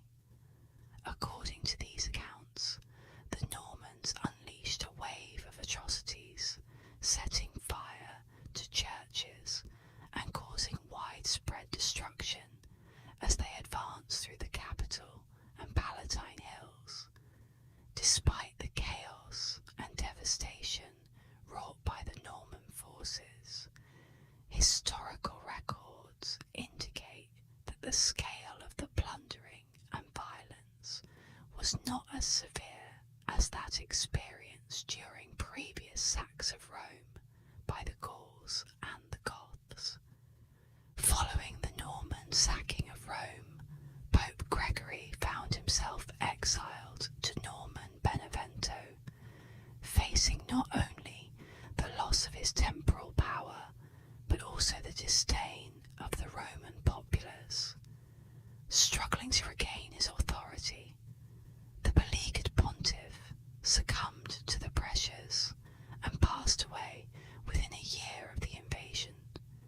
Meanwhile, the German imperial anti-pope Clement continued to assert his claim as the legitimate leader of the Christian world, further complicating the already tumultuous political landscape. Despite his ambitions to expand his conquests into Byzantium, Guiscard's plans were cut short by a tragic turn of events. While preparing to lead his troops in a new campaign on the Greek island of Kefalonia in May of 1085, the renowned warlord fell victim to a sudden illness, marking the end of his illustrious military career. The Norman incursion into the Balkans had far-reaching consequences for the Eastern Roman Empire, pushing Emperor Alexios to the brink as he faced unprecedented challenges to his rule. In the aftermath of Guiscard's demise, the Normans solidified their control over southern Italy and Sicily, establishing a powerful dominion that withstood the concerted efforts of the Greeks, Germans, and successive popes to dislodge them. The fall of Guiscard marked the close of a significant chapter in Norman history in the southern regions, as the Komnenoi dynasty of the Byzantine Empire rose to prominence, reclaiming lost territories and revitalizing the once ailing imperium. The legacy of Guiscard's conquests and the subsequent events reshaped the political landscape of the Mediterranean world, leaving a lasting impact on the course of medieval history. In Sicily, a Norman noblewoman's sepulchre was discovered to have inscriptions in Arabic, Greek, Latin, and Hebrew, showcasing the rich tapestry of cultures and languages that characterized the region at the crossroads of the medieval world. This remarkable find symbolized the remarkable multiculturalism prevalent during that era. The documentary provided a deep dive into the Norman conquests in southern Italy, shedding light on how these conquests laid the foundation for one of the most prosperous, politically savvy, and culturally vibrant kingdoms in medieval Europe. The narrative explored the strategic maneuvers of Robert and Bohemond, two prominent figures in Norman history, as they navigated through the complex political landscape of the time. Despite facing setbacks in their attempts to conquer the Byzantine Empire, their pivot towards participating in the First Crusade was a pivotal moment. Bohemond's unexpected offer of assistance to the Byzantine Emperor Alexios at the gates of Constantinople in 1095. AD demonstrated a shrewd understanding of diplomacy and geopolitics. The Normans' involvement in the First Crusade against the Seljuk Turks proved to be a resounding success, catapulting Duke Bohemond to the prestigious title of Prince of the Principality of Antioch. This military triumph further solidified the Norman presence in the region and showcased their prowess on the battlefield. Meanwhile, in the western domains, the passing of Count Roger Thomas of Sicily in 1101 marked a transition of power to his son, the young Roger II. This generational shift in Norman leadership heralded a departure from the traditional warrior ethos that had defined his predecessors. Unlike his father and uncle, who were renowned warrior adventurers from Normandy, Roger II was raised in the cosmopolitan milieu of Sicilian cities. Roger II's upbringing, which included education by tutors from Greek and Muslim backgrounds, instilled in him a deep appreciation for scholarship and cultural diversity. He eschewed the brute force approach, favoured by his forebears, in favour of diplomatic finesse and intrigue. Despite his scholarly leanings, Roger II inherited the ambitious spirit that was a hallmark of his family's lineage, driving him to expand his realm and leave a lasting legacy in Norman history. During the 11th and 12th centuries, Norman Italy was a complex patchwork of territories, with the Duchy of Apulia and Calabria and the County of Sicily standing as prominent powers. Further complicating the political landscape were the independent barons who held sway over various regions, often challenging the authority of central rulers. When Roger II inherited Sicily in 1105, he set his sights on unifying all Norman domains under his control. This ambitious goal was met with fierce resistance from the Norman barons, who were reluctant to cede their autonomy, as well as from a cautious papacy wary of concentrated Norman power. Roger II navigated this intricate web of alliances and rivalries with a calculated approach that combined astute political manoeuvring, strategic military actions, and shrewd claims to inheritance. By 1127, through a combination of coercion and diplomacy, Roger II managed to establish himself as the dominant feudal lord over the Italian Norman lands. His efforts culminated in Pope Honorius recognising him as the Duke of the consolidated Norman territories, a significant achievement that solidified his authority in the region. However, Roger II's ambitions did not stop at ducal status.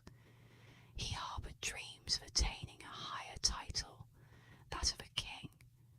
Yet, the path to kingship was fraught with obstacles, chief among them being the need for papal approval, which the Normans lacked at that time. The death of Pope Honorius II in 1130 presented a pivotal opportunity for Roger VI to make his move. The ensuing power struggle between papal contenders, with Innocent Bessus emerging as the legitimate pope and anti-pope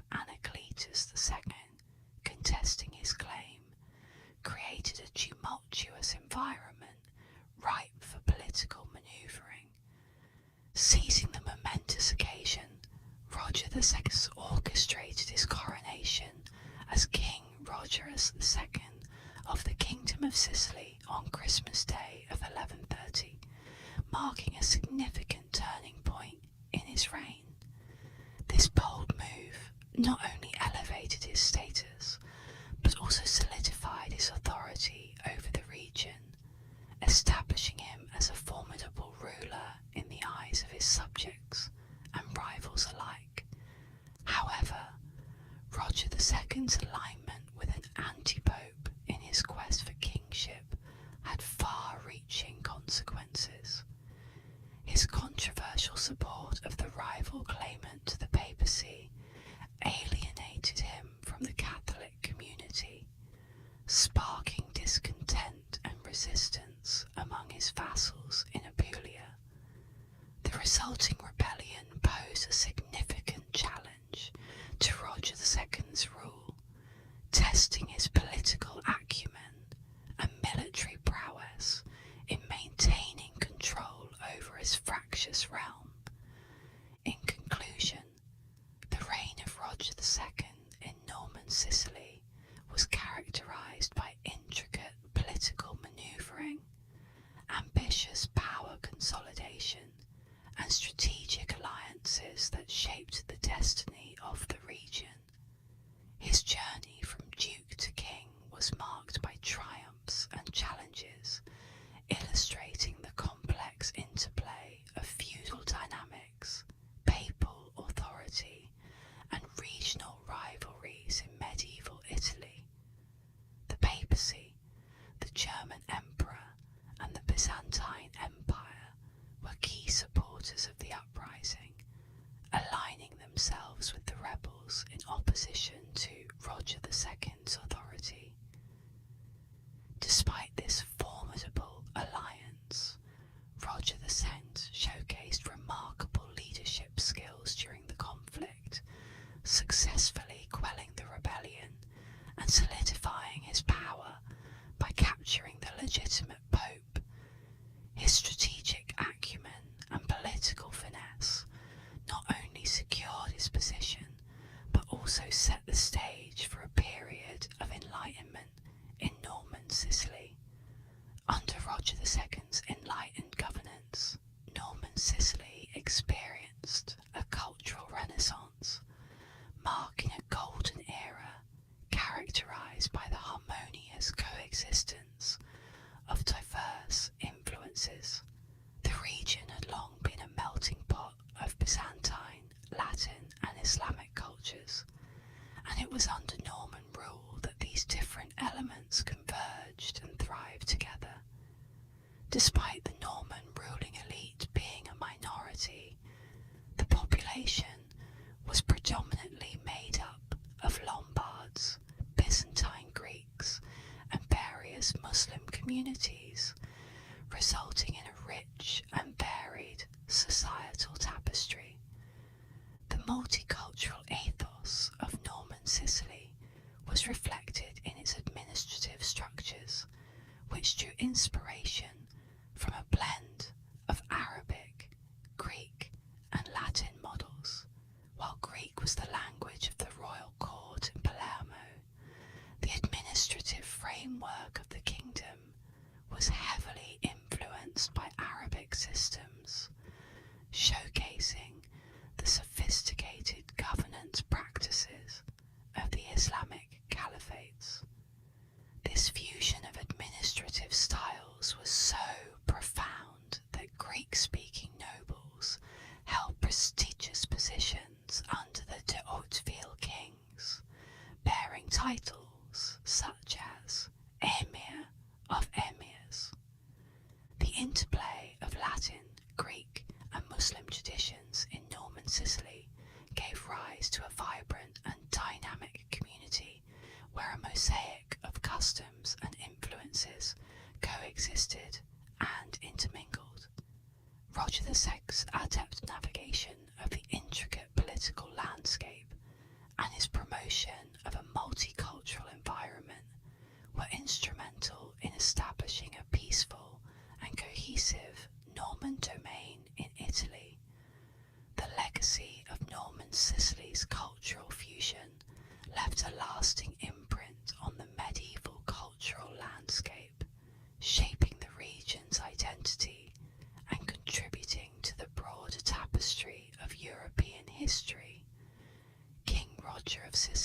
was not only a devoted supporter of the arts, but also a visionary leader who fostered a thriving creative community in Palermo. This vibrant hub attracted a diverse array of talented individuals, including painters, mosaic artists, architects, and writers, who found inspiration and patronage under his rule. The king's admiration for Arabic traditions led him to embrace Islamic talents, such as poets, scholars, builders, and scientists, who brought their unique perspectives and skills to Sicily, enriching the cultural landscape of the region. One of the most significant outcomes of this cultural exchange was the creation of the Tabula Rogeriana, a masterpiece world map crafted by the renowned cartographer Muhammad al-Idrisi. This map, with its detailed and accurate depiction of the known world, not only showcased the collaborative spirit of Norman Sicily, but also played a crucial role in advancing maritime exploration and trade during that era. In addition to the Islamic influence, King Roger also attracted skilled artisans and intellectuals from various Christian backgrounds to his court, further diversifying the cultural milieu of Sicily. Situated at the crossroads of the Mediterranean, Norman Sicily thrived as a bustling centre of global trade, facilitated by the establishment of Christian realms along the Levantine coastline during the Crusades. Although King Roger II was initially hesitant to partake in the Crusades directly, he recognised the economic opportunities they presented and entrusted matters of trade to capable members of his court, such as George of Antioch. A seasoned Orthodox Christian with a wealth of experience serving under different rulers, George played a pivotal role in advancing the commercial ventures of the Siculo-Norman kingdom. His diverse background and expertise in trade and diplomacy were instrumental in strengthening Sicily's position as a key player in the Mediterranean trade network. Overall, King Roger's inclusive and forward-thinking approach to governance not only fostered a rich cultural legacy in Sicily, but also positioned the region as a dynamic hub of intellectual exchange and economic prosperity during the medieval era. George's exceptional political acumen and wealth of experience not only made him an invaluable advisor to Roger II, but also played a crucial role in the flourishing of international trade within the kingdom. As he gained control over southern Italy, George skillfully cultivated strong relationships with prominent figures in Cairo, Constantinople, Jerusalem, and other distant regions. These connections were instrumental in expanding the reach of Roger's influence and establishing southern Italy as a pivotal player in the global trade network. Within the esteemed court of Roger II, George rose to the esteemed position of Emir of Emirs, overseeing the development of diplomatic and commercial alliances that spanned the Byzantine Empire and Islamic caliphates. Through his efforts, southern Italy experienced an unprecedented period of economic growth, reaching new heights of prosperity. This economic resurgence had a transformative effect on the region, revitalizing key urban centers such as Palermo, Salerno, and Messina, previously in decline following cities underwent a renaissance, marked by a harmonious coexistence of diverse communities. The bustling ports of Sicily became vibrant hubs of trade activity, attracting merchants from various Mediterranean lands and fostering a dynamic environment of multilingual commerce. Roger II, while embracing the opportunities presented by international trade, also maintained his military ambitions, setting his sights on the conquest of North Africa from Sicily. The region of Ifriqiya, once a part of the Roman Empire, held vast resources and promising commercial prospects that piqued Roger's interest. Despite the challenges posed by the powerful Zirids of Ifriqiya, who had established themselves as formidable maritime players, Roger VI recognised the potential for mutually beneficial trade partnerships. Over time, deep economic ties had been forged between the Zirids and Norman Sicily, laying the groundwork for a prosperous trade relationship that would further enrich both regions. Through George's strategic vision and Roger's ambitious pursuits, southern Italy emerged as a thriving economic powerhouse with a far-reaching influence in the international trade landscape. Sicily, once a Zirid protectorate under Islamic rule, had developed strong cultural bonds with the Arabs and Berbers of the Maghreb, which set it apart from the Latin inhabitants of mainland Italy. Despite these shared cultural affinities, tensions arose between the ruling House of Hauteville and the Sanhaja Berbers of the Banu Siri during the early years of Roger II's reign as King of Sicily. The economic partnership that had linked the two regions soon began to show signs of strain, leading to a deterioration in their relations.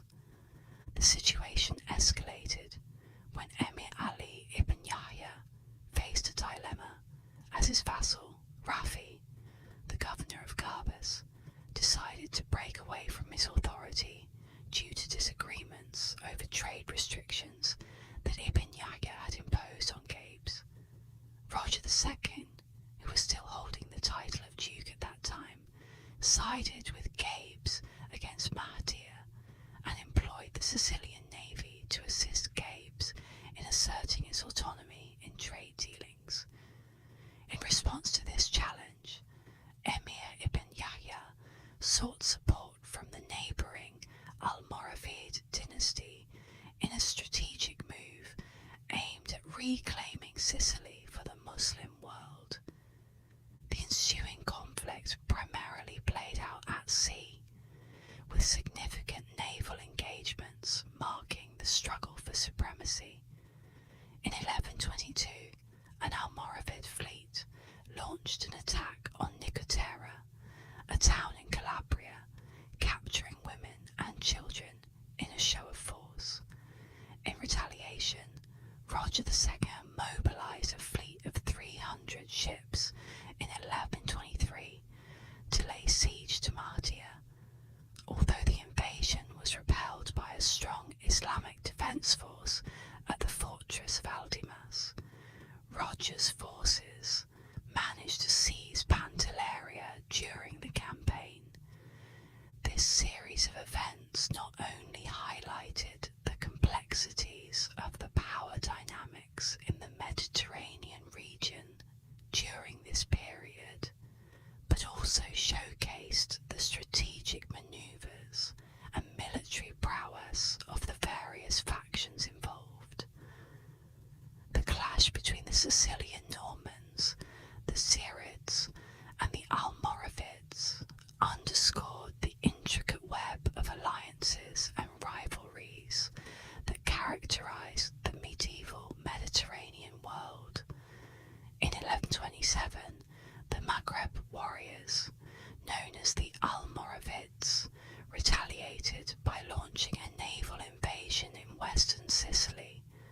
targeting the city of Syracuse and looting its riches. This marked a significant turning point in the power struggle in the region, as the de Hauteville dynasty, led by King Roger II, began to assert its dominance.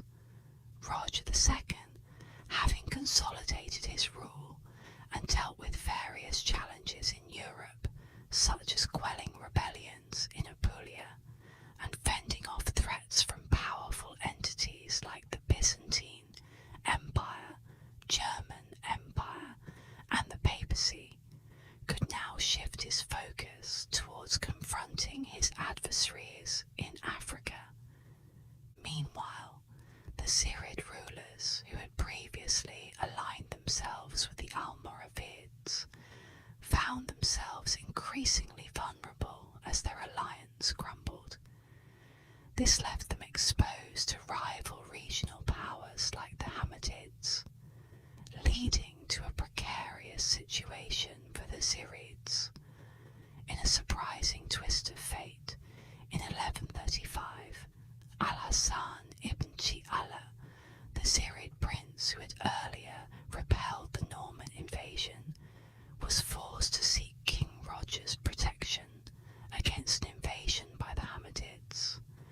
In exchange for military aid, Roger secured significant economic benefits in Ifriqiya, effectively making the Zirid city of Mahdia a vassal of the Norman realm, paying tribute to Roger's kingdom. The year 1135 also saw the Normans making their first significant incursion into Africa with the conquest of Jerba. This island had long been a haven for lawless Berber pirates who disrupted Sicilian maritime trade routes.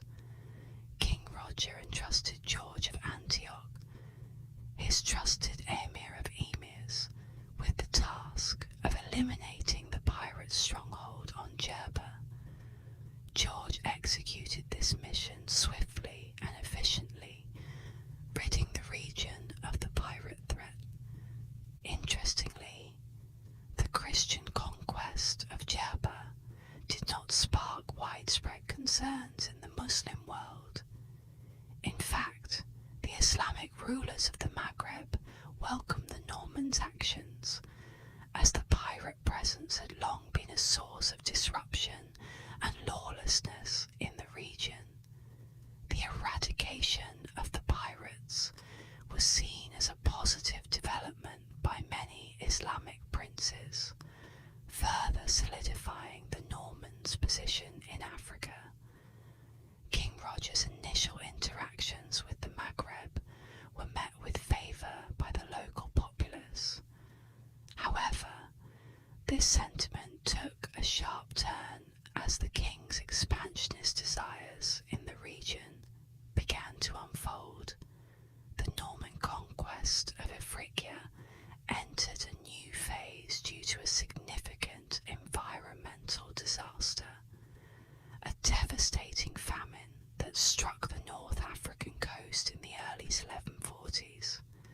The famine exacerbated existing socio-economic tensions, leading to widespread hunger and dissatisfaction among the Ifriqiyan population. In the face of this crisis, numerous cities and towns under Zirid control openly rebelled against their rulers, the Zirid emirs in Mahdia. Struggling to maintain order and facing a shortage of resources, the Zirids found themselves in a precarious position. They had become increasingly reliant on Sicilian grain imports, which made them politically subservient to King Roger of Sicily. For King Roger, the deteriorating situation in Ifriqiya presented a golden opportunity for territorial expansion. The weakened Zirid regime now posed a ripe target for Norman ambitions in the Mediterranean. The timing was ideal for launching an offensive, and from 1142 onwards,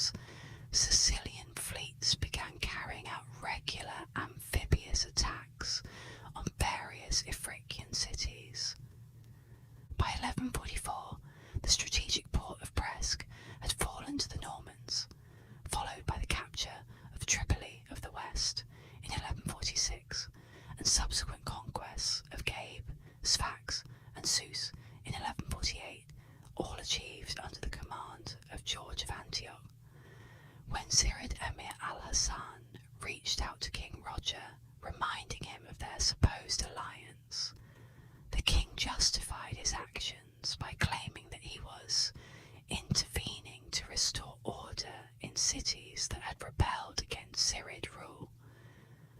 However, this justification was swiftly discarded the following year when the Norman forces, led by the Amiratus Amiratorum, laid siege to the Zirid capital itself. The events leading up to this siege marked a significant turning point in the Norman conquest of Africa, as King Roger's ambitions clashed directly with the remaining stronghold of Zirid power in the region. Matia succumbed to the Norman army's siege on the 22nd of June, marking a pivotal moment in the history of the region. The fall of the city led to a tumultuous 2-hour period, during which the Norman soldiers looted the city, causing chaos and fear among its Muslim inhabitants. In their desperation, many sought refuge among the dwellings and churches of the local Christian community, highlighting the complex interactions and dynamics at play during this conquest. The defeat of Mahdia also signalled the end of the Zirid dynasty, a ruling power that had held sway for over 2 centuries. With Roger II's annexation of a substantial sections of African territory, stretching from Tripoli to the outskirts of Tunis, and from the western Maghreb to Kairouan, the Norman kingdom significantly expanded its influence in the region.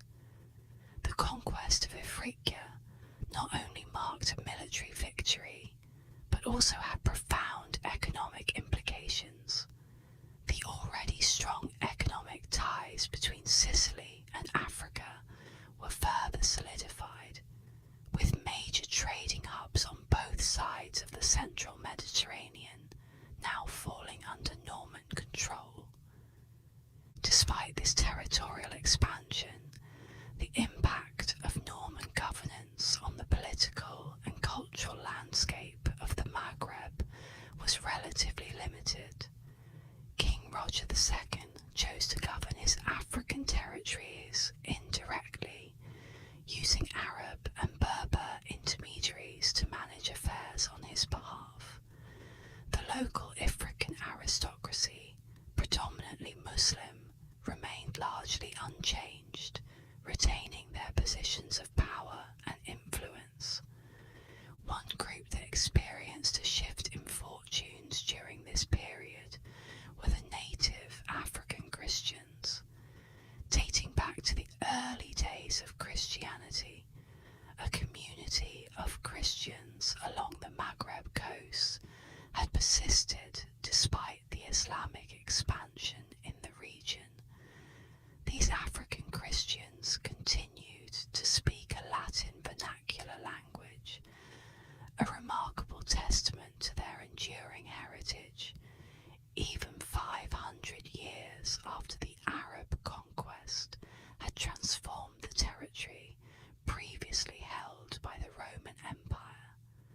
Their presence and resilience in the face of changing political and religious landscapes added a layer of complexity to the rich tapestry of cultures in the region.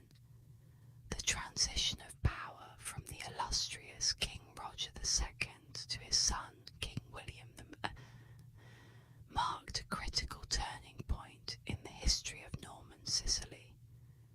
As the realm mourned the loss of its revered leader on February 26, 1154, the ascension of King William the Vance, also known as William the Bad, ushered in a period of uncertainty and challenges for the kingdom. While some historians argue that the epithet, the Bad, was a product of biased contemporary accounts, it is undeniable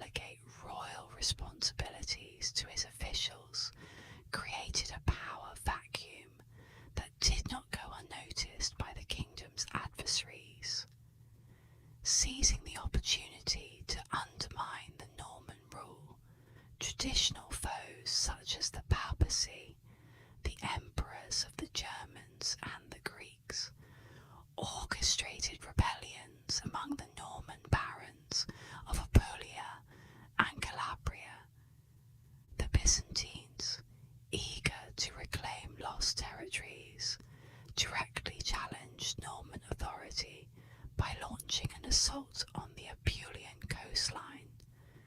Despite facing formidable odds, King William I displayed unexpected resilience in quelling the uprisings and repelling the invading Greeks. However, the victories came at a cost, as the kingdom lost its African domains to the expanding Almohad Caliphate. Amidst these external conflicts, internal strife brewed as a significant migration from Western Europe altered the demographic composition of Sicily, tilting the balance in favour of the Western Catholic population. This demographic shift had profound implications for the once celebrated multicultural tolerance that characterised Norman Sicily.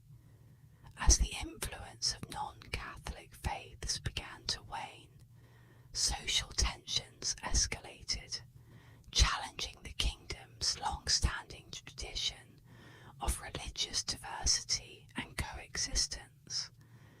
In essence, the reign of King William I of Norman Sicily was a period marked by political upheaval, external threats, and internal discord.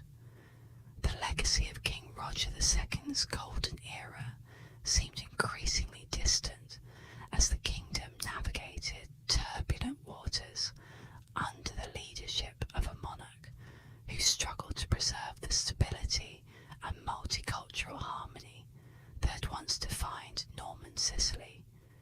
In the 1160s, instances of organised violence against the Muslim community in Sicily escalated, leading to a significant shift in the social landscape. This period marked the emergence of an informal religious divide as Christians consolidated their influence in the northeast, while Muslims began to relocate toward the southwest in response to the growing hostilities. Following the death of William in 1166, his son William II ascended to the throne.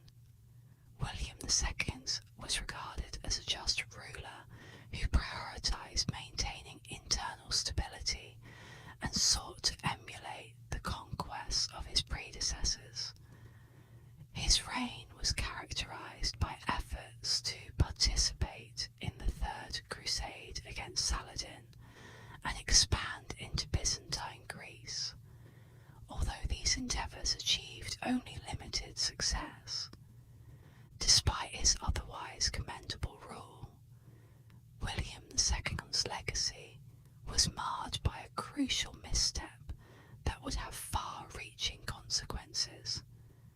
Early in his reign, he declared that in the absence of a male heir, his Aunt Constance would inherit the kingdom of Sicily.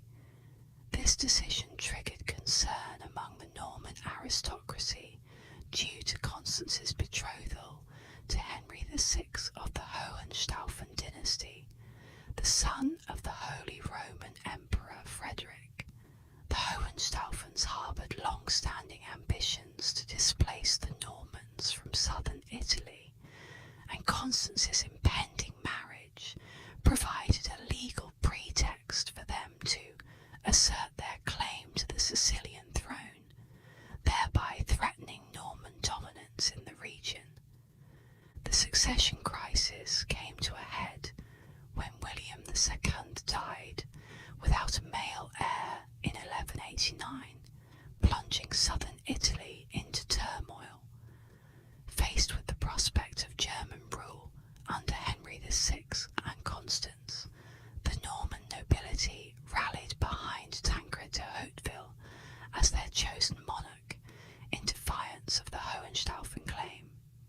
However, Constance and Henry were resolute in pressing their rights and ultimately emerged victorious in 1194, solidifying their hold over the kingdom of Sicily.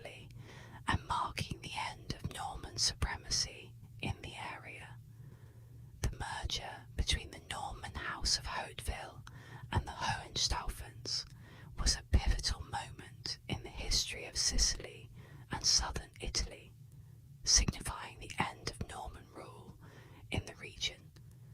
This event marked the integration of the Norman royal lineage into the German ruling family, ushering in a new era defined by the aggressive promotion of Latin culture and traditions.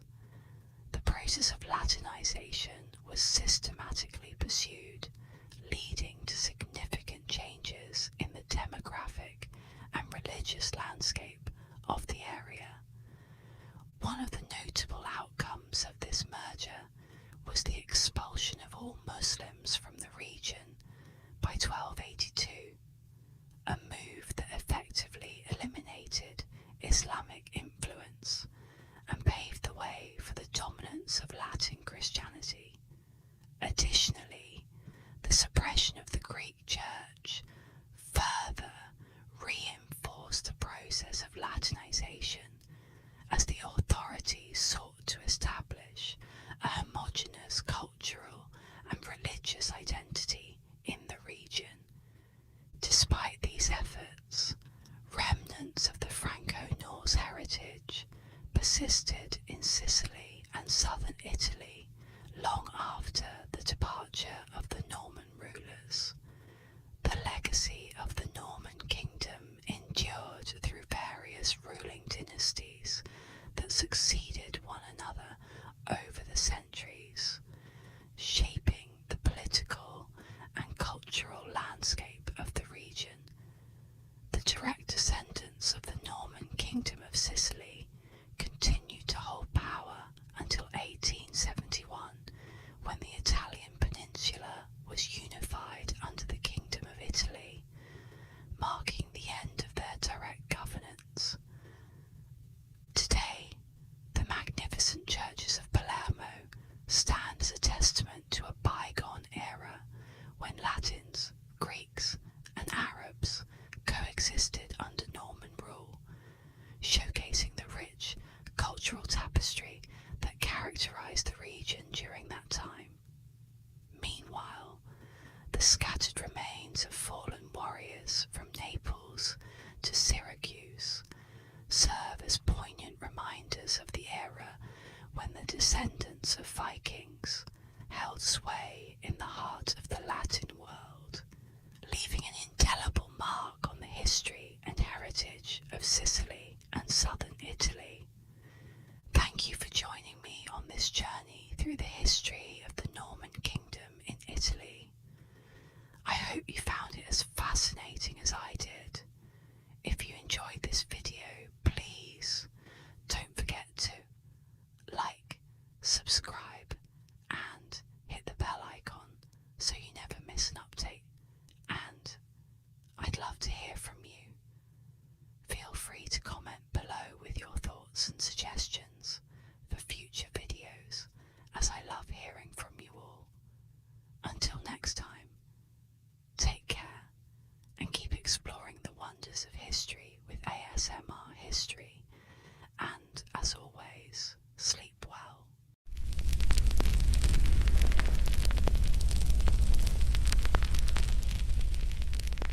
In the rolling hills of medieval Europe, a young woman's life was destined to change the course of history.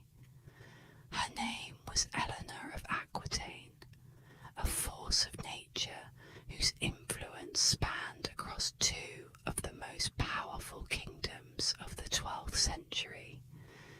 It was a time when land was power and rulers were bound by their territories. But Eleanor was no mere ruler.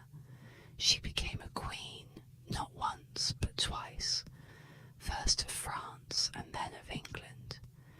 Few women, or men for that matter, ever held sway over so much in a world dominated by kings and feudal lords.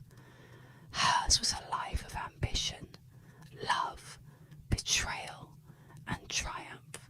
In the 12th century, Europe was a place of rigid feudalism, where political power lay in vast tracts of land and the armies that guarded them.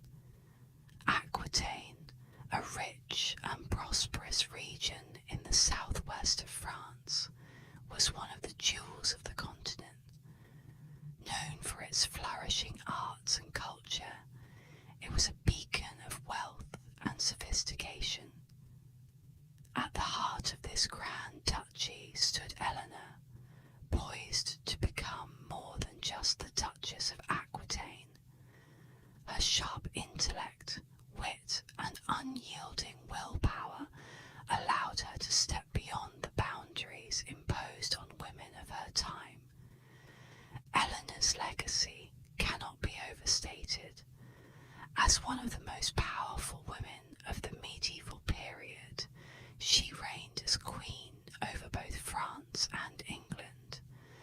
Her sons, Richard the Lionheart and King John, would inherit thrones shaped by her influence, but her power extended far beyond the royal bloodline.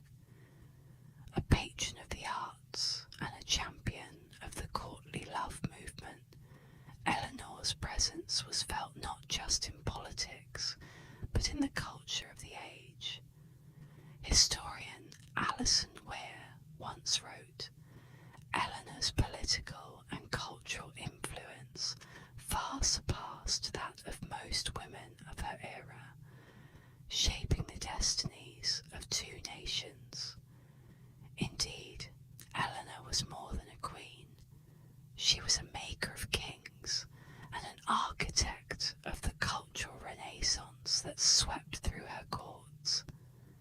Through the coming moments, we will explore Eleanor's extraordinary roles, from leading the charge during the Crusades to navigating the perilous waters of royal marriages.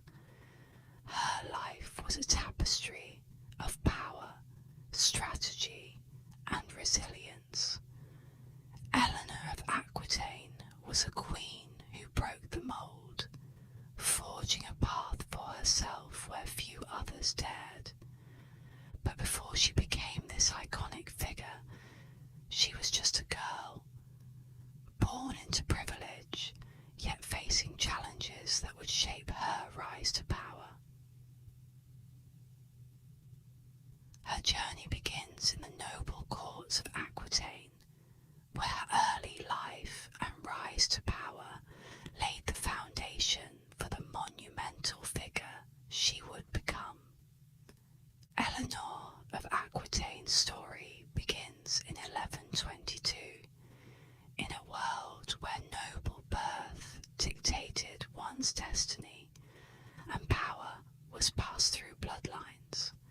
She was born into one of the wealthiest, most influential families in Europe, the daughter of William X, Duke of Aquitaine, and Eleanor de Châtellerault. Aquitaine, located in the southwest of what is now France, was not just expansive in its territory, it was a cultural and intellectual hub, known for its wealth, refinement, and sophisticated court life. In this world, Eleanor was raised not merely to be a wife or a figurehead, but a leader. From the very beginning, she was groomed to hold power in a way few women of her time could. Her upbringing was steeped in the finest traditions of the court, learning to appreciate poetry, music, and art, while also absorbing the intricacies of governance, politics, and diplomacy. Aquitaine itself was a beacon of culture and sophistication, a region where the troubadours sang of courtly love, where poets and scholars thrived, and where art and governance went hand in hand. The court of Aquitaine was a dynamic place, pulsing with creativity and intellectual vigour, and Eleanor grew up at the very heart of this. She was surrounded by the finest minds of the day, and this exposure helped shape her into a woman who could navigate both the beauty of the arts and the complexities of power. In a world dominated by men, Eleanor was uniquely positioned to be more than just an accessory to the throne. She was a woman of action, destined to shape the course of history. From a young age, she demonstrated an astute understanding of her environment, soaking in the lessons of leadership, diplomacy, and the delicate dance of power. Unlike many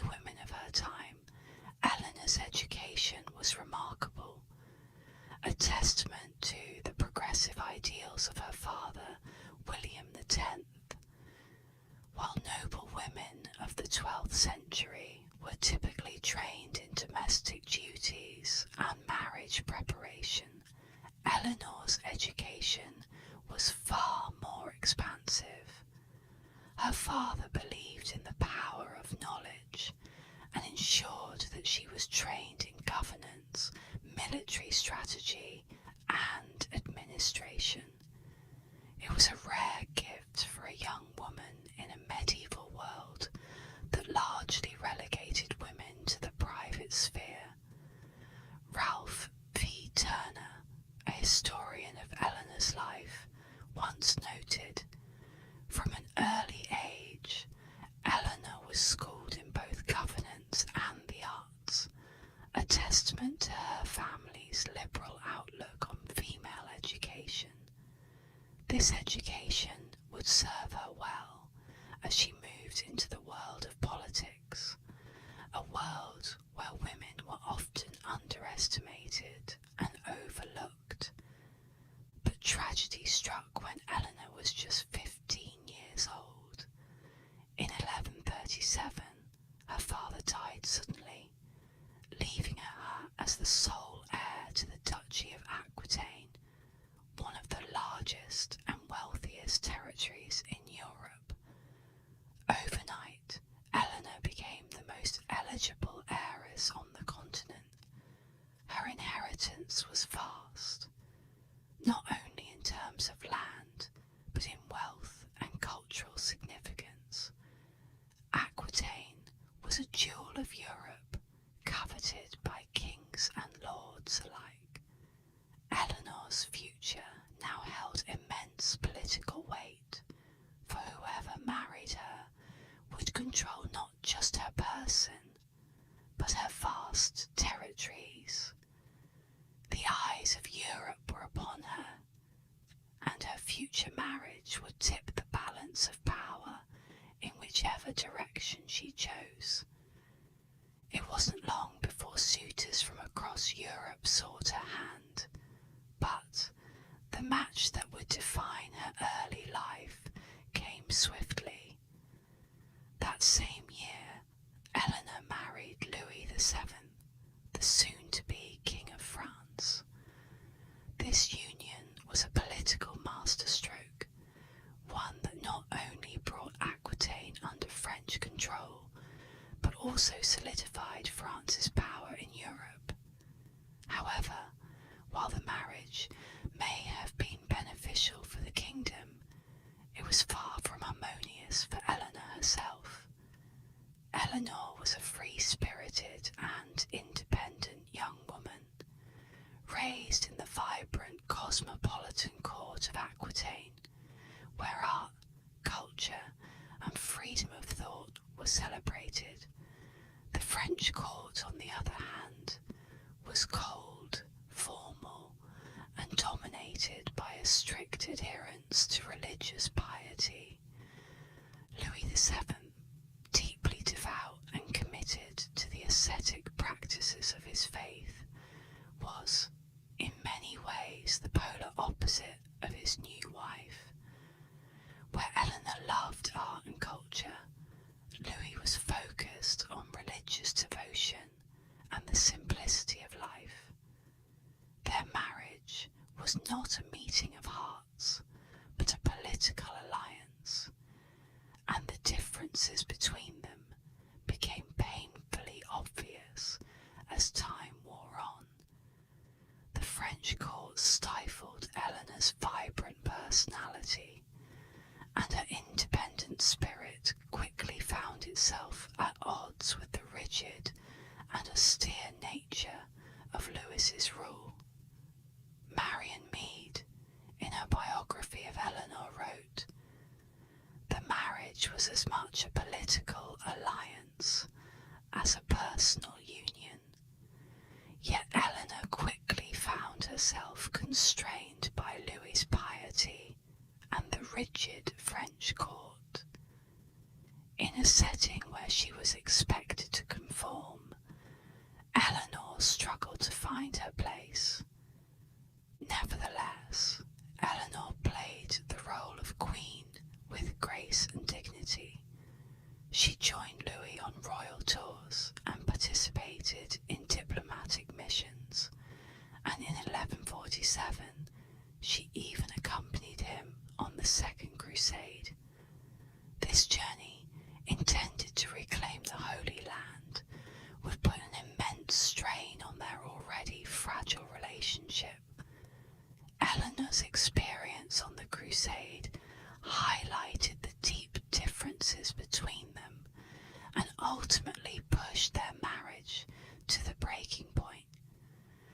crusade tested her patience, her resolve, and her marriage.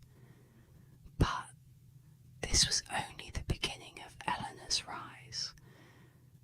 Though her role as Queen of France would come to an end, her story was far from over.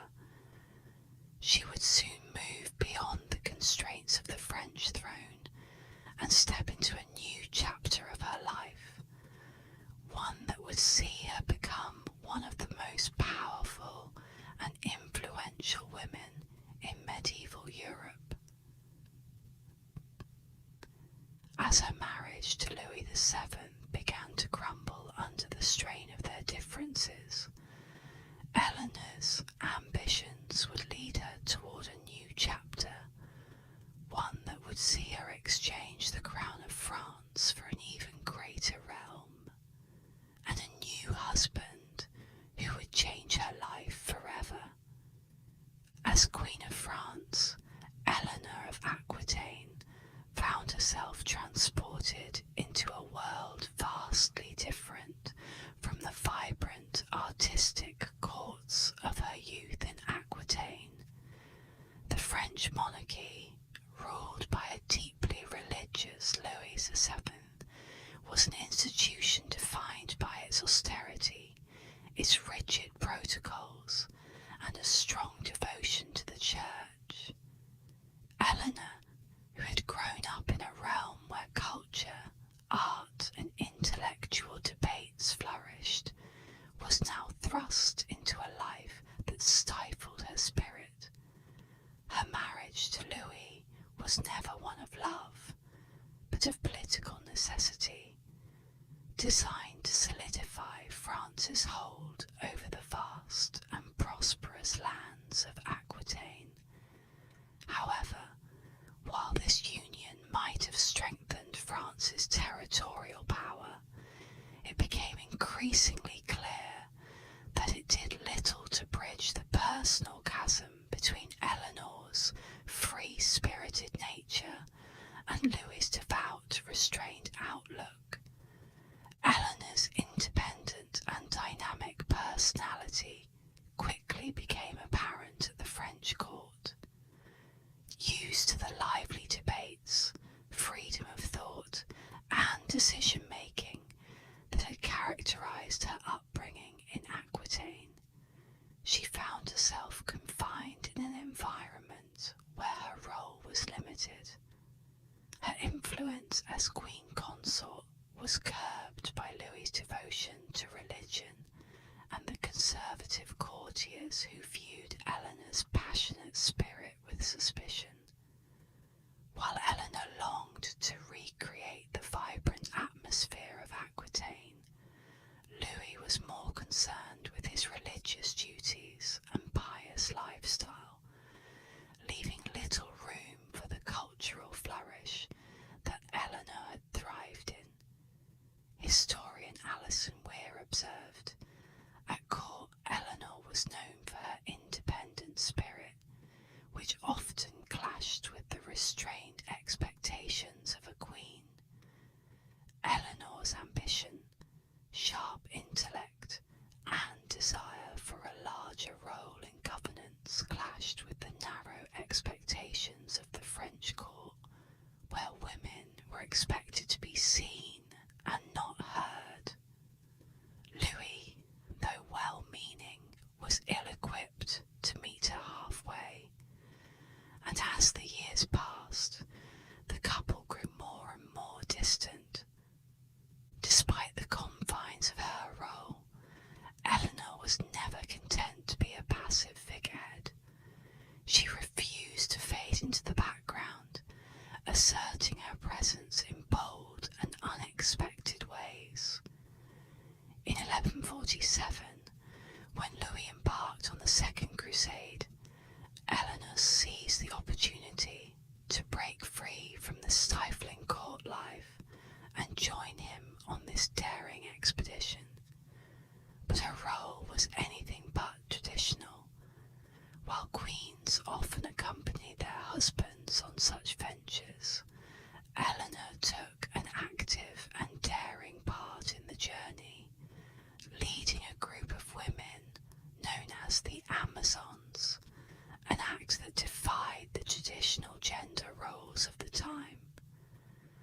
presence on the battlefield shocked many, marking her as a woman unafraid to challenge expectations.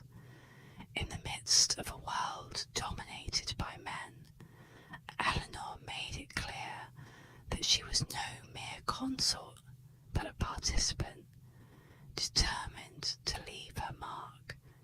Her involvement in the crusade not only reflected her thirst for adventure, but also her desire for political engagement, an ambition that would grow stronger as her life progressed. Yet the crusade, meant to unite Christendom against its enemies, also revealed the deep cracks in Eleanor's marriage. The journey was fraught with challenges, both personal and political. While Louis was focused on his religious mission, Eleanor became closely connected with her uncle, Raymond of Antioch, with whom she shared a deep bond. Their relationship, though likely innocent, stirred rumours that eventually led to whispers of an affair. These accusations, whether true or not, further strained the already fragile relationship between Eleanor and Louis. Ralph V. Turner noted, Eleanor's enthusiasm for the crusade marked her as a unique and influential participant, though her actions sparked controversy. The tensions between her and Louis, exacerbated by their differences in personality and priorities, reached a breaking point during the crusade, as the couple grew increasingly estranged.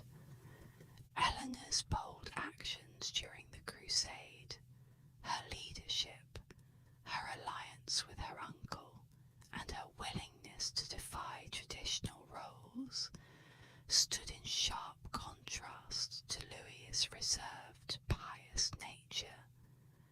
While Eleanor sought excitement, travel, and political engagement, Louis was more concerned with the religious implications of their journey. The differences that had once been subtle now became impossible to ignore. Marian Mead writes, Louis's devout nature could not contain Eleanor's thirst for excitement, travel, and political engagement. What was meant to be a unifying mission revealed just how far apart the royal couple had drifted.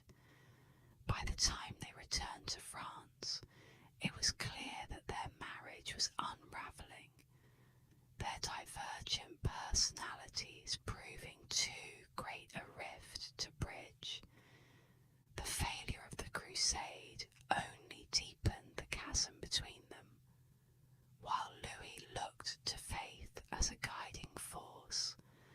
Eleanor, ever practical, began to seek a way out. Their union, never a true love match, had been strained by years of incompatibility. The political alliance that had once held them together was no longer enough. In 1152, their marriage was officially annulled, with the Church citing consanguinity, the fact that they were too closely related by blood, as the reason. But the truth was far more complex. Eleanor's desire for autonomy, her thirst for a life beyond the confines of the French court, and Louis' inability to meet her on equal ground had doomed their marriage. The annulment marked the end of her time as Queen of France, but it also signalled a new beginning for Eleanor, a turning point that would lead her to even greater power and freedom. The end of her marriage to Louis was not the end of Eleanor's story.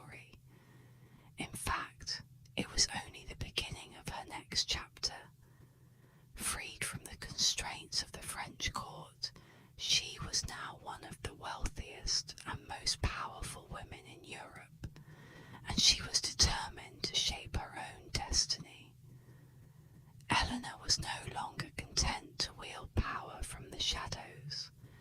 She wanted more freedom, more control, and more influence.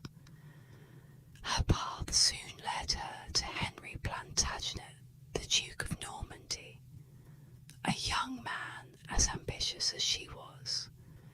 Their union would not only change the course of Eleanor's life, but also the history of England.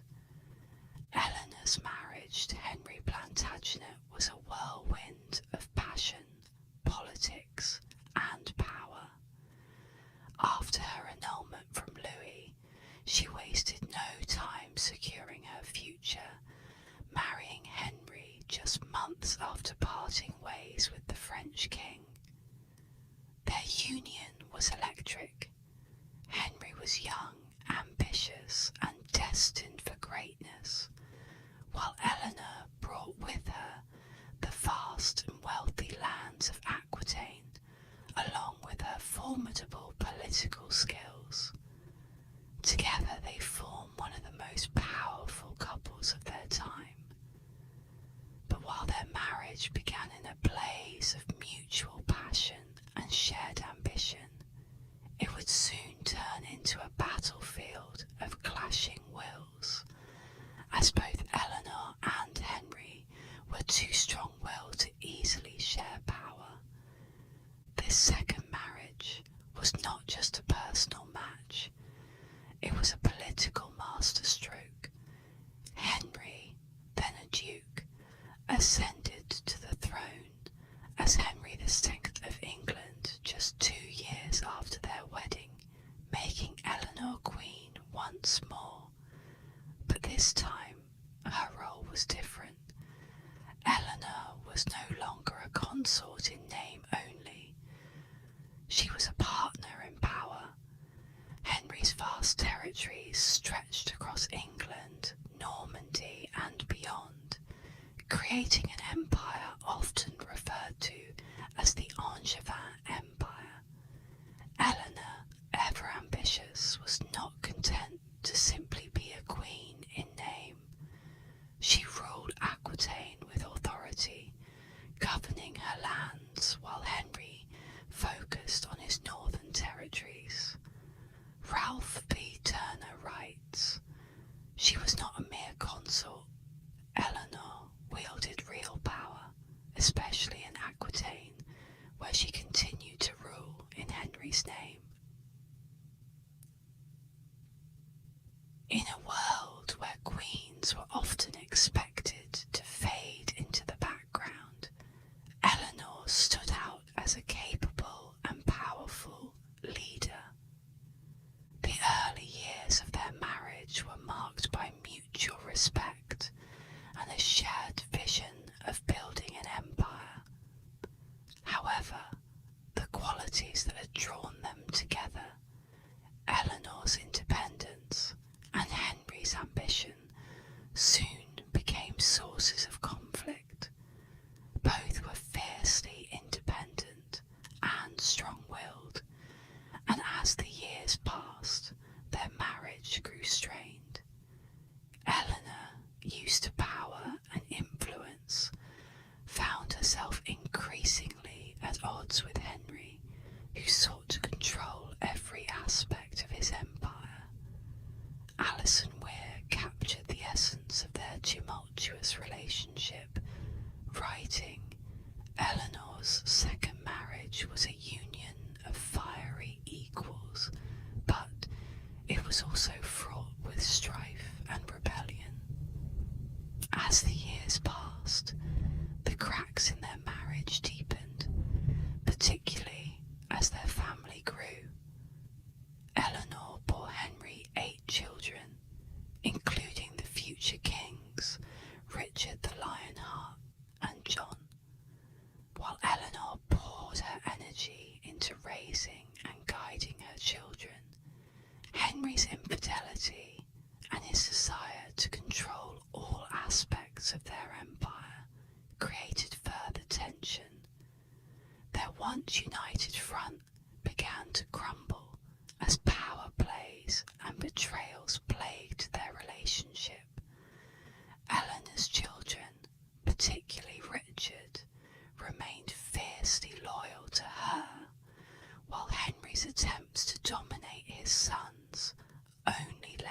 resentment.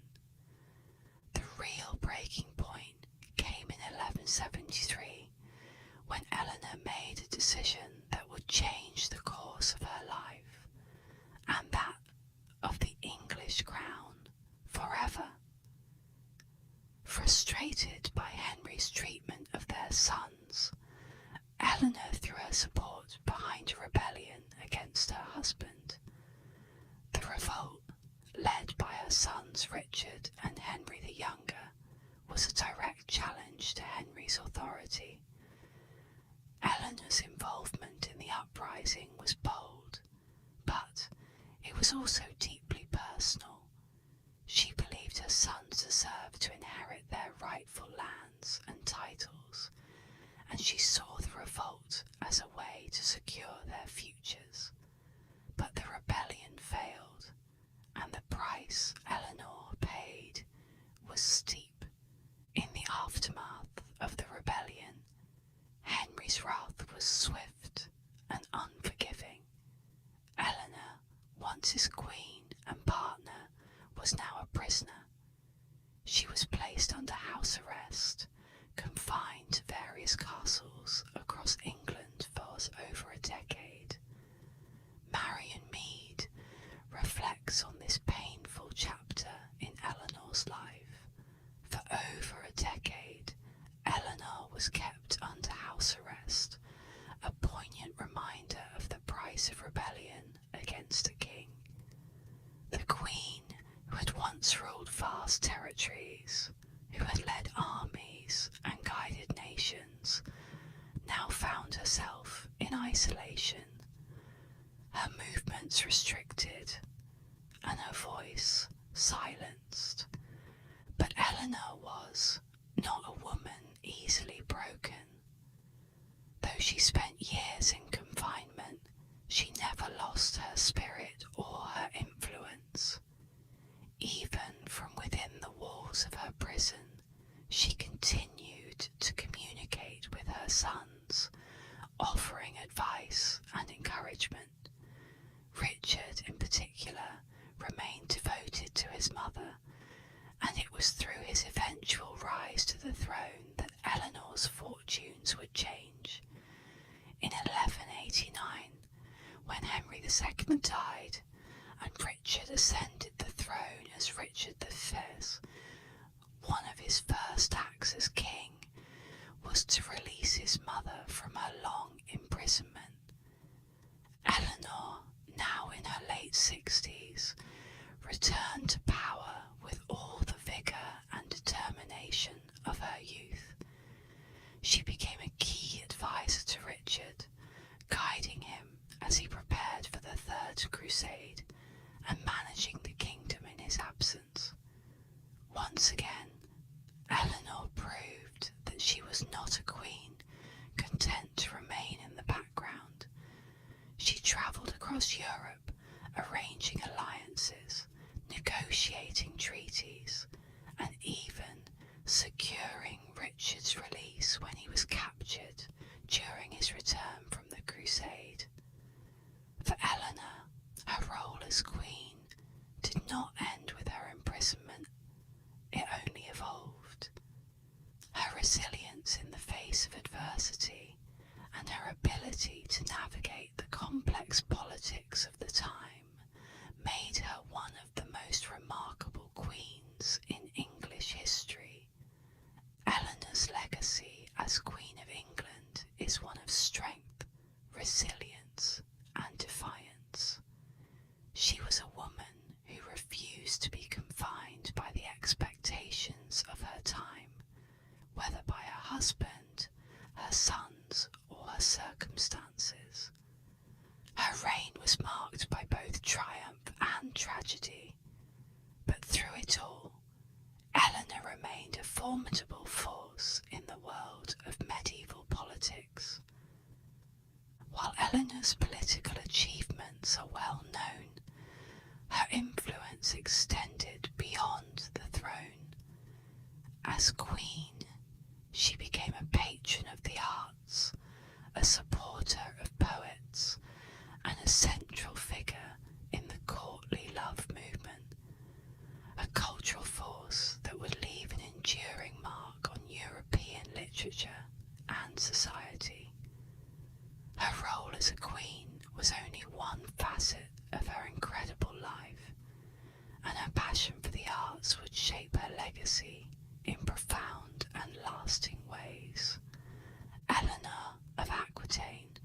was not just a queen who wielded political power, she was also a patron of culture, a woman whose influence reshaped the very ideals of love, chivalry, and courtly behaviour in medieval Europe.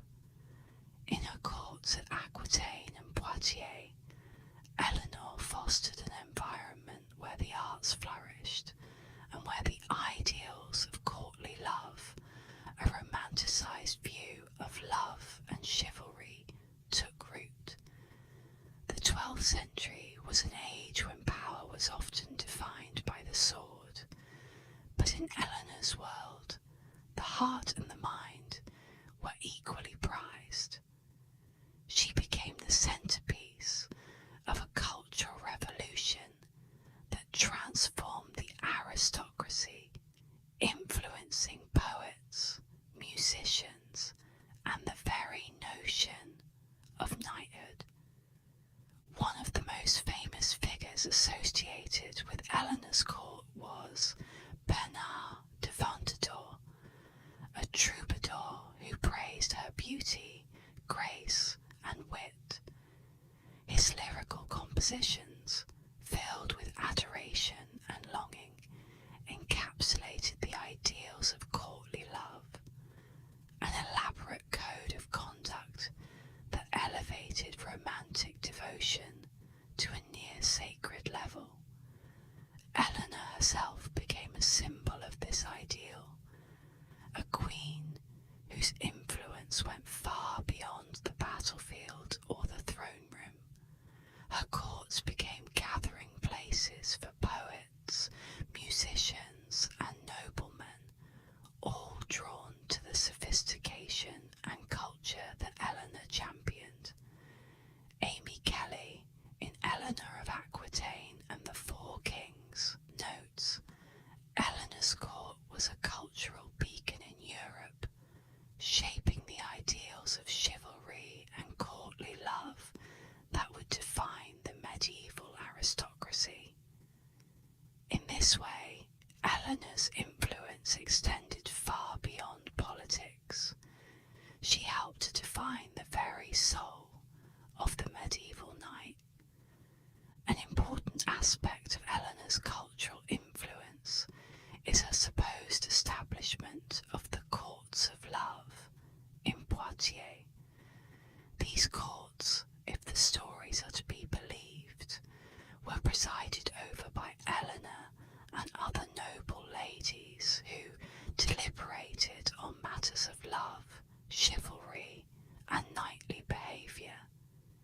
It is said that these courts debated questions like whether love could truly exist within marriage, or how a knight should best demonstrate his devotion to his lady.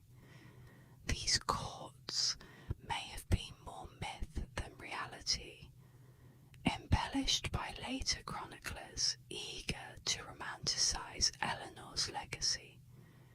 Yet, their very existence in the popular imagination speaks to the enduring impact she had on the culture of her time. Elizabeth A.R. Brown, in The World of Eleanor of Aquitaine, reflects on this fascinating legend. Though likely exaggerated by later chroniclers, Eleanor's association with the courts of love solidified her reputation as a cultural trailblazer. Whether or not the courts existed as described, Eleanor's influence on the ideals of love and chivalry is undeniable. She encouraged the creation of a cultural ethos that placed women at the centre of noble pursuits, elevating them as muses and arbiters of knightly conduct. In her world, love was not just a personal affair, it was a form of art, one that required devotion, loyalty, and poetic expression.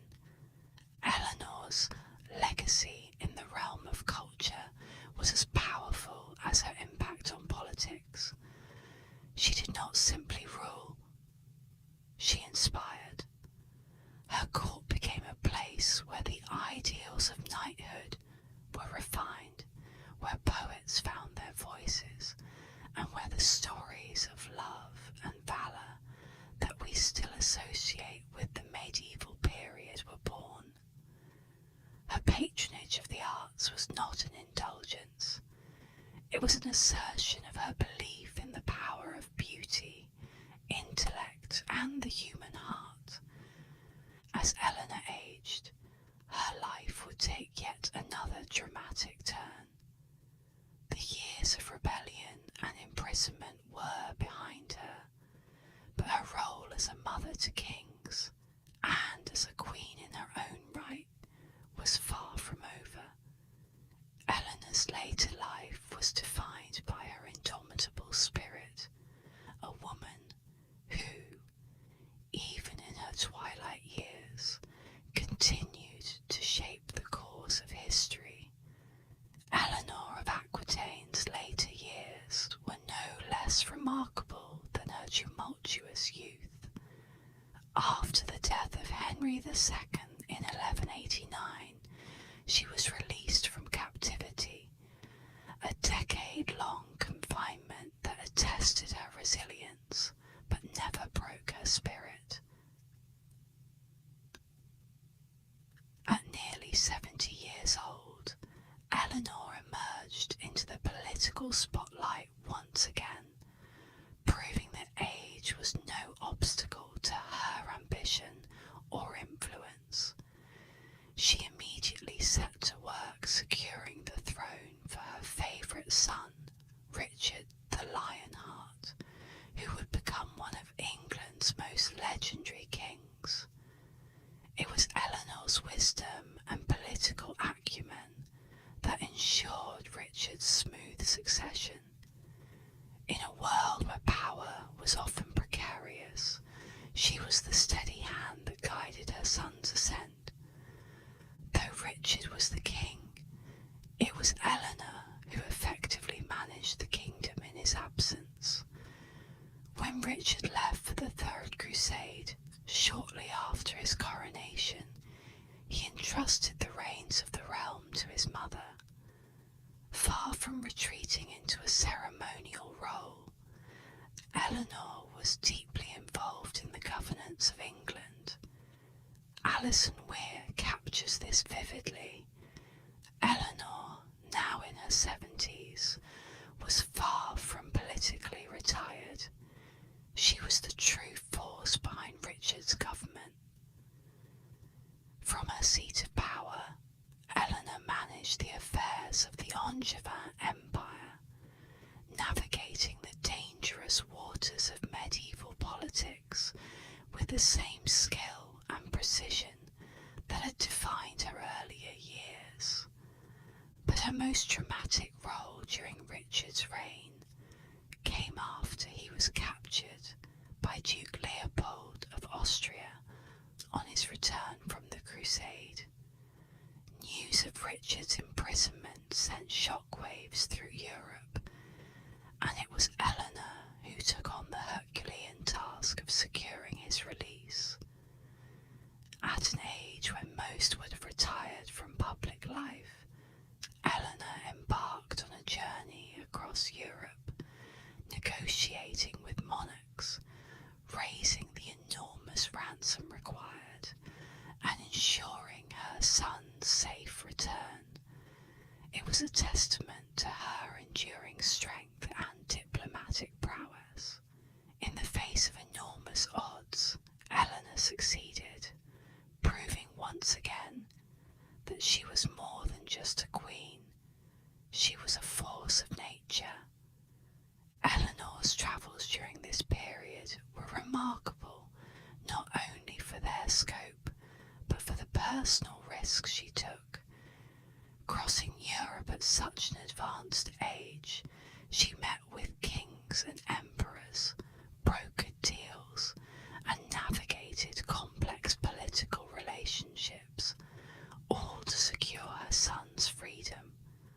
Her relentless determination in the face of adversity exemplified the extraordinary lengths to which she was willing to go to protect her family and safeguard the future of the Plantagenet dynasty. Her actions during this time were nothing short of heroic, solidifying her legacy as a woman of unmatched strength and vision. After Richard's return and his eventual death in 1199, Eleanor's influence continued through her youngest son, John. Though their relationship was complex with moments of tension and conflict, Eleanor remained a guiding force in his life. She recognised John's potential and sought to ensure his success as king, just as she had for Richard. Even in her 80s, Eleanor played a critical role in the politics of the realm, advising John and offering her insights on matters of state. She travelled to France to secure his position, engaging in diplomatic negotiations with the same vigour that had characterised her earlier years.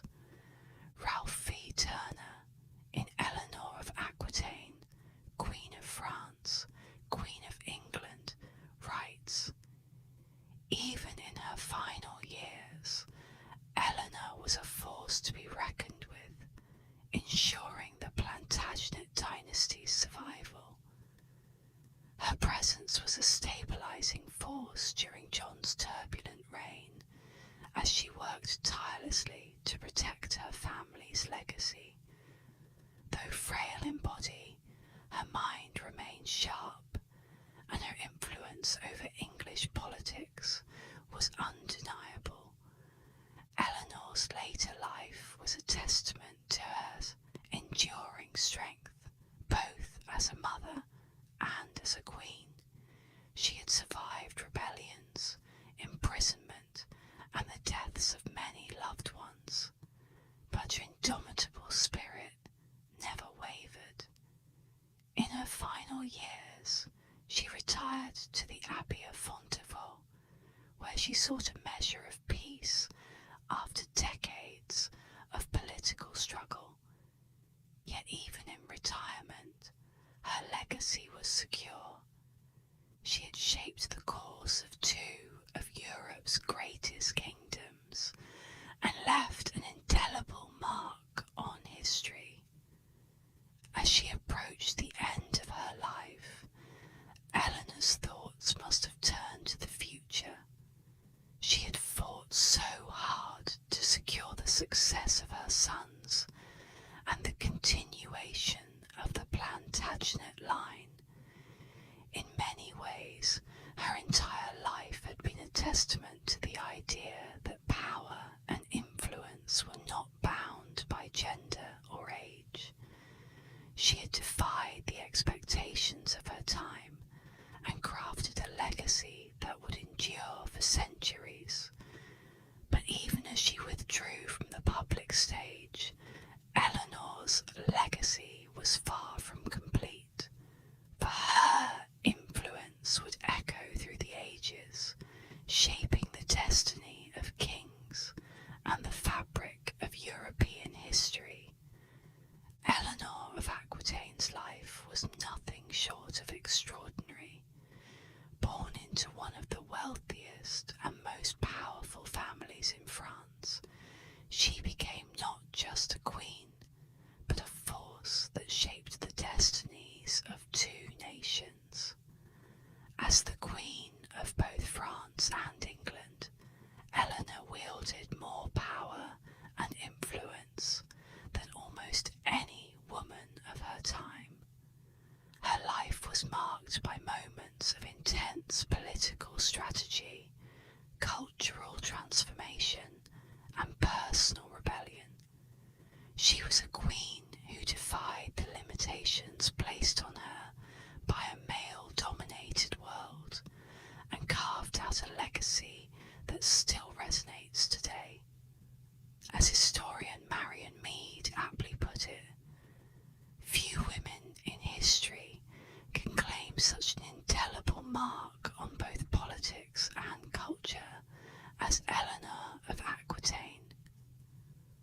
Eleanor's impact on medieval Europe stretched far beyond the politics of her time. She championed the arts, fostering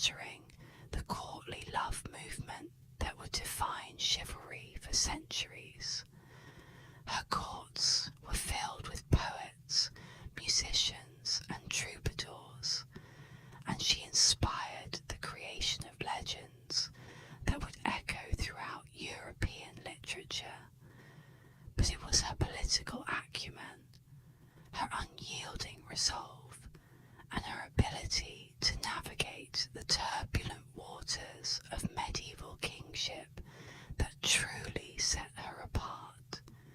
She was a queen who refused to fade into the background, even when confined or oppressed.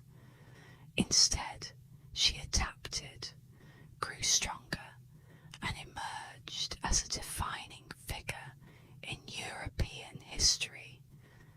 Perhaps her greatest legacy lies in her role as a mother to kings. Richard the Lionheart, the warrior king, who would become one of England's most celebrated rulers, owed much of his success to Eleanor's guidance. Likewise, her youngest son, King John, though remembered for his troubled reign, was a direct product of Eleanor's tenacity and political manoeuvring. Through her sons, Eleanor's bloodline would continue to shape the course of European history. As Alison Weir noted, Eleanor's descendants continued to shape European politics for centuries, cementing her place in history.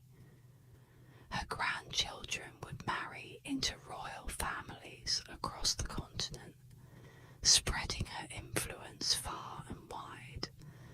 Eleanor's legacy is not simply one of power, but of resilience. She lived through betrayals, rebellions, imprisonment, and personal loss. Yet, she never allowed herself to be defeated. She was a woman of immense complexity, one who could be both loving and ruthless, both nurturing and politically shrewd. Her ability to adapt to the ever-changing political landscape, to rise above the expectations of her gender, and to continue shaping the world even in her twilight years, is a testament to her extraordinary character. As we reflect on Eleanor's life, it's clear that she was more than just a queen. She was a cultural and political pioneer, a mother of kings, and a woman whose spirit refused to be broken.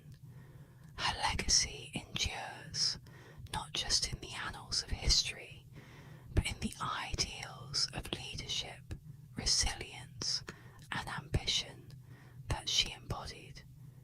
If you enjoyed this journey into the life of Eleanor of Aquitaine, remember to like, comment, and subscribe to ASMR History.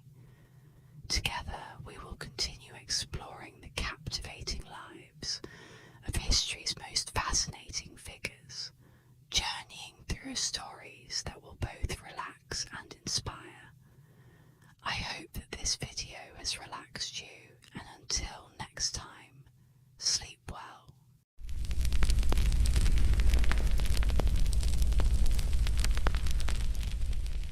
Hello, and welcome to ASMR History, where I merge ASMR with the intriguing tales of the past.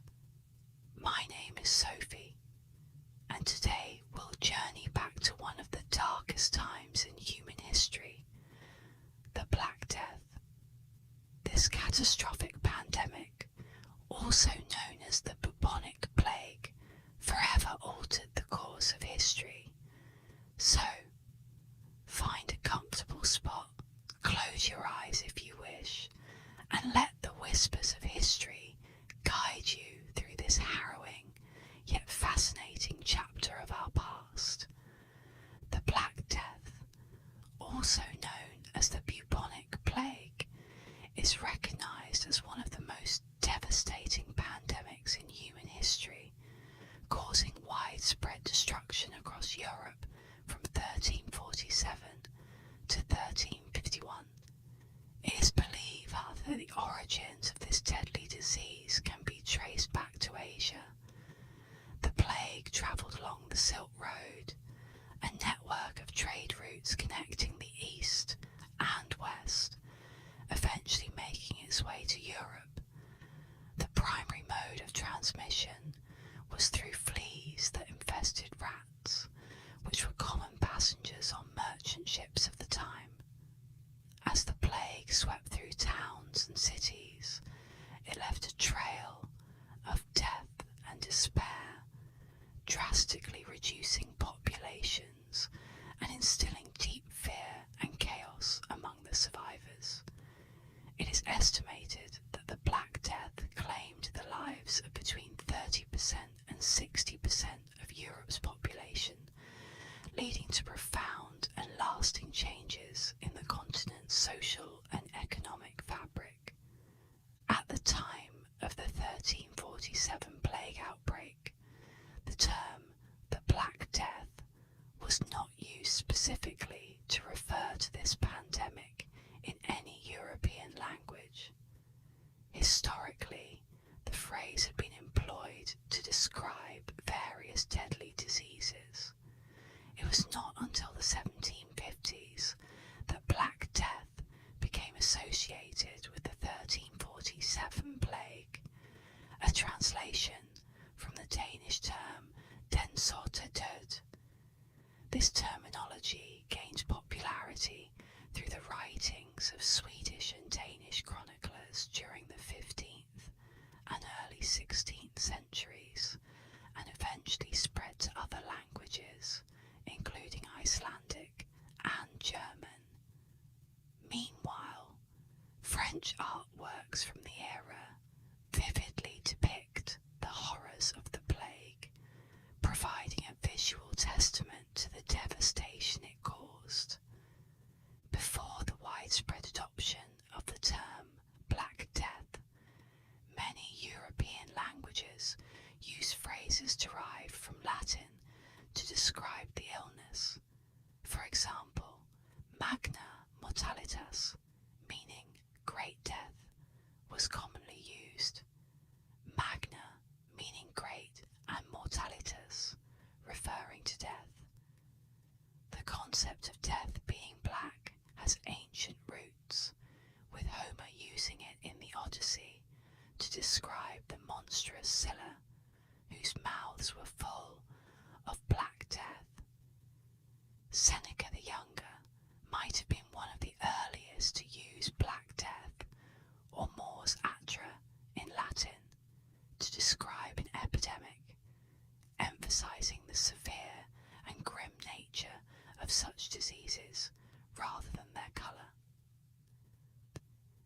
In the 12th or 13th centuries, the French physician Gilles de Corbet employed the term atra mors to refer to pestilential fever in his medical writings on disease symptoms. Additionally, Simon de Cavaigno, a Belgian astronomer, used mors atra in his 1350 poem on the judgment of the sun at a feast of Saturn. He attributed the plague to an astronomical conjunction of Jupiter and Saturn, although his use of the term does not definitively link to the 1347 plague, but rather to the deadly nature of such diseases.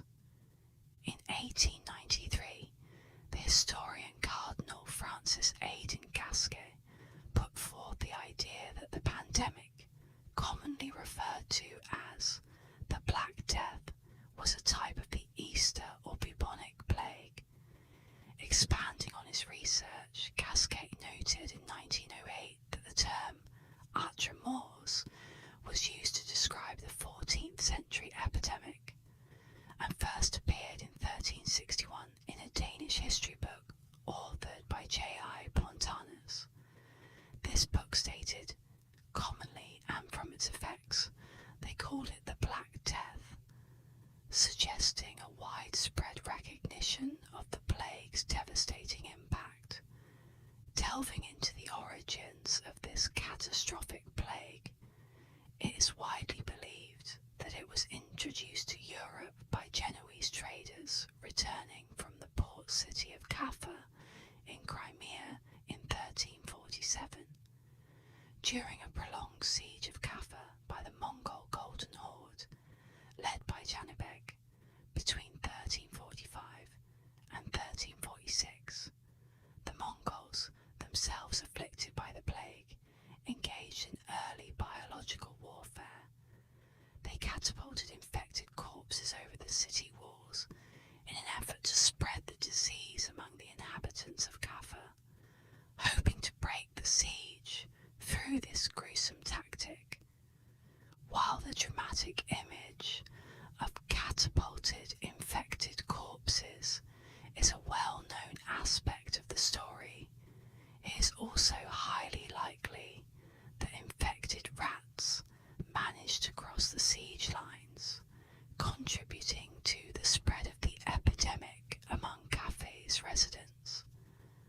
Regardless of the precise method of transmission, the Genoese traders fled Kaffa across the Black Sea to Constantinople as the plague began to take hold.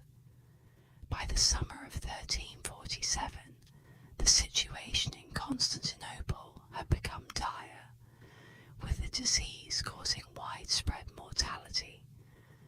One of its victims was the 13-year-old son of Byzantine Emperor John VI Cantacuzenos, who documented the plague's ravages and compared it to Thucydides' account of the plague of Athens in the 5th century BC. Cantacuzenos observed that the disease spread via ships among coastal cities, creating a ripple effect of contagion.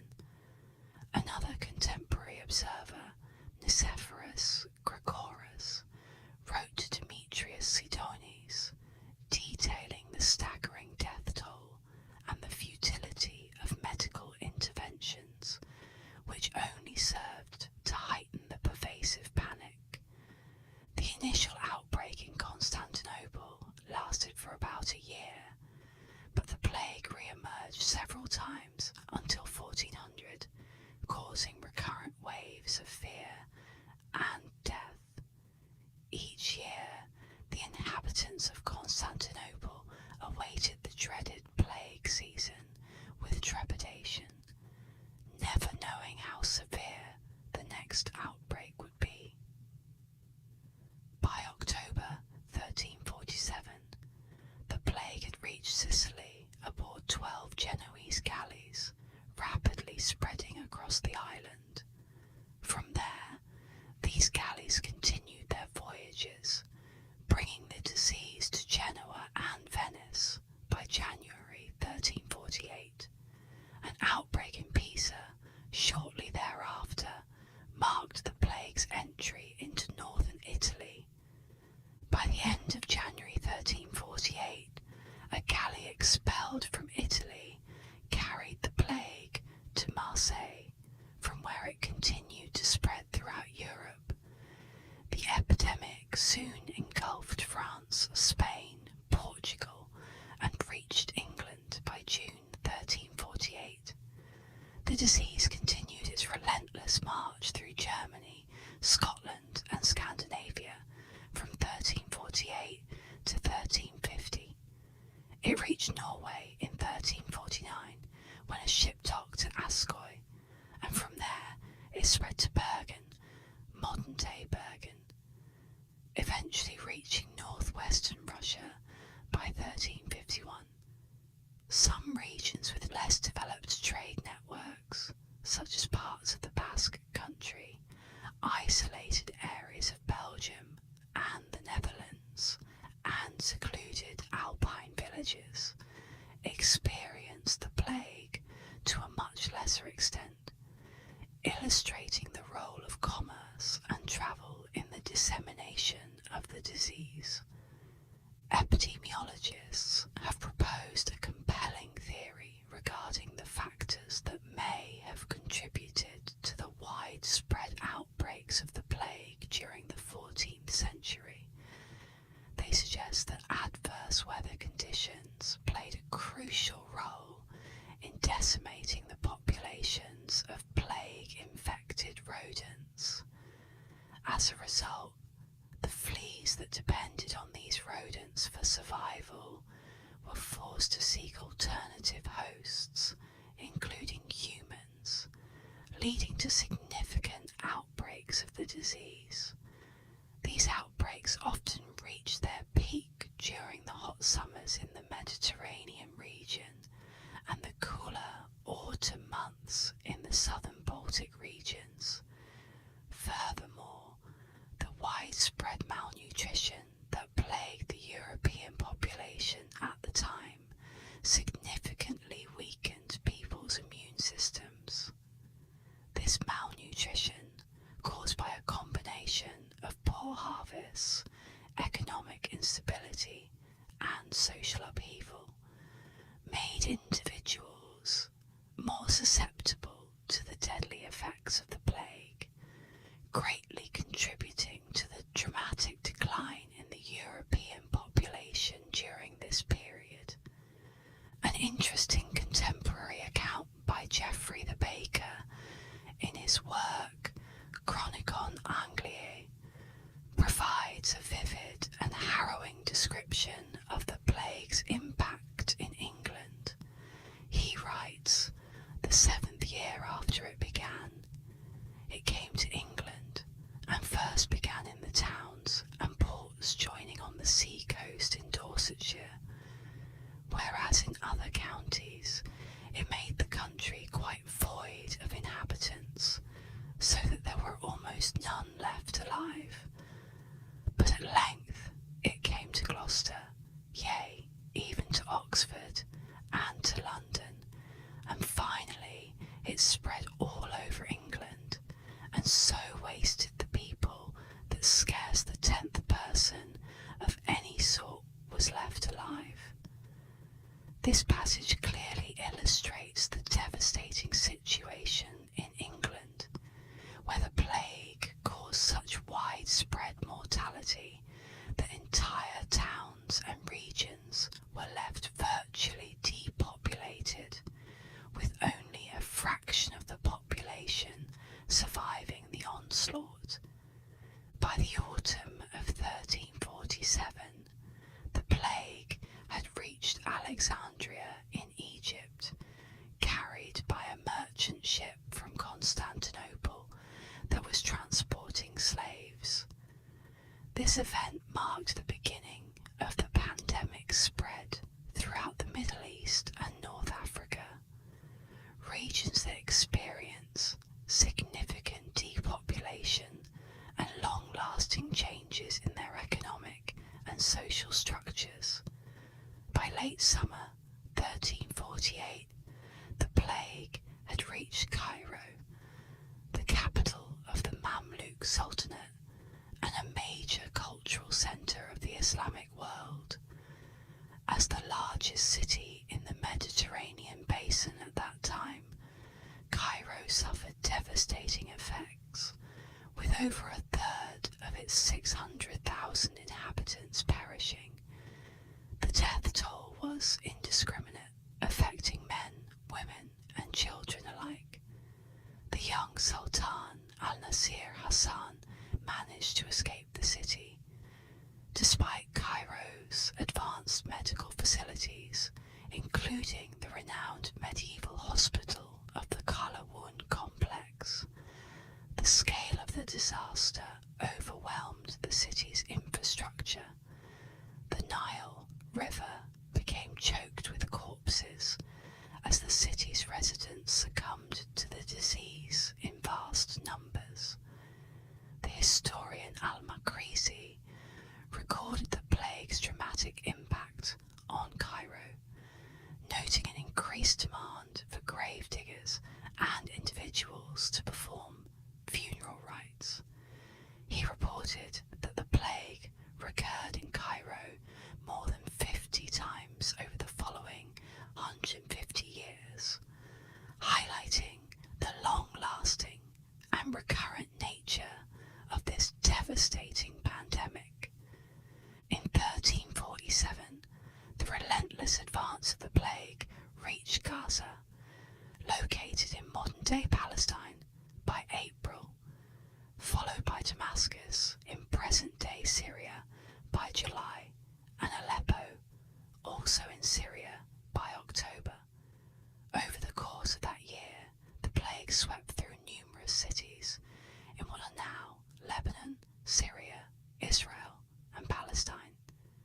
These cities included Ascalon, Acre, Jerusalem, Sidon, and Homs. Between 1348 and 1349, Antioch fell victim to the plague, causing a mass exodus to the north. Unfortunately, the majority of those attempting to flee succumbed to the disease during their journey. In just 2 years, the plague had permeated the entire Islamic world, stretching from Arabia to North Africa. Survivors inadvertently spread the disease further as they travelled. At the same time, the pandemic moved westward from Alexandria, travelling along the African coast. By April 1348, Tunis, now in modern-day Tunisia, was infected due to a ship arriving from Sicily. At that point, Tunis was under siege by a Moroccan army, which, when it dispersed in 1348, facilitated the spread of the disease into Morocco. The epidemic in Morocco may have also been exacerbated by contact with the Islamic city of Almeria in Al-Andalus. In 1348, an outbreak occurred in Mecca, brought on by the influx of pilgrims performing the Hajj. The Rasulid Sultan of Yemen, Al-Mujahid Ali, was released from Mamluk captivity in Egypt in 1351, and upon his return he carried the plague back to Yemen. Throughout 1349, there are records of a massive epidemic hitting Mosul, as well as a second significant outbreak in Baghdad, both of which were major population centres at the time. When you contract the plague, what happens to your body, and how do you recognise it? The experience is anything but pleasant. The plague is typically characterised by a high fever that ranges from 38 to 41 degrees Celsius, approximately 100 to 106 degrees Fahrenheit, severe headaches, painful joints, nausea, vomiting, and a pervasive feeling of malaise. For about 80% of untreated individuals, these symptoms prove fatal within 8 days of onset. 8 days filled with immense suffering. Symptoms during the pandemic varied widely, but one of the most recognisable signs was the appearance of swollen lymph nodes, known as buboes. These buboes typically appeared in the groin, neck, and armpits, manifesting as large, painful welts that often oozed pus and bled when lanced. At this point, discussing such details might be unappetising. One of the most vivid contemporary descriptions of the plague comes from Boccaccio, who noted that both men and women developed tumours in the groin or armpits. These tumours could be as large as a common apple or as small as an egg. Regardless of their size, they were highly undesirable. From these areas, the deadly infection quickly spread throughout the body. Soon after, patients often exhibited black spots or livid patches on their skin, particularly on their arms, thighs, or other body parts. These spots varied in size and number, but were considered just as ominous as the buboes, signifying a high likelihood of death. The appearance of these black spots contributed to the pandemic's name, the Black Death. Patients typically experienced an acute fever and began to vomit blood, with death following within 2 to 7 days after these symptoms appeared. Another symptom was a rash that resembled flea bites, suggesting an additional method of transmission beyond the common form of plague. Other variants included pneumonic plague, which affected the lungs, and septicemic plague, which spread through the bloodstream. The pneumonic plague primarily targeted the lungs, leading to severe respiratory issues, fever, persistent coughing, and sputum laced with blood.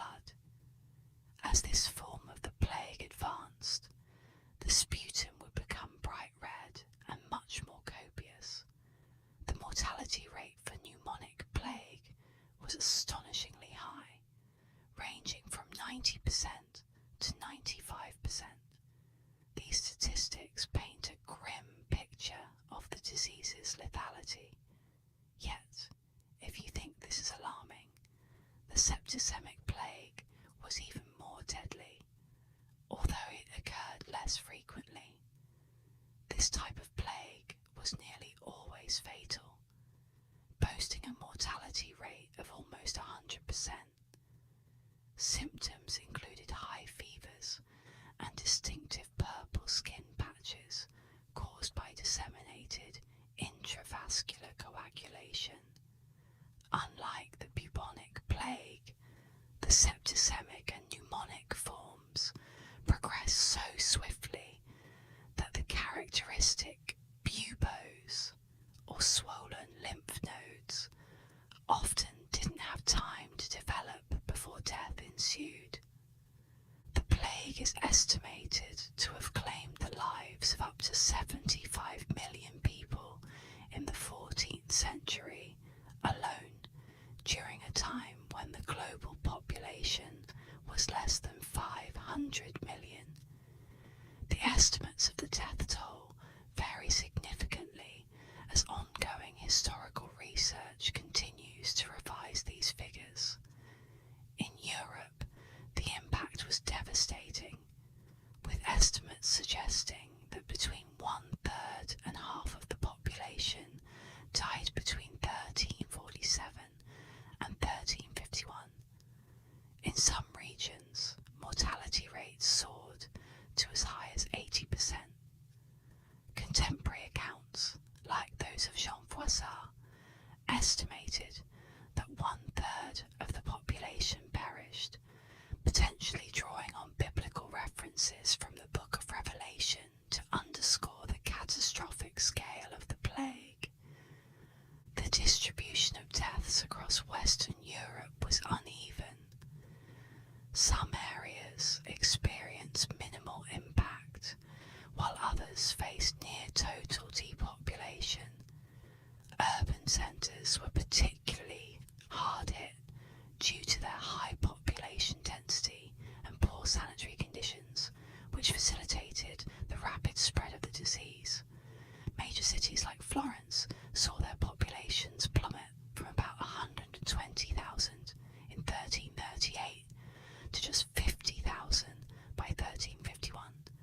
Similarly, Hamburg and Bremen lost between 60% and 70% of their populations. In the French regions of Provence, Dauphiné and Normandy, the population decreased by 60%. The town of Givry in Burgundy recorded an extraordinarily high number of deaths in 1348, with half of them occurring in September alone. In some parts of Norway, up to 60% of the population died between 1348 and 1350. London and England as a whole experienced massive population declines, with the English population dropping from 7 million to just 2 million by 1400. However, some regions such as the Kingdom of Poland, parts of Hungary, and specific areas within modern Belgium and Spain initially avoided the plague, although they later face subsequent outbreaks. The reasons behind these areas' initial resistance to the plague are not well understood. While there is no clear explanation, some historians speculate that genetic factors might have played a role. Regardless, when the plague eventually struck these regions, it affected all social classes. The lower classes, living in more crowded and unsanitary conditions, were particularly vulnerable. Notable victims included monarchs like Alfonso X of Castile and Joan of Navarre. The plague also claimed members of royal families across Europe, including the wife and daughter of Peter IV of Aragon and Joan of England, daughter of Edward III, who died en route to Spain for her marriage. The Byzantine emperor lost his son, and in France, Bon of Luxembourg, the wife of the future John II, succumbed to the disease. The demographic impact of the Black Death in Asia, particularly in China, was devastating, leaving a profound and lasting scar on the region. China experienced a series of epidemics and famines from the 1200s through the 1350s, which collectively resulted in a dramatic population decline. For example, a particularly severe outbreak in Hebei province in 1334 reportedly claimed up to 80% of the population in that area. This catastrophic event was only one among many that contributed to the overall decline in China's population, which plummeted from an estimated 125 million to around 65 million by the late 14th century. The magnitude of this demographic collapse underscores the sheer scale of the devastation wrought by the plague and other concurrent disasters in Asia. Turning our attention back to Europe, an Italian chronicler named Agnolo di Tura provides a harrowing first-hand account of the plague's impact in Siena in 1348. He wrote, "Father abandoned child, wife, husband, one brother another, for this illness seemed to strike through the breath and sight.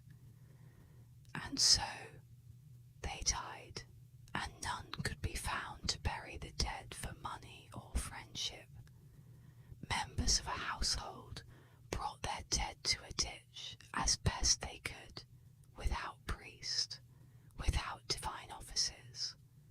Great pits were dug and piled beneath with the multitude of the dead, and they died by the hundreds, both day and night, and as soon as those ditches were filled, more were dug, and I, Agnolo di Tura, buried my 5 children with my own hands, and there were also those who were sparsely covered with earth, that the dogs dragged them forth, and devoured many bodies throughout the city. There was no one who wept for any death, for all awaited death, and so many died that all believed that it was the end of the world." His account vividly captures the despair and horror experienced by those living through the plague, highlighting the breakdown of social bonds and the overwhelming scale of death.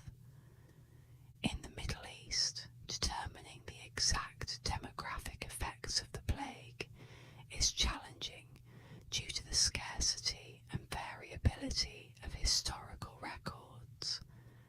Nevertheless, it is clear that rural areas were particularly hard hit, with many inhabitants abandoning their homes and livelihoods, leading some regions to become completely depopulated. Urban centres also suffered significant losses. For instance, in Gaza, the 1348 outbreak resulted in approximately 10,000 deaths.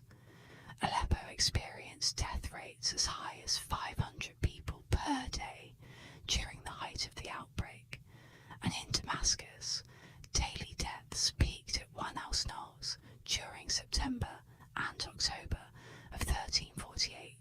By the time the epidemic began to subside in March 1349, Syria had lost an estimated 400,000 people. Despite these grim figures, some scholars suggest that the overall mortality rate in the Middle East might have been lower than in some parts of Asia and Europe, potentially affecting less than 1/3 of the total population. However, this rate varied significantly across different areas, with some locations experiencing much higher mortality rates. During the 14th century, theories about the causes of the Black Death range from supernatural to astrological explanations. People of that time were perplexed and unable to rationalise the pandemic through natural means. Many believed that such a devastating event had to be the result of divine anger, or perhaps the influence of the stars.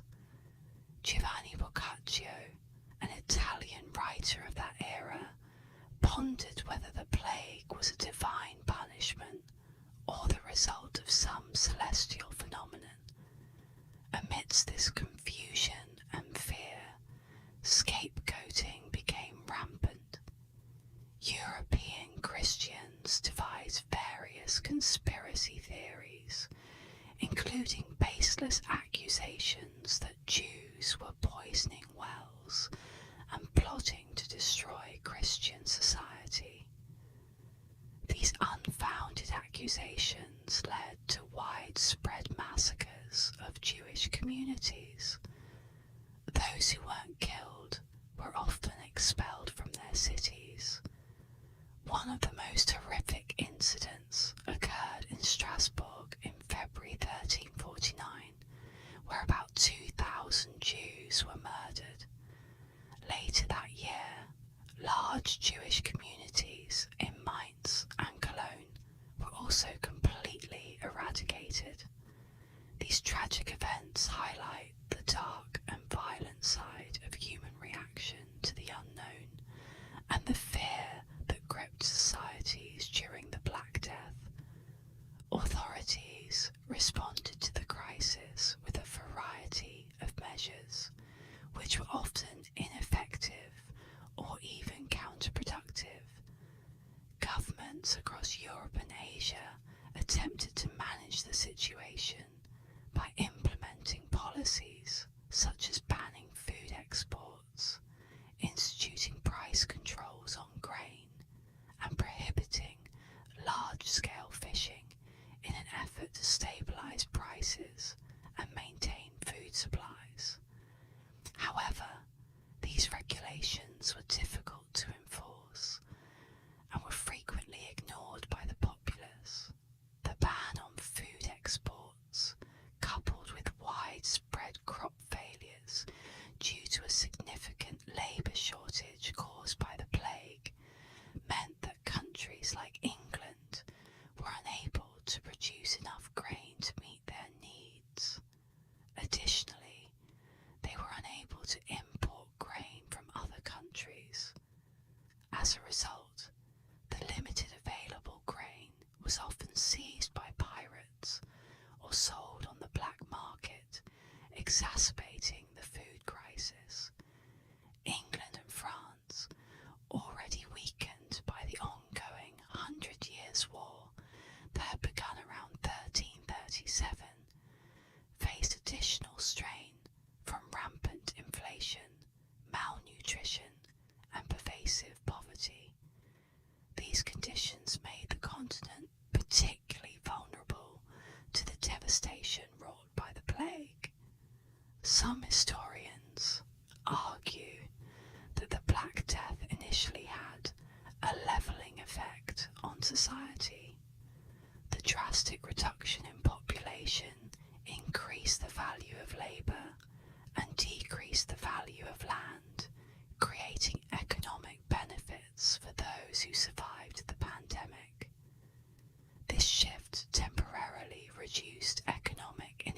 equality and improved conditions for workers, as the scarcity of labour meant that workers could demand higher wages and better working conditions. However, this effect was short-lived. As the population eventually began to recover, old economic disparities re-emerged. Despite initial improvements, labourers, artisans and craftsmen saw their real incomes decline in the quarter century following the Black Death due to rising inflation. By 1357, 1/3 of London's properties were vacant as a direct result of the severe impact of the plague. The population continued to decline until around 1420, complicating efforts to fully understand the long-term economic impacts of the pandemic. Furthermore, the disruption of trade within the vast Mongol Empire, compounded by the Black Death, is recognised as a significant factor contributing to the empire's eventual downfall. The plague had a profound effect on the social structure of England and Western Europe, leading to more advantageous conditions for the surviving peasants. The significant decline in population facilitated greater social mobility, reduced obligations to remain on ancestral lands, and nearly eradicated the institution of serfdom. With an abundance of available land and rising wages, individuals, particularly younger sons and women, found new opportunities to improve their social standing and pursue more lucrative livelihoods. However, as the population began to recover, these benefits were gradually undermined by renewed scarcity and subsequent famines. In response to these changes, European governments enacted laws to address the shifting social and economic landscape, which we will discuss shortly. In stark contrast, Eastern Europe experienced a significant tightening of laws that further bound peasants to the land through intensified serfdom. The dramatic population decrease also led to lower land prices and increased food availability for the average peasant, resulting in a notable rise in per capita income over the next century. With more farmland available for grazing, the consumption of meat and dairy products increased significantly, and regions such as the Low Countries, Scandinavia, and northern Germany saw a substantial boost in exports of beef and butter. However, the upper classes were not keen on peasants enhancing their wealth and lifestyles. They attempted to counter these social changes by enforcing sumptuary laws to prevent peasants from adopting the lifestyles or appearances of the higher social classes with their newfound wealth. Additionally, efforts were made to fix prices and wages to prevent peasants from leveraging their increased value to demand more. This tightening of control was an effort to maintain the social hierarchy and ensure that the newfound economic benefits did not disrupt the established order. In England, this resistance to social change was institutionalised through the Statute of Labourers in 1351, which capped peasant wages at pre-plague levels. This measure aimed to prevent the lower classes from taking advantage of the labour shortages and increasing their bargaining power. The enforcement ultimately contributed to significant social unrest, culminating in the Peasants Revolt of 1381. This revolt was a direct response to the oppressive legislation and the broader socio-economic tensions of the time. I've done an extensive video on this topic, and it is incredibly fascinating. I highly recommend you watch that video or any other on the subject to learn more about the Peasants' Revolt. This period of history is crucial for understanding the dynamics between labour and authority and the long-term impact of the Black Death on European society. The plague also caused significant shifts in property ownership, as numerous landowning nobles perished, leaving their estates to widows and minor children.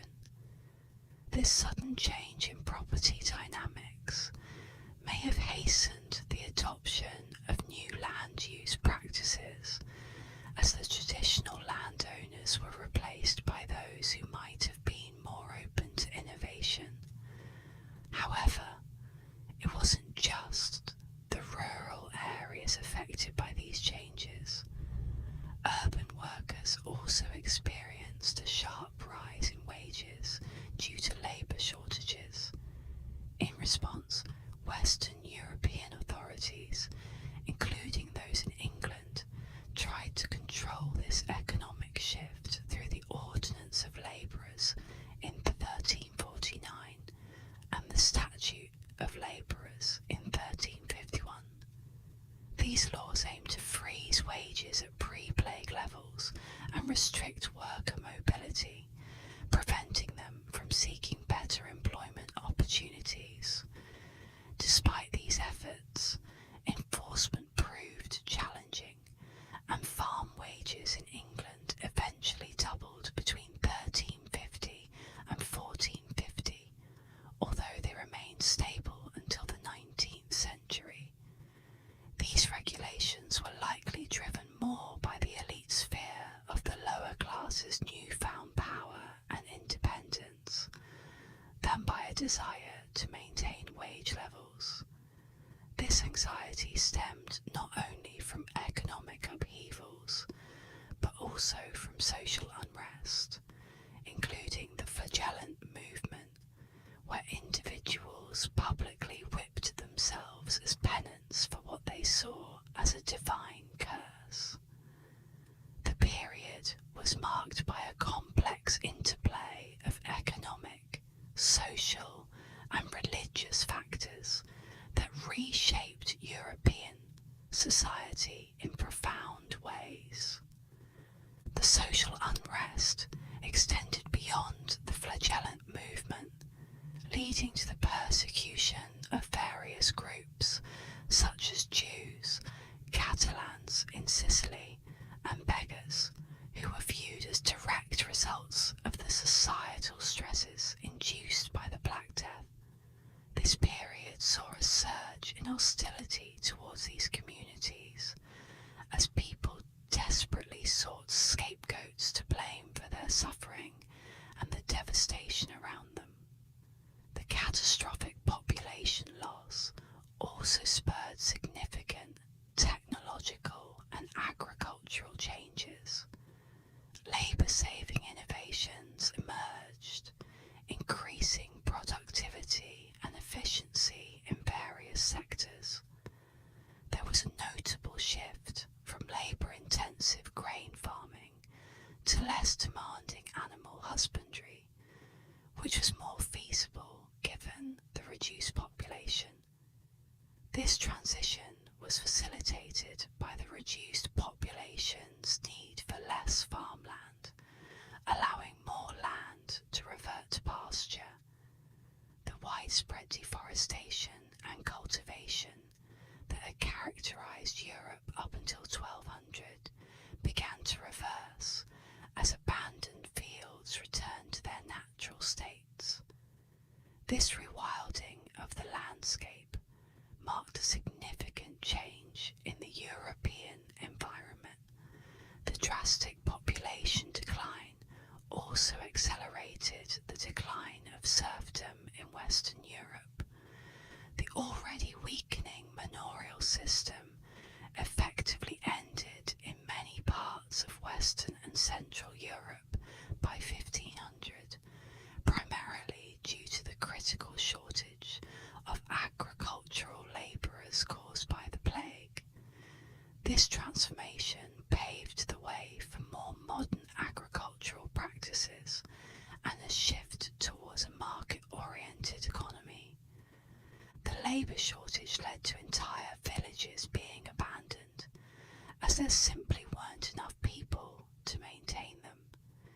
In England alone, over 1,300 villages were deserted between 1350 and 1500, leaving behind ghost towns that once thrived with life.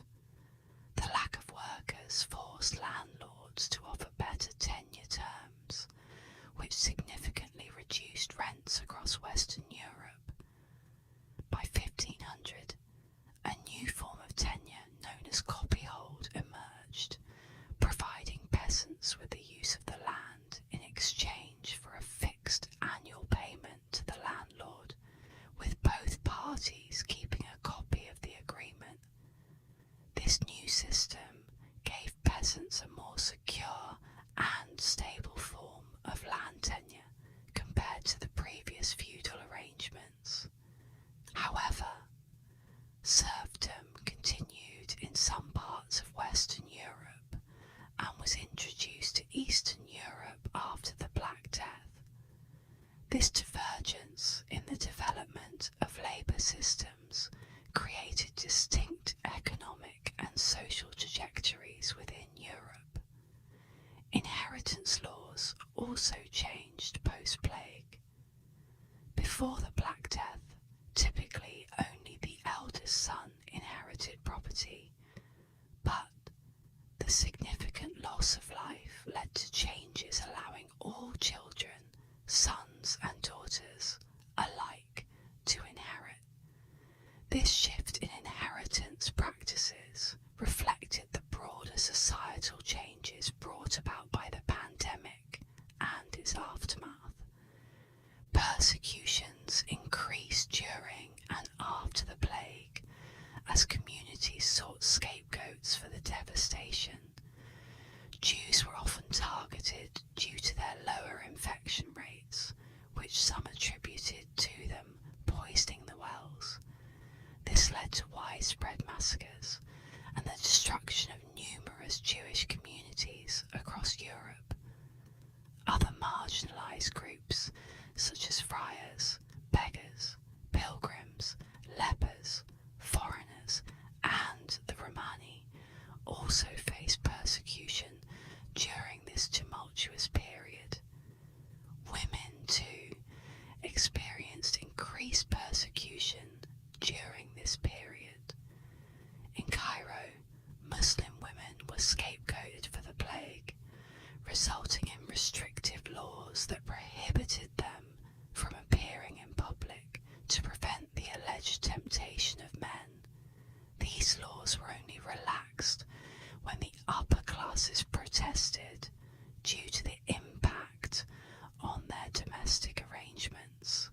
The intense fear and desperation that gripped society during the Black Death led to irrational and harmful actions against various vulnerable groups, highlighting the deep-seated prejudices and social tensions of the time.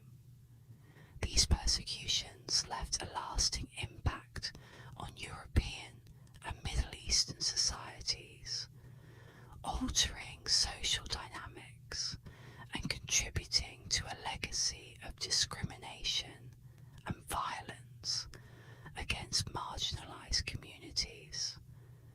The Black Death profoundly affected monastic communities, which often had close contact with the sick seeking refuge. The devastating epidemic led to a severe shortage of clergy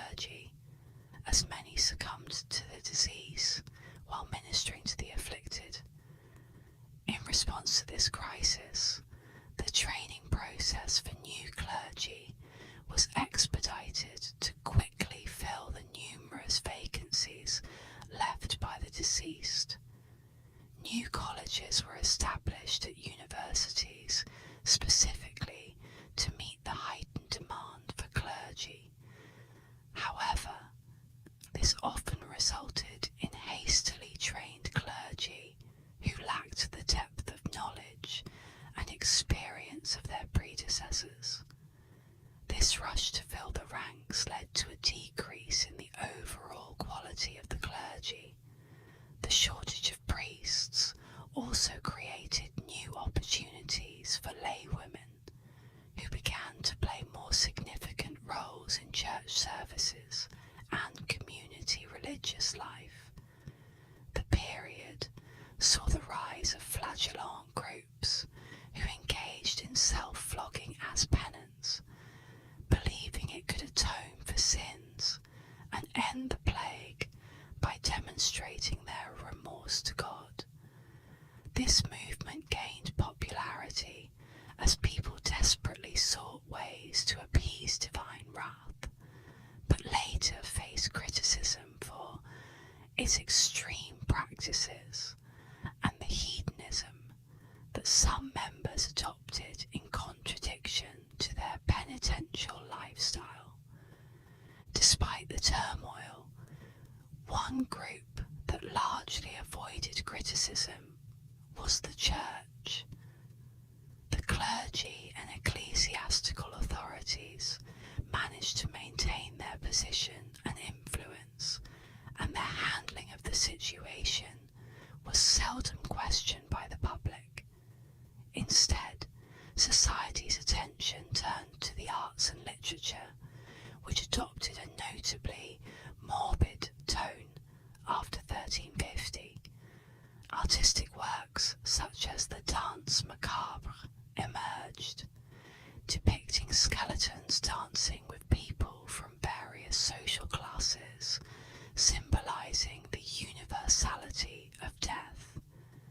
These images conveyed the idea that wealth, status, or power could not prevent the inevitable, a theme that resonated deeply in a society ravaged by the plague. This motif was also reflected in the literature of the time.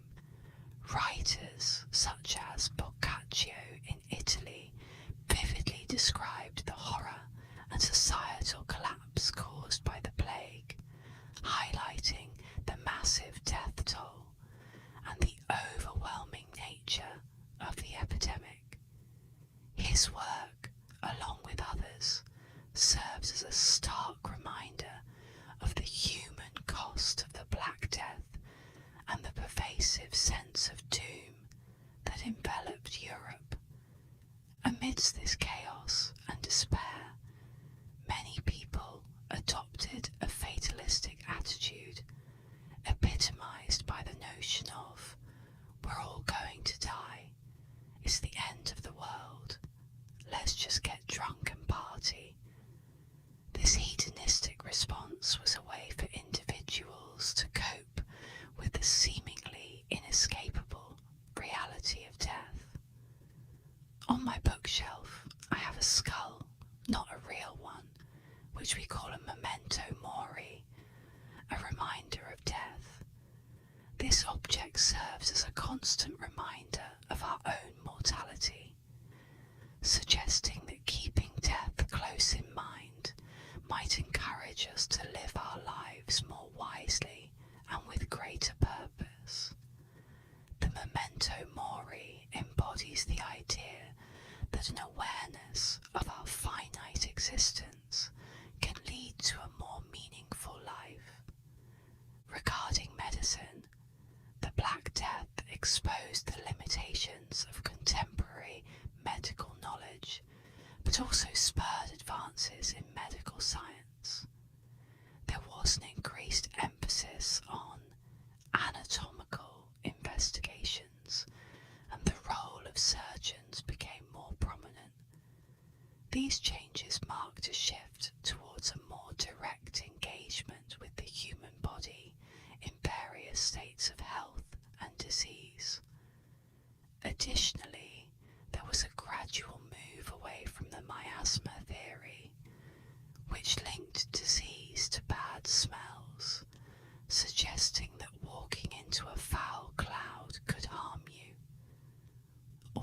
it took some time for more accurate theories to gain acceptance, a few individuals began advocating for modern techniques that laid the groundwork for future medical advancements.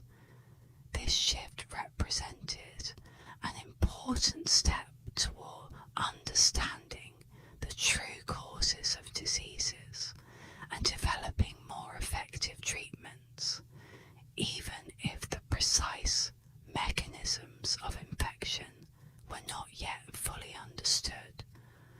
Another intriguing aspect of the Black Death's impact is its potential influence on genetics.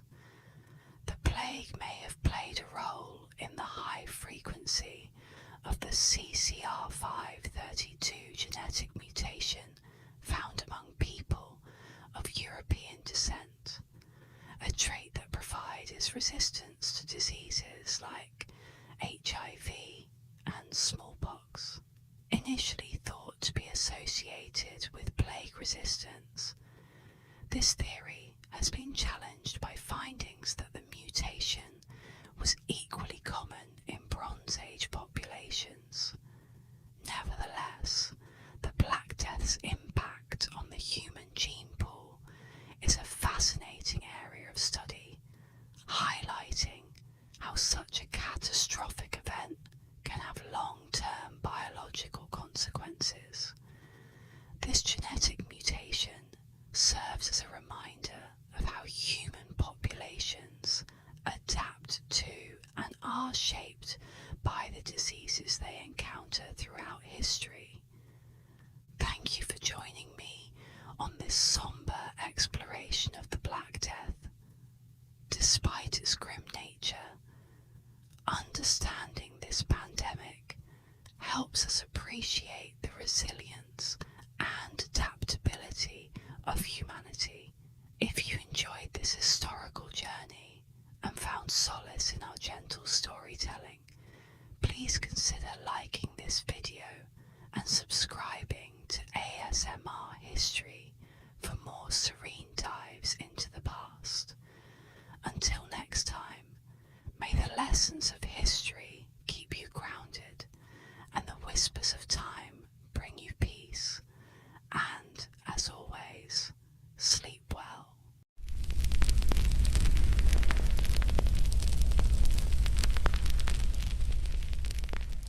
Welcome to ASMR History, where I bring the past to life through soothing sounds and gentle storytelling.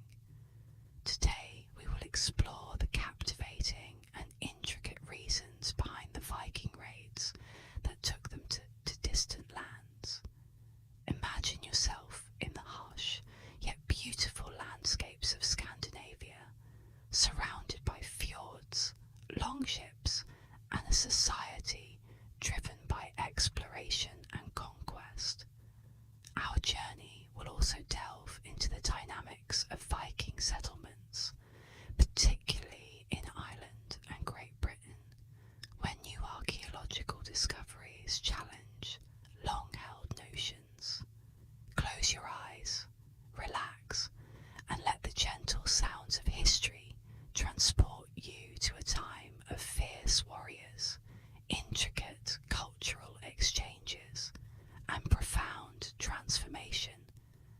The reasons behind Viking raids into far-off lands have been theorized extensively, with historians and archaeologists examining various socio-economic and environmental factors.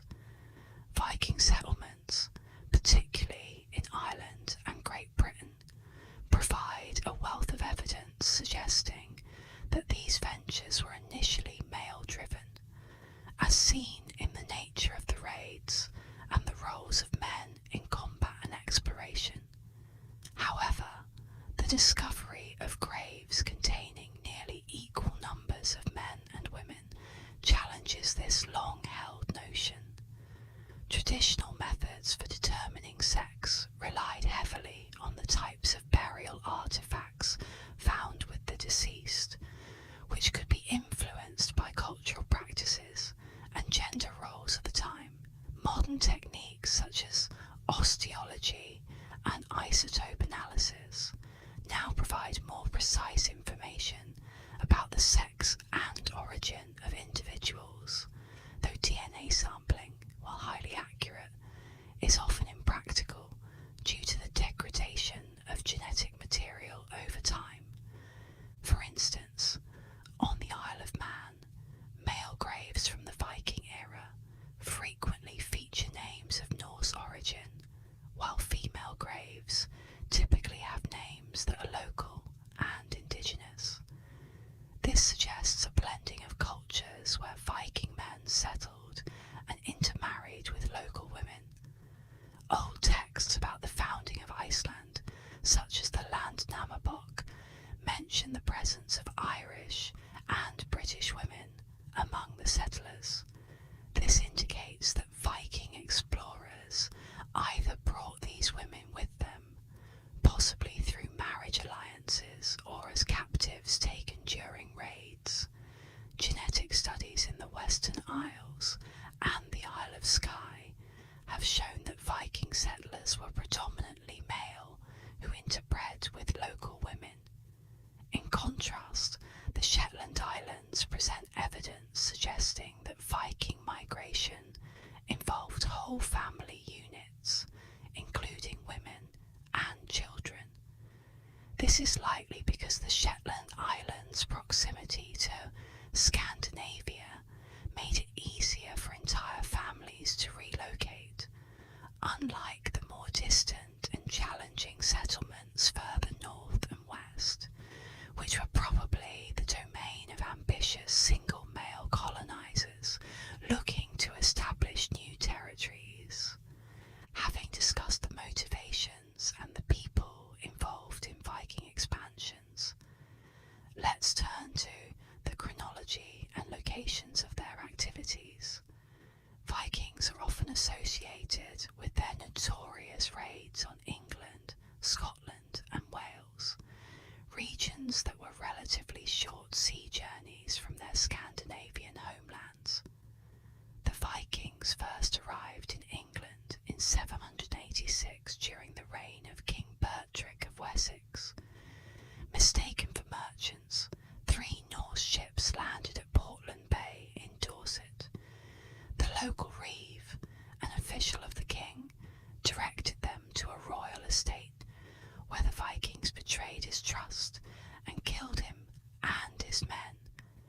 This marked the beginning of a series of brutal and opportunistic attacks on the English coast. On June 8th, 793, the infamous raid on Lindisfarne took place, where the Vikings looted the church, desecrated religious relics, and murdered the monks. This event sent shockwaves throughout Christian Europe and was recorded by contemporary chroniclers, including Alcuin of York, who lamented the devastation brought upon the holy site. According to the 12th century chronicler Simeon of Durham, some monks were killed or thrown into the sea, while others were taken as slaves, along with church treasures. The repeated Viking assaults led the monks to abandon Lindisfarne in 875, taking St. Cuthbert's relics with them to ensure their safety. In 794, the wealthy monastery at Jarrow was targeted by Viking raiders. Unlike previous encounters, the monks and local population offered unexpected resistance. Although the Vikings initially managed to escape with their plunder, their ships were stranded at Tynemouth, where the crew was killed by locals. This incident served as a temporary deterrent, and there were no further major raids on England for about 40 years as the Vikings turned their attention to easier targets in Ireland and Scotland, exploiting the political fragmentation and wealth of these regions. A major shift in Viking activity occurred in 865, when various Danish Viking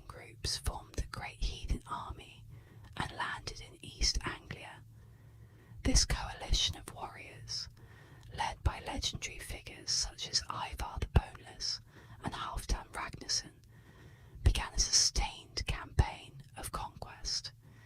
They captured York in Northumbria in 866, establishing it as a major Viking hub. By 871, the Great Heathen Army had divided, with one faction continuing their campaign in Wessex, while the other settled in Northumbria, leading to the creation of the Danelaw, a region of England under Viking control. The fragmented English kingdoms struggled to resist the Viking onslaught until King Alfred of Wessex secured a decisive victory over Guthrum at the Battle of Edington in 878. This victory led to the Treaty of Wedmore and later the Treaty of Alfred and Guthrum, which established boundaries between English and Viking territories and marked the beginning of a more stable, albeit uneasy, coexistence between the two cultures. Despite these treaties, skirmishes between the English and Vikings persisted. Alfred's successors gradually reclaimed territory, including the strategic city of York. Viking activity saw a resurgence in 947, when Eric Bloodaxe, a formidable Viking leader, captured York, briefly re-establishing a Norse foothold in the region. The Viking influence in England continued into the reign of Canute the Great, a Danish king who ruled England from 1016 until his death in 1035. During his reign, Canute successfully maintained control over England, creating a North Sea empire that included Denmark and Norway. However, disputes among Canute's heirs after his death led to a weakening of their control over England, culminating in a succession crisis following the death of Edward the Confessor in 1066. In 1066, Harold Hardrada of Norway, claiming the English throne, attempted an invasion but was defeated by King Harold Godwinson at the Battle of Stamford Bridge. However, Harold Godwinson's victory was short-lived, as he soon faced another threat from William the Conqueror, Duke of Normandy. At the Battle of Hastings, later that year, William defeated Harold Godwinson, leading to Harold's death and the end of Anglo-Saxon rule.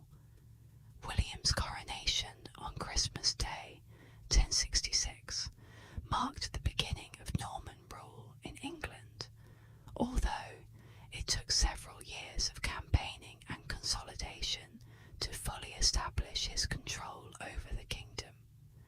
The Danish king Svein Estridsson briefly supported Edgar the Etheling, the last male member of the royal house of Cerdic of Wessex, in 1070. However, Svein eventually accepted payment from William the Conqueror and withdrew his support. Viking raids continued sporadically during the reign of King Stephen in the mid-12th century. King Eystein II of Norway took advantage of the civil war in England to raid the east coast in 1152, targeting towns such as Hartlepool and Whitby. These raids are considered the final significant Viking activities in England, marking the end of the Viking Age in the region. The Iona Monastery, located on Scotland's west coast, first faced Viking raids in 794. These raids were part of a larger pattern of Norse incursions in the British Isles. Despite the monastery's remote location, it suffered multiple devastating attacks over the next 50 years, leading to its eventual abandonment. Detailed records from this period are scarce, but archaeological and historical evidence indicates that Scandinavian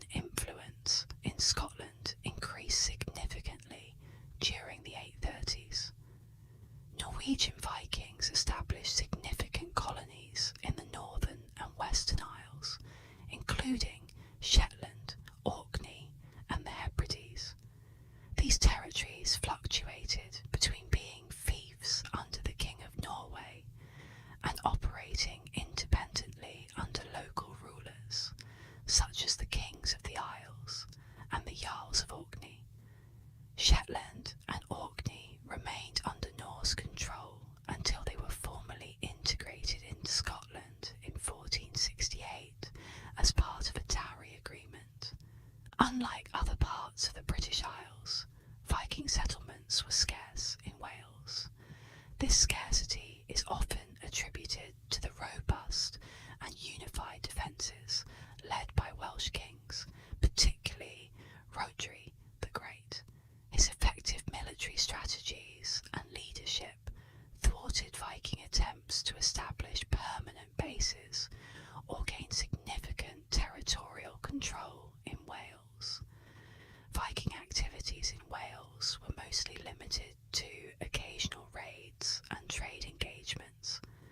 Notable among these efforts was the raid on Anglesey in 854, which ultimately failed due to the strong resistance mounted by the Welsh defenders. Rhodri the Great earned his moniker for good reason, and his successes against the Vikings are well documented. In 856, 2 years after achieving a significant victory by defeating and killing the Danish leader King Gorm, Rhodri's military prowess continued to shine. According to the brute White Iwisogian, he secured 2 more major victories in 872. The first occurred at a location known as Banb or Banau, where Rhodri's forces decisively defeated a Viking contingent.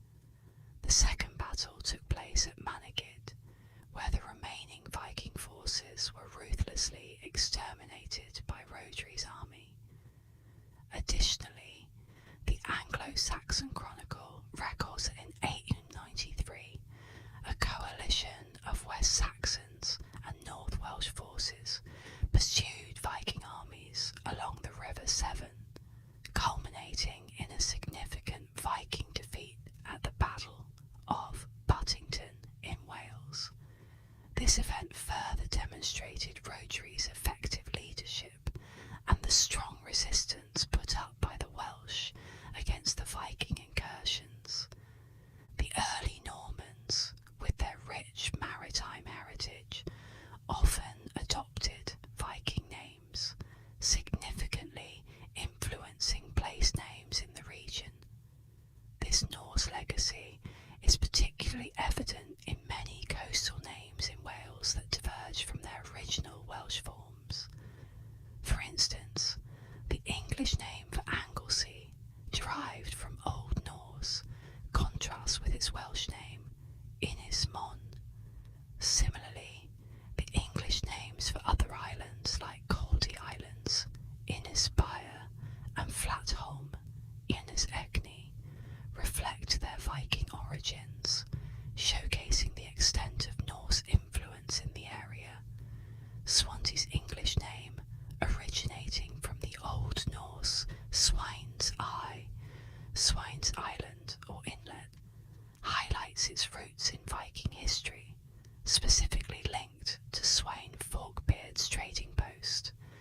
Additionally, Worm's Head, derived from the Old Norse word for dragon or snake, or Hamar, alludes to a Viking myth of a sleeping dragon, further emphasising the cultural imprint left by the Norse.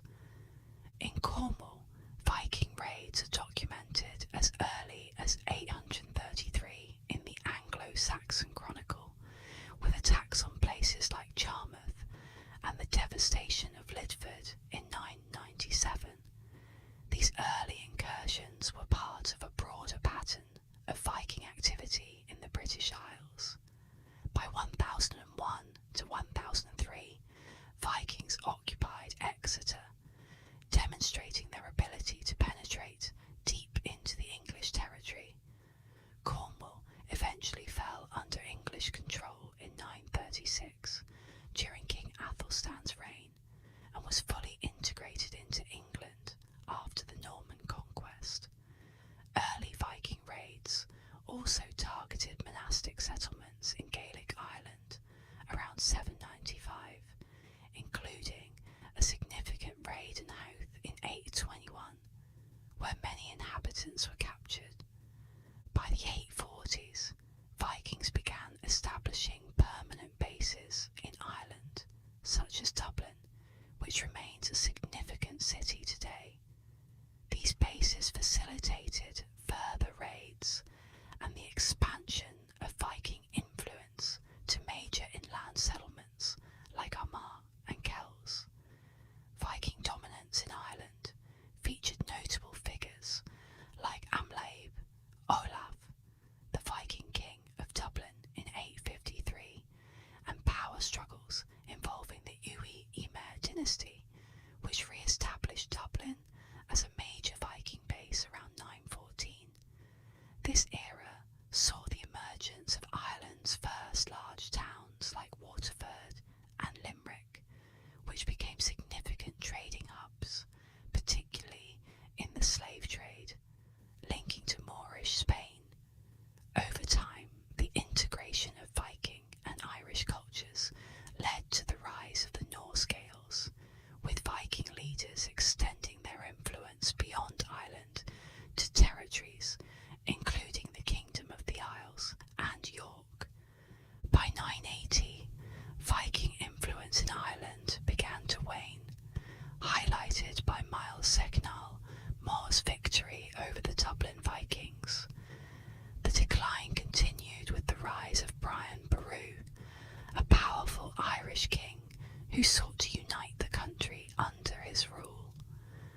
Despite initial resistance from the Vikings, including the battles of Glenmama and Clontarf, the Viking presence in Ireland significantly reduced after their defeat at Clontarf in 1014.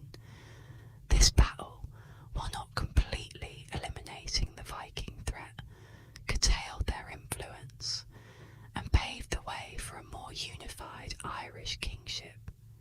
Moving on to the continent, Normandy, or Northmania, translates to Land of the Norsemen, reflecting its Viking origins.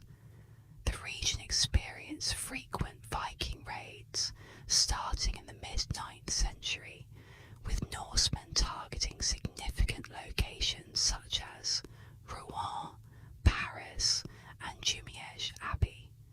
Frankish rulers, including Charles the Bald and later Charles the Simple, struggled to repel these invasions, often resorting to large payments of silver and gold to the Vikings as a means of buying peace. A pivotal moment came in 911 with the siege of Chartres.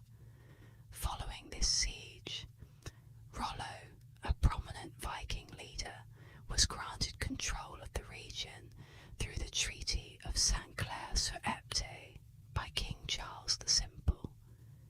This agreement established Rollo as the first Norman Count of Rouen, requiring his conversion to Christianity and marriage to Gisela, Charles' illegitimate daughter. The treaty marked the inception of the Duchy of Normandy, officially recognising the lands Rollo and his followers had previously seized by force. The integration of Rollo's Viking contingent with the local Frankish and Gallic populations led to the emergence of the Normans, a unique cultural blend that retained significant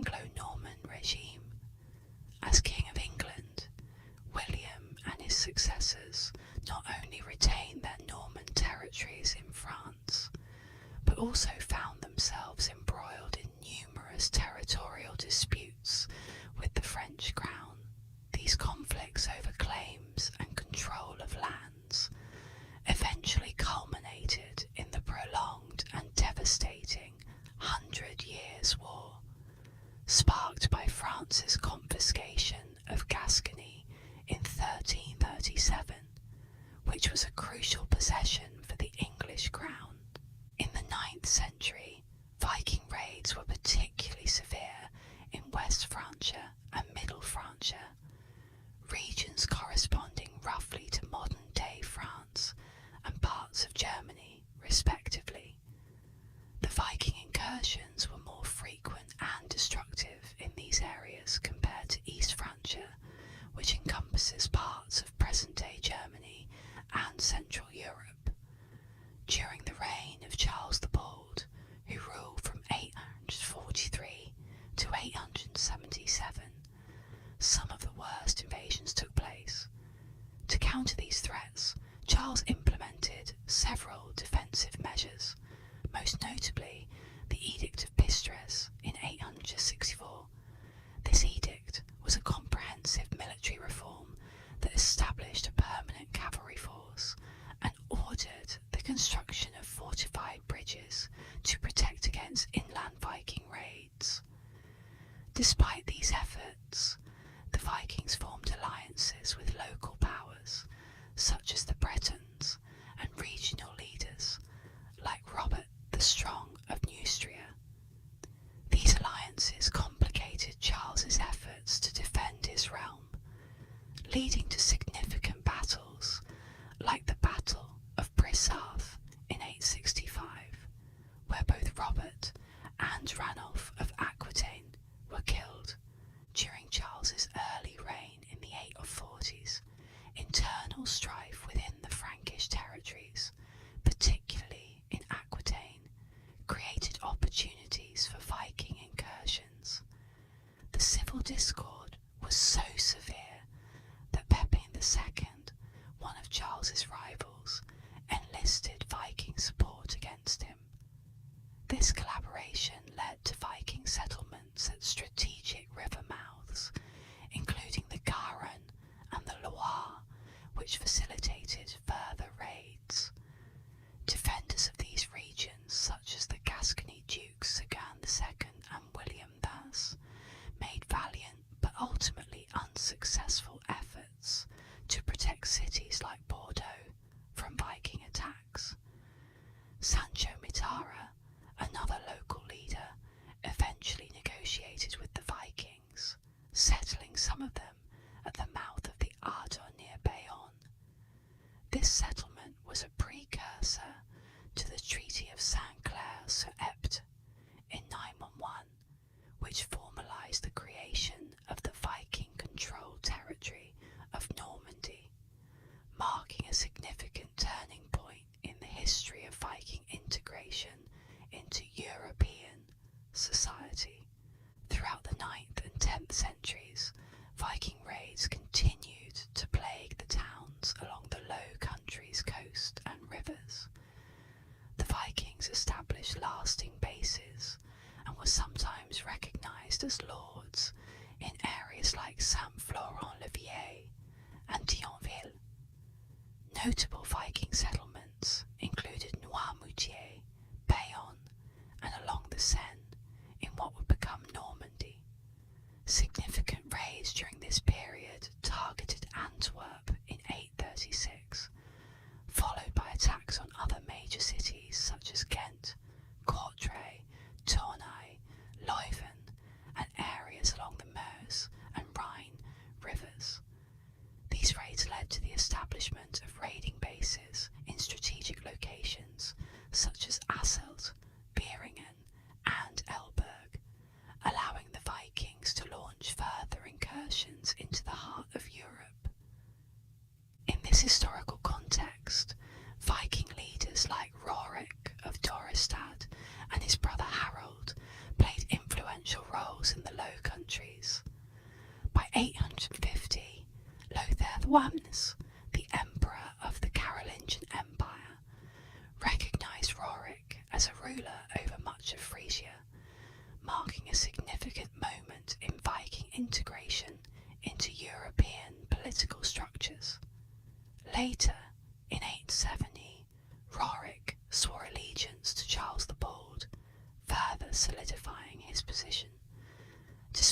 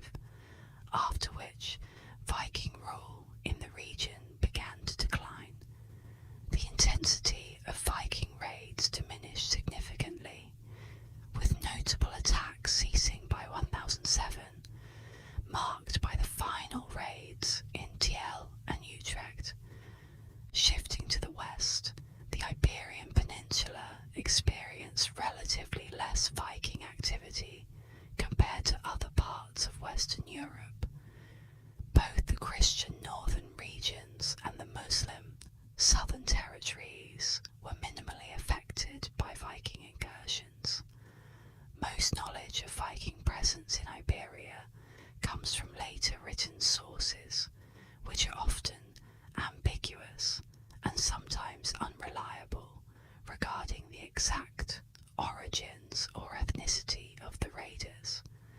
Archaeological evidence supporting Viking activity in Iberia is limited, but continues to grow as ongoing research uncovers more about their presence, which began around the mid-9th century. While there were Viking raids and possible overwintering in the region, substantial evidence of extensive trade or permanent settlement remains lacking. This contrasts with other parts of Europe where Viking influence was more pronounced and long-lasting.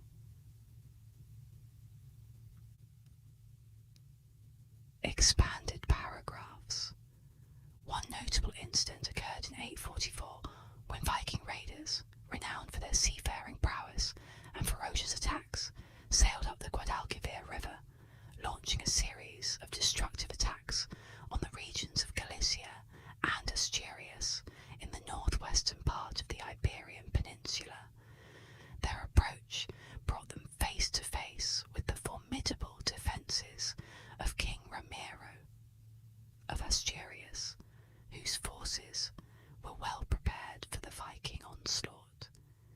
The Asturian army utilised Galician crossbows, a powerful torsion-powered projectile weapon that proved devastatingly effective against the Viking invaders.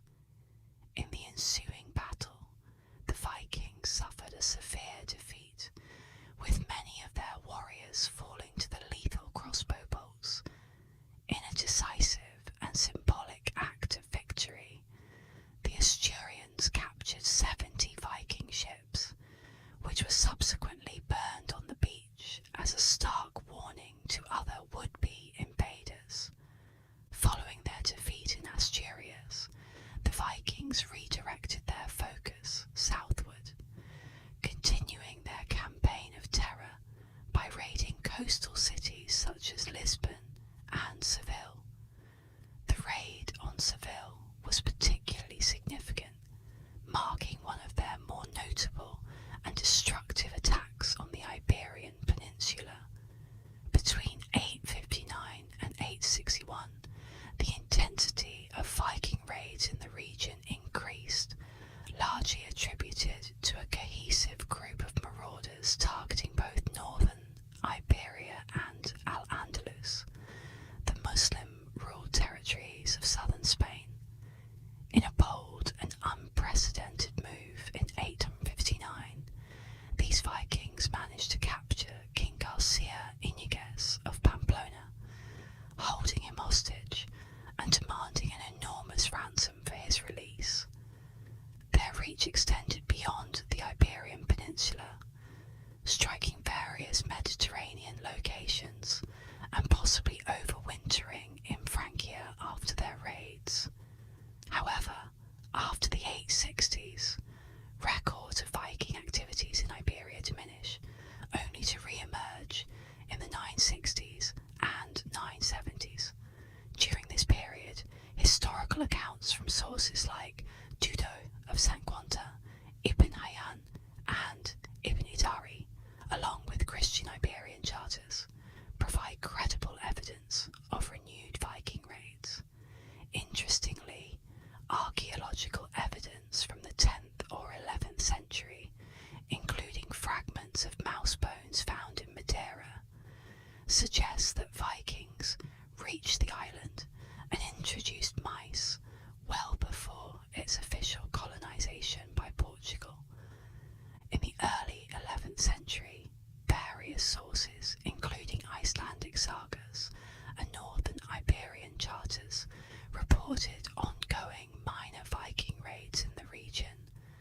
As the Viking Age waned, Scandinavians and Normans continued to visit and raid Iberia, often on their way to the Holy Land for pilgrimages, crusades, or as part of the Norman conquest of the Mediterranean. Notably, figures such as Sigurd Jorsalfar of Norway Rognvald Kallikolsson were among those who continued these activities. Around 860, accounts from Ermentarius of Noirmoutier and the Annals of Saint-Bertin recorded that Vikings based in France ventured to Iberia before proceeding towards Italy, highlighting the extensive reach of their maritime expeditions.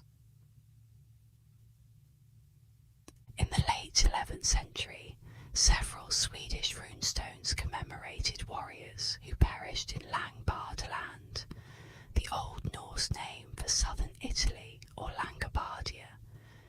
These inscriptions imply that these individuals were Varangian mercenaries employed by the Byzantine Empire rather than Normans. Historical records suggest that Varangians might have served as mercenaries in Italy against the Arabs as early as 936. Subsequently, many Anglo-Danish and Norwegian nobles participated in the Norman conquest of southern Italy. Harald Hardrada, who later became King of Norway, notably took part in this conquest in Sicily around 1038 to 1040, serving under leaders such as William de Hauteville. Another significant figure, Edgar the Etheling, who left England in 1086, also travelled to the region, as did Erling Skaka, who earned his nickname in battles against Arabs in Sicily. Additionally, numerous Anglo-Danish individuals fleeing William the Conqueror's rule joined the Byzantine forces in their conflicts against Robert Guiscard, Duke of Apulia, in southern Italy. Harald Hardrada also served the Byzantine Emperor in Palestine and conducted raids across North Africa, the Middle East, and as far as Armenia and Sicily, as chronicled in Snorri Sturluson's Heimskringla. Evidence of Norse activity in Arabia and Central Asia appears on runestones in Scandinavia, commemorating Vikings who died in Sörkland, a term possibly referring to areas around the Black Sea or beyond. Meanwhile, the Norse known as Rus in the eastern Mediterranean primarily engaged in trade but occasionally in hostilities, including raids in the Caspian in 910, 912 and 943, along the Baltic Sea and major inland rivers now within Russian territories, such as Staraya, Ladoga and Novgorod. Vikings known as Varangians or Rus established several settlements. These settlements became hubs of trade, colonization, piracy and mercenary activities, utilizing the extensive river systems and portages of Gardariki. Their significant role in regional affairs began when Slavic tribes invited them to establish order amid constant tribal warfare, leading to Rurik's leadership and the subsequent establishment of the Rurikid dynasty, which ruled Kievan Rus and later Muscovy until 1598. Certainly, here's the expanded version of the provided paragraphs. The Varangians, an elite group of Viking warriors, were known for their extensive travels and influence across various regions. They reached the Caspian Sea and Constantinople, playing a significant role in the geopolitics of these areas. One notable Varangian, Ingvar the Far-Travelled, embarked on a series of daring expeditions to Iran and the Caucasus between 1036 and 1042. His journeys are immortalised on the Ingvar rune stones, a series of memorial stones scattered across Sweden. These stones serve as historical records, highlighting the far-reaching influence of the Varangians. Around the year 1036, a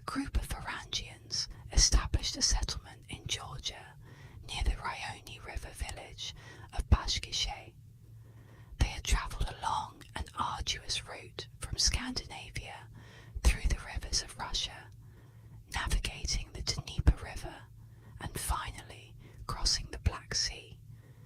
King Bagrat IV of Georgia welcomed these formidable warriors, integrating several hundred of them into his army. Their prowess in battle was demonstrated at the Battle of Sasareti in 1042, where their contributions were pivotal. Nadod, a pioneering settler from Norway, is credited as the first known person to land on Iceland. His journey began with an intended voyage from Norway to the Faroe Islands. However, he lost his way and found himself on the east coast of Iceland. Impressed by the snowy landscape, he named it Snaeland, meaning snowland. Another sailor, Garda Svavarsson from Sweden, also accidentally arrived in Iceland. He discovered that it was indeed an island and named it Gardarsholmi. Garda spent a winter at Husavik, establishing a temporary settlement. The first intentional voyage to Iceland was made by Flokki Vilgedarsson, also known as Raven Flokki. He used ravens to help navigate and spent a winter at Bardastrand.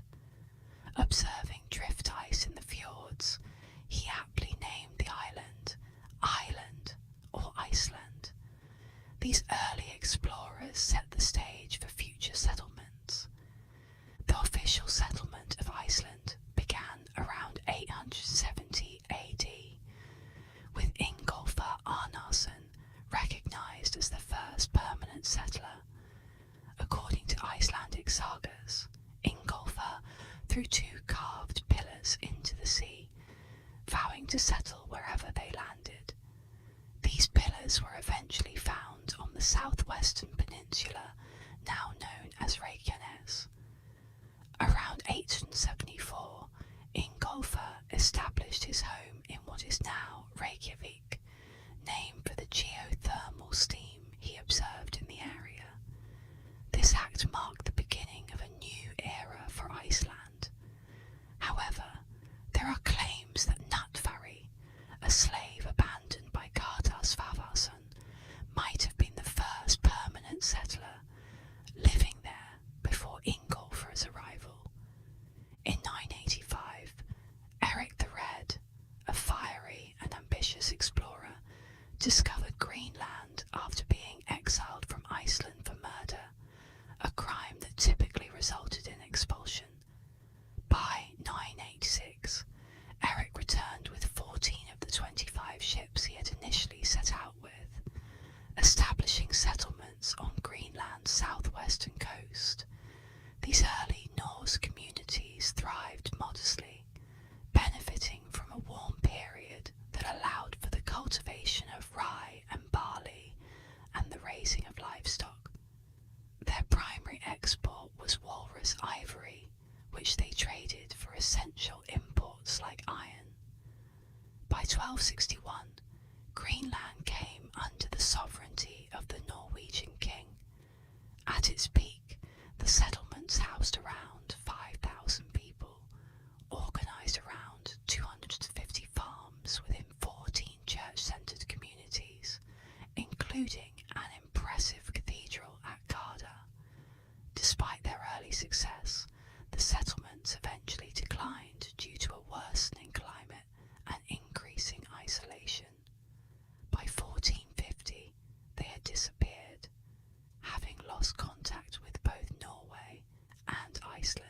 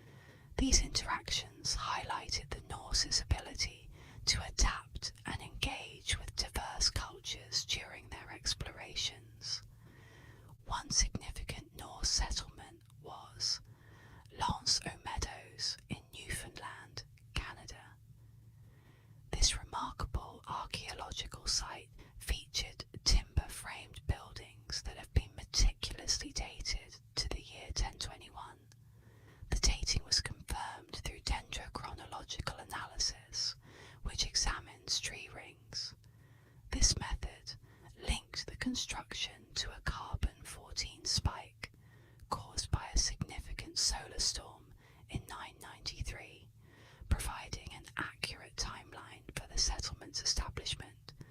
The findings indicate that Norse settlers were actively living in the area by that year. Historical records document interactions between the Vikings and the Native Americans, whom the Norse referred to as Skraelings.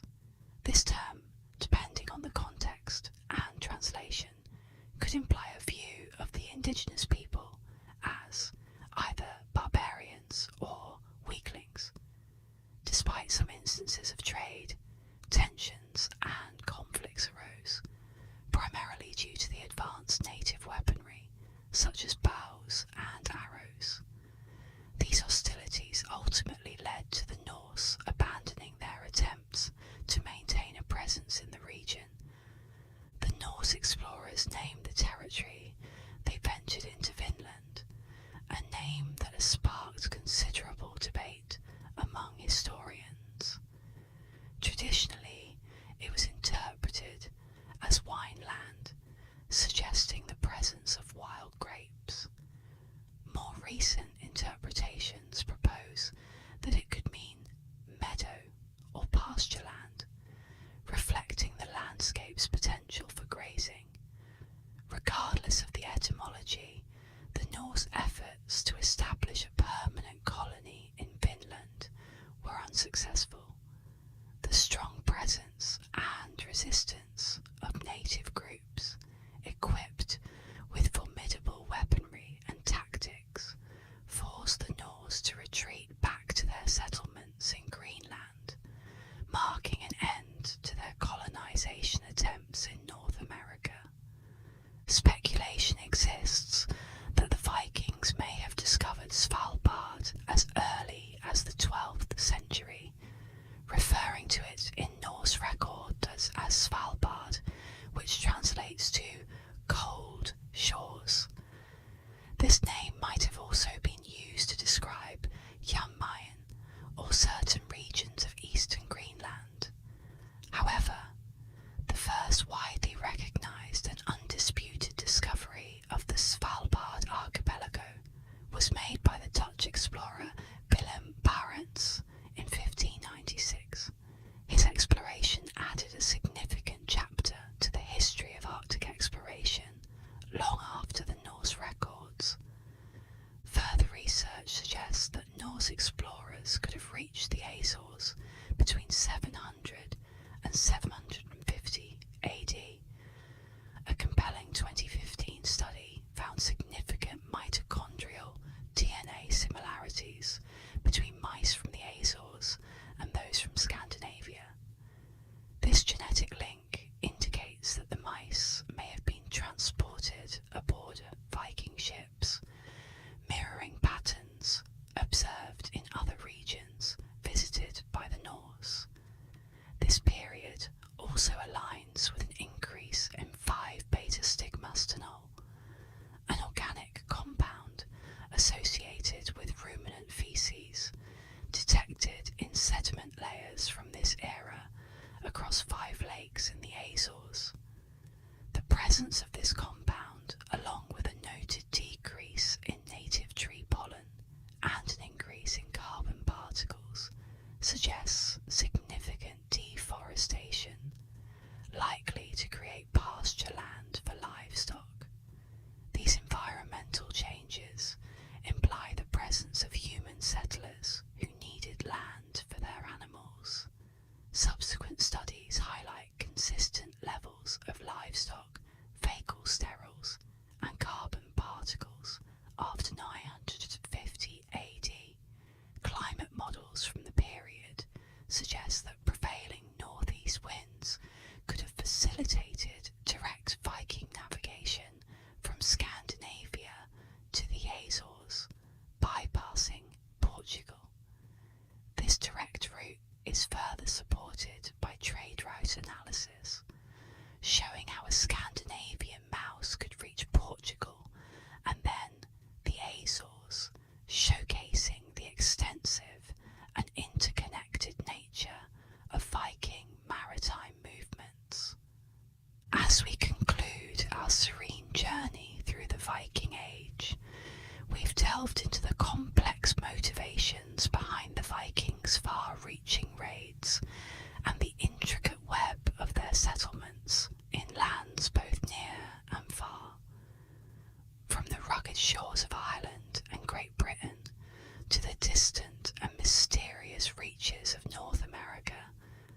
the Vikings left an indelible mark on history.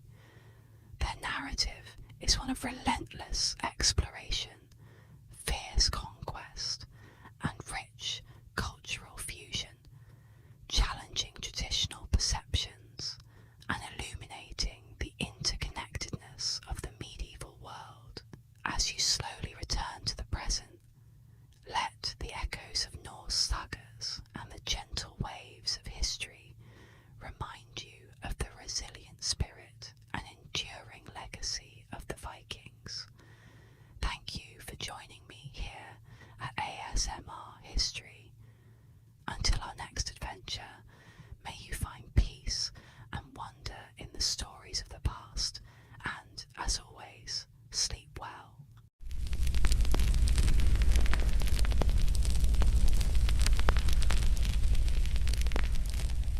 In the summer of 1381, England stood on the edge of chaos. The world, as the people knew it, was unravelling, torn apart by a great unrest, the likes of which had not been seen for centuries. Peasants, craftsmen, and common folk, tired of the crushing weight of taxes and an unrelenting monarchy, rose up with one voice, determined to challenge the status quo. It was not just about rebellion, but about hope. Hope for change, hope for equality, hope for a future that didn't see them as mere cogs in the wheel of a system designed to benefit the few. This was the Peasants Revolt of 1381, a moment in history where the oppressed finally dared to strike back. Welcome to ASMR History. In today's video, I'll be delving into a tumultuous chapter of English history, one that shook the very foundations of medieval society. The Peasants' Revolt was not just a clash of swords and pikes, but a clash of ideas about power, class, and the rights of the common man. With soothing whispers, I'll guide you through this extraordinary tale of rebellion. Sit back, relax, and let the history of 1381 unfold before you. The Peasants' Revolt was sparked by a cocktail of deep grievances. The harsh poll tax imposed by the government, the aftermath of the Black Death, and years of war had left the lower classes suffocating under unbearable burdens. They rallied behind leaders like the charismatic Wat Tyler, the radical preacher John Paul, and the young King Richard II, who would soon find himself at the heart of this historic storm. As John Paul famously questioned in his fiery sermons, when Adam delved and Eve span, who then was the gentleman?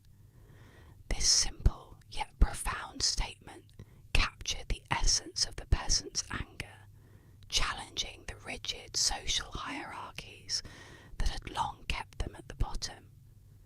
In this video, we'll explore the causes of the revolt, the events that defined it, and the consequences that rippled through history long after the dust had settled. From the fiery speeches that stirred the hearts of the oppressed to the brutal confrontations in the streets, we will uncover the legacy of this uprising. What began as a local rebellion would go on to become a symbol of resistance, echoing down through the centuries. But before we dive into the revolt itself, we must first understand the world these peasants inhabited. Life in late 14th century England was marked by hardship and change. To truly grasp the magnitude of what was to come, we need to set the stage and take a closer look at England during this pivotal time. England in the late 14th century was a land of contrasts, where the mighty castles of lords and nobles stood tall above the villages of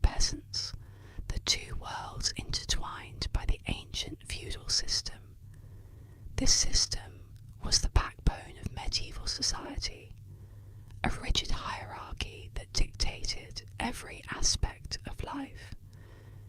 At the top were the king, his noblemen, and the clergy, those who owned the land and controlled wealth.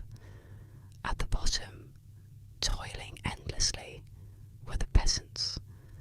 Bound to the land they worked, they had little control over their fate. They owed their lord labour and a portion of their crops, while they received protection and a small plot of land in return. For centuries, this structure had held firm, seemingly unshakable.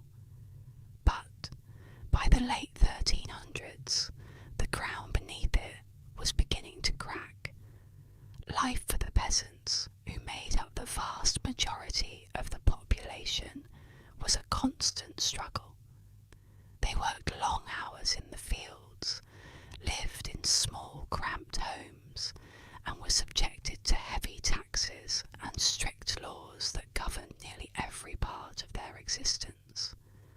The feudal system, while offering some security, left little room for personal freedom or upward mobility.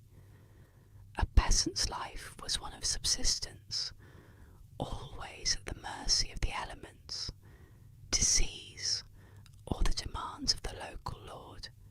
It was a hard life, but for generations it had been accepted as the way things were. Then came the Black Death. This horrific plague swept through Europe in the mid-14th century, claiming the lives of millions. England was no exception, and by the time the epidemic had passed, nearly half of the population had perished. Historian R.B. Dobson put it best when he said, "The Black Death was not just a plague of death, it was also a plague upon the existing social order. The old world was shattered. The sudden and drastic decline in the population left a gaping hole in the labour force. Fields lay untended, and lords found themselves struggling to maintain their lands without enough peasants to work them. For the surviving peasants, this presented a rare opportunity. With so few labourers, their work became more valuable. For the first time in memory, they had the leverage to demand higher wages and better conditions. Some peasants were even able to leave the land they had been tied to for generations, seeking work in towns or other estates. The rigid boundaries of the feudal system were beginning to blur, and the once untouchable nobility was being forced to negotiate with those they had always considered beneath them. But as quickly as the pendulum had swung in favour of the peasants, it was yanked back by the ruling class. The government, alarmed by the newfound demands of the lower classes, passed a series of laws to freeze wages at pre-plague levels and prevent peasants from moving freely. These laws only added to the growing discontent. By the time the 1370s rolled around, tensions between the peasants and the ruling elite were simmering just beneath the surface, ready to boil over. Then came the poll taxes. Desperate to fund costly wars in France, King Richard II's government introduced a new tax that would push the already strained peasantry to its breaking point. The poll tax was simple and brutal. Every person, man or woman, rich or poor, was required to pay a flat rate of 1 shilling. It was a heavy burden for the peasants, who already struggled to make ends meet.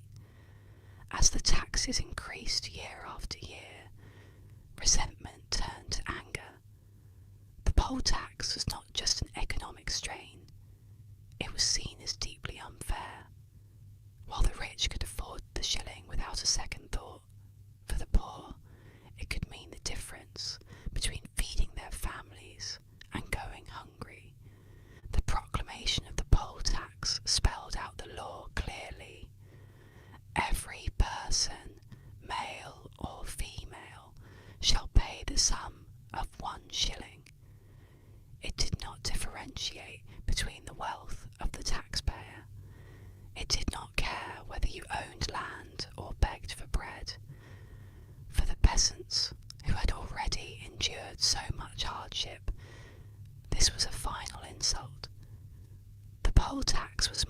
just a levy.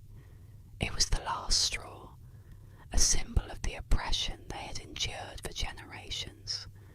Religion, too, played a critical role in shaping the mindset of the people. In a deeply pious society, the teachings of the Church could be a powerful tool for either maintaining or challenging the status quo. Figures like John Paul, a radical preacher with a fiery tongue, used the pulpit to speak directly to the peasants' growing frustration. Paul was not like other priests who spoke only of divine authority and submission. He preached of equality and justice, using the Bible to call into question the very foundation of feudal society. In one of his most famous sermons, Paul declared, "Things cannot go well in England, nor ever will, until all things be in common." His message was simple, yet radical. The world was not meant to be divided between lords and peasants, the rich and the poor. Paul's words, grounded in both scripture and social justice, resonated deeply with the oppressed, further fueling the flames of rebellion. To many peasants, his sermons offered not only religious comfort, but also a justification for their growing belief that they deserved better, that their suffering was not part of God's plan, but a product of human greed. By the spring of 1381, all the pieces were in place for an explosion of anger. The economic hardships caused by the poll taxes, the labour shortages after the Black Death, and the fiery rhetoric of men like John Paul had created a perfect storm. What had been simmering for years would soon erupt into open rebellion. From the fields and villages of England, the common folk would rise up to challenge the lords, the king, and the system that had oppressed them for so long. With tensions at their breaking point, the spark would come in May of that year, setting off a chain reaction that would see peasants marching on London, determined to make their voices heard. In May of 1381, the countryside of England was like a tinderbox waiting for a spark, and that spark came from the counties of Essex and Kent. The poll tax collectors arrived, demanding payment from peasants who could no longer bear the burden, and the response was swift. Outraged by the injustice, a small band of men in Essex attacked the collectors, refusing to pay the oppressive levy. Word spread like wildfire, reaching villages across the southeast. In Kent, the rebellion quickly gathered momentum. Within days, it was no longer just a few angry villagers defying authority. An entire movement had been born. It wasn't just the tax itself that infuriated the people. It was what the tax symbolised. For too long, the common folk had been trampled underfoot, their voices unheard, and their burdens increasing. The rebels knew that if they did nothing, their lives would continue to be defined by poverty and oppression. As they marched, their numbers swelled. Peasants, craftsmen, even some lower-ranking clergy joined the cause. They had a mission now, to bring their grievances directly to the king, to make him understand their suffering, and to force those who had exploited them for generations to listen. Their first major act of defiance was to burn the tax records. These documents, the very symbol of their oppression, went up in flames as the rebels stormed manorial estates and official buildings. In towns along their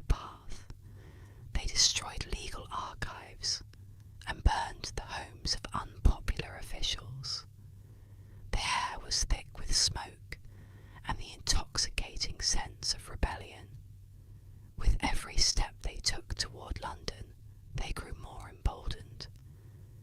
No longer were they just farmers and labourers. They were an army, marching with a righteous fury. The cry that echoed through the rebel ranks was clear: "For men will never be free unless the Lords be brought low." At the forefront of this growing movement stood two men who would become the symbols of the Peasants' Revolt.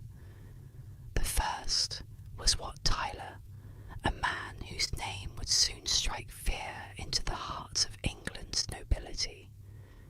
Tyler was no aristocrat or man of wealth. He was a humble craftsman, a tiler by trade, who understood the hardships of the common people because they were his hardships too. It was said that Tyler rose to leadership after striking down a tax collector who had insulted his daughter, though the truth of this tale has faded with time. What is certain is that Tyler became the voice of the voiceless, leading with a fierce determination to see justice done. As the contemporary chronicler Froissart described him, Wat Tyler, a bold man and leader of men, gave voice to the grievances of the poor. Alongside Tyler was John Ball, a radical preacher whose words had stirred the hearts of the common people long before the rebellion broke out. Ball was no ordinary priest. His sermons did not dwell on obedience or the divine right of kings.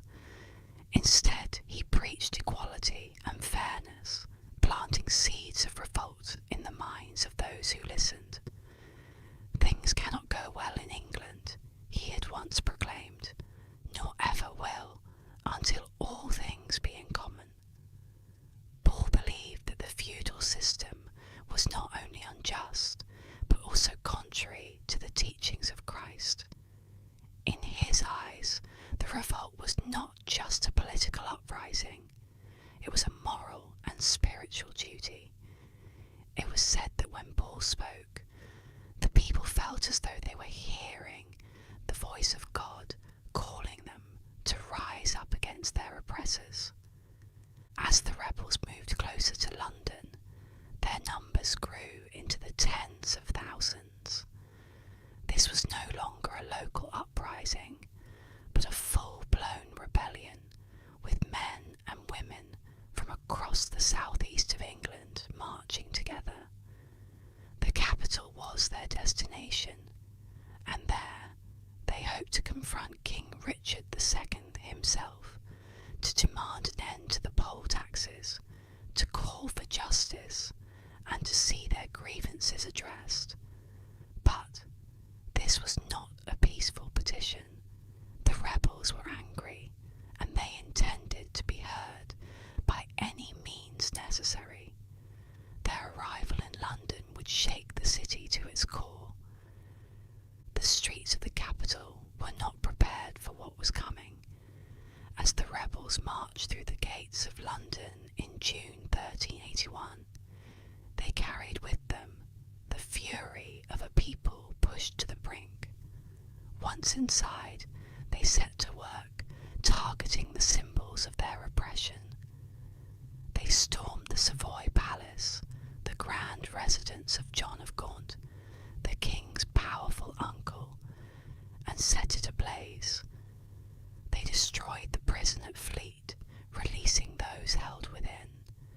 They even ransacked the offices of the royal treasury, destroying tax documents and anything that tied them to the heavy-handed rule of the nobility.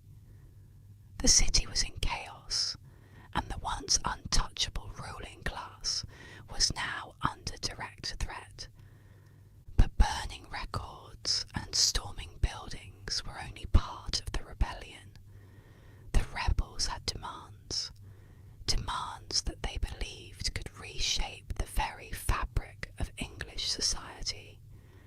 They wanted an end to the oppressive taxes, the release of prisoners, and the dismissal of corrupt officials who had exploited them for so long. More than that, they wanted freedom. They demanded the abolition of serfdom and the feudal obligations that had kept them chained to their lord's land. It was a vision of a new England, one where men and women could live free from the yoke of aristocratic tyranny. But first, they had to be heard. The rebels sought an audience with King Richard II, a boy of just 14, who now found himself in the centre of this storm. Richard, from the safety of the Tower of London, knew that he could not ignore the rising tide. The rebels were at his doorstep, and their demands were too loud to dismiss. But this meeting, which promised so much hope for the common people, would soon take a dark turn as the rebellion reached its climax. Before we explore the siege of London and the tense negotiations between the rebels and the king, let's take a closer look at how the rebels' demands began to crystallise, and how their moment of triumph was teetering on the edge of disaster. The rebels marched on London with an energy that could not be contained. Like a wave, building strength as it moves towards shore, they surged forward, their ranks swelling with every step. Men, women, and children, all bound by a shared sense of injustice, pressed toward the city, carrying with them the hopes and fury of the common people. As they reached London Bridge, the gates to the capital stood wide open. Whether from fear or a desire to avoid bloodshed, no one knew for certain. But it didn't matter. The people of London, many of whom sympathised with the cause, let the rebels pour into the city without resistance. Once inside the walls, chaos reigned. The rebels, inflamed by years of oppression and emboldened by their numbers, went straight to the heart of their grievances. They sacked government buildings, destroying tax records and seizing anything that represented their exploitation. But it was the grand estates of the wealthy that bore the brunt of their fury. The Savoy Palace, the luxurious residence of John of Gaunt, was reduced to a smouldering ruin, its riches burned or cast into the Thames. In the eyes of the rebels, this was not wanton destruction, it was justice. As one proclamation echoed through the city streets, "We shall be all one, and let there be no more lords." The call for equality, for the end of the feudal order, rang loud and clear. The violence wasn't confined to property alone. Royal officials, tax collectors, and those seen as traitors to the common people were hunted down and executed. The rebels acted with a swift and brutal hand, believing that only through such actions could they cleanse England of its corruption. To them, the bloodshed was not just vengeance, it was a reckoning. Amid this whirlwind of destruction, young King Richard II, only 14 years old, found himself thrust into a situation far beyond his years. From his sanctuary in the Tower of London, Richard watched as his capital burned and his subjects turned against him. Yet, despite his youth, the king understood that he had to face the rebels if there was any hope of saving his reign. He sent word that he was willing to meet with the leaders to hear their grievances and discuss a path forward.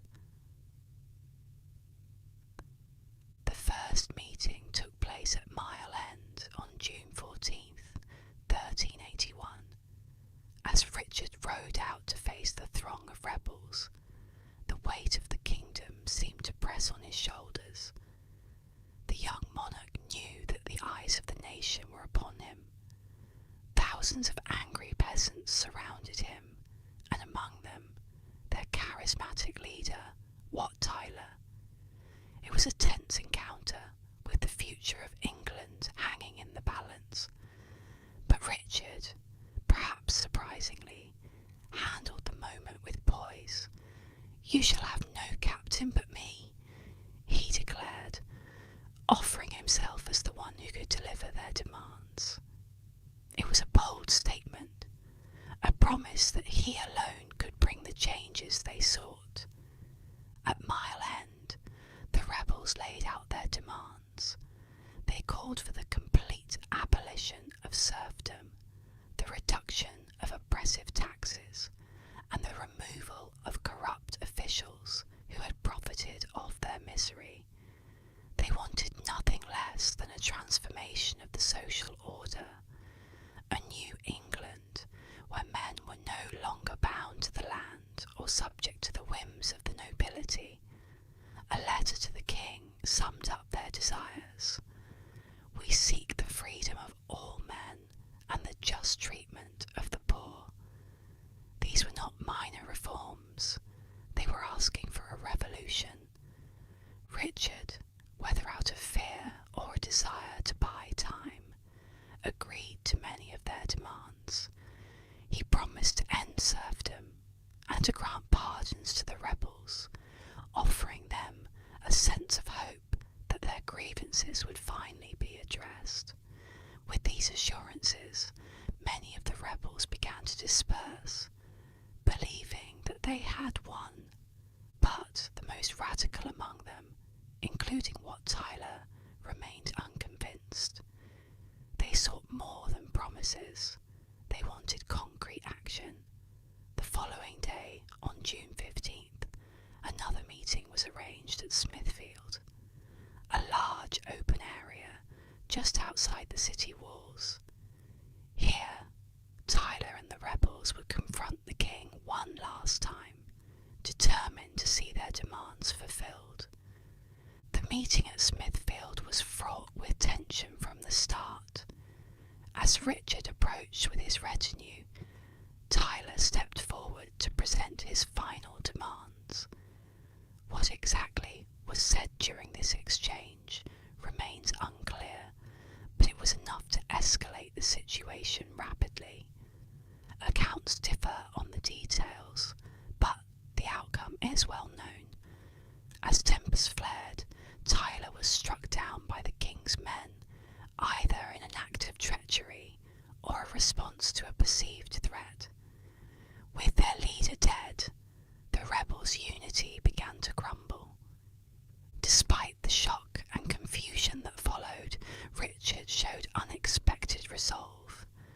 He rode directly into the crowd of rebels, placing himself at the mercy of the very people who had marched on his city. It was a bold and dangerous move, but with Tyler gone, the rebels were leaderless and uncertain. The king seized the moment. He spoke to them directly, urging them to return home and promising again that their grievances would be addressed. Remarkably, his words were enough to pacify the crowd, who began to disperse in the belief that their cause had not been in vain. But this was not the end of the story. Richard's promises of reform and pardons would soon be forgotten, replaced by swift and brutal retribution. Wat Tyler's death marked a turning point in the revolt, one that would see the movement unravel as the crown moved to crush any remaining resistance. Before we examine the death of Wat Tyler and the brutal suppression of the rebellion, we must first understand how the hope of reform, so briefly kindled, was extinguished in the days that followed. The fate of the Peasants Revolt was sealed in a single, fateful moment at Smithfield. It was June 15th, 1381, and Wat Tyler, the bold leader of the rebellion, stood face face to face with 14-year-old King Richard II. Tyler, confident in the righteousness of his cause, laid out his final demands. He called for more than just the end of serfdom. He sought true equality. Tyler wanted an England where no man could be another's master, where the lords were stripped of their power and the common people could live freely and fairly. But this moment of triumph would be his last. As Tyler spoke, the tension in the air was palpable. Accounts differ on exactly what triggered the violence, but the outcome was swift and brutal. Tyler's boldness, perhaps his refusal to bow before the king, ignited fury among Richard's men. One of the king's loyal knights, William Walworth, stepped forward and struck Tyler down. The leader of the revolt, who had carried the hopes of tens of thousands, was mortally wounded. As he collapsed, the future of the rebellion crumbled with him. Chronicler Thomas Walsingham captured the gravity of the moment. In an instant, the leader was cut down, and the rebellion began to die with him. Panic rippled through the crowd of rebels. Their leader had been felled, and for a brief moment, chaos threatened to erupt.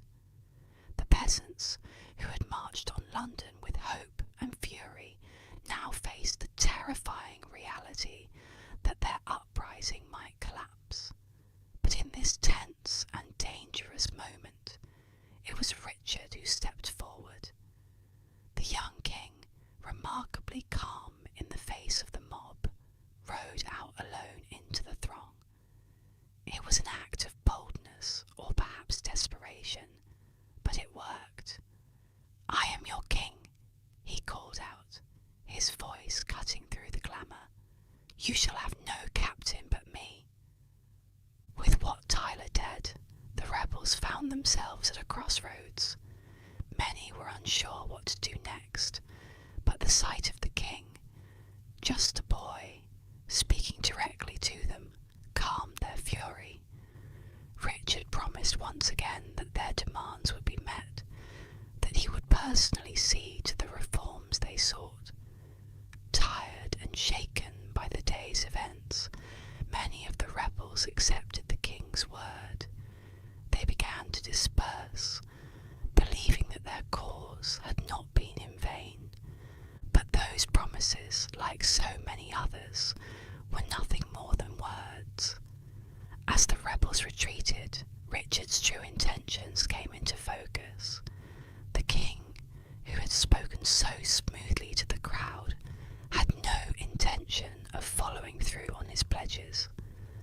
Once the threat had passed, the crown turned its attention to vengeance. Richard's attitude towards the peasants hardened, and his words, once filled with the promise of reform, became dark and menacing. "Rustics you have been, and rustics you are. You will remain in bondage, not as before, but incomparably harsher," he declared, revealing the cold truth that lay beneath his earlier diplomacy. The suppression of the revolt was swift and ruthless. With Tyler dead and the rebel forces scattered, the nobility seized the opportunity to reassert control. Across the southeast of England, those who had taken part in the uprising were hunted down. Royal forces and local lords took their revenge with brutal efficiency. Hundreds of rebels were captured, and executions became a grim daily occurrence. Gallows were erected in town squares, and the bodies of the condemned were left hanging as a stark reminder to all who might dare to rise against their betters. The leaders of the revolt, aside from Wat Tyler, were among the first to face the king's wrath. John Bull, the radical preacher, whose sermons had fueled the rebellion, was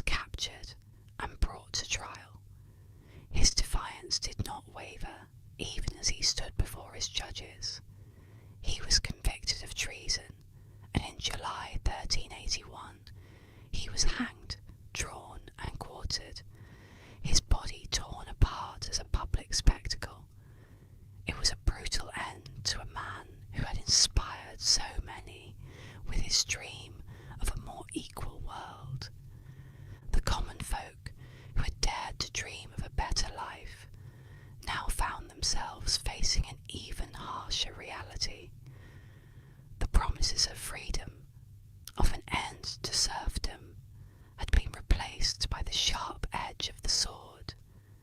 The rebellion, which had started with such hope and energy, was now crushed beneath the iron heel of the aristocracy. Richard's earlier agreements were revoked, and the heavy hand of the law came down on the peasantry with a force that was both punitive and symbolic. The message was clear. Rebellion would not be tolerated, and those who challenged the established order would pay with their lives. But even as the revolt was brutally suppressed, its echoes could not be so easily silenced. Though the immediate gains of the rebellion were erased, the ideas that had driven it could not be killed by the sword.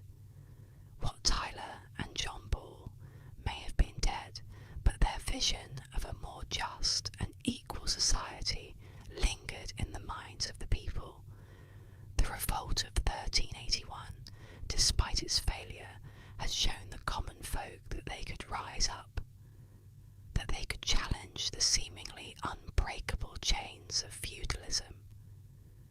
Though the rebellion had been crushed, it left behind a legacy of defiance that would simmer beneath the surface of English society for generations.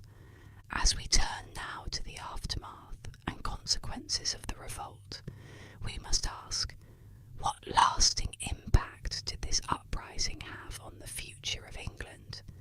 The peasants had been defeated, but had their rebellion planted the seeds of change?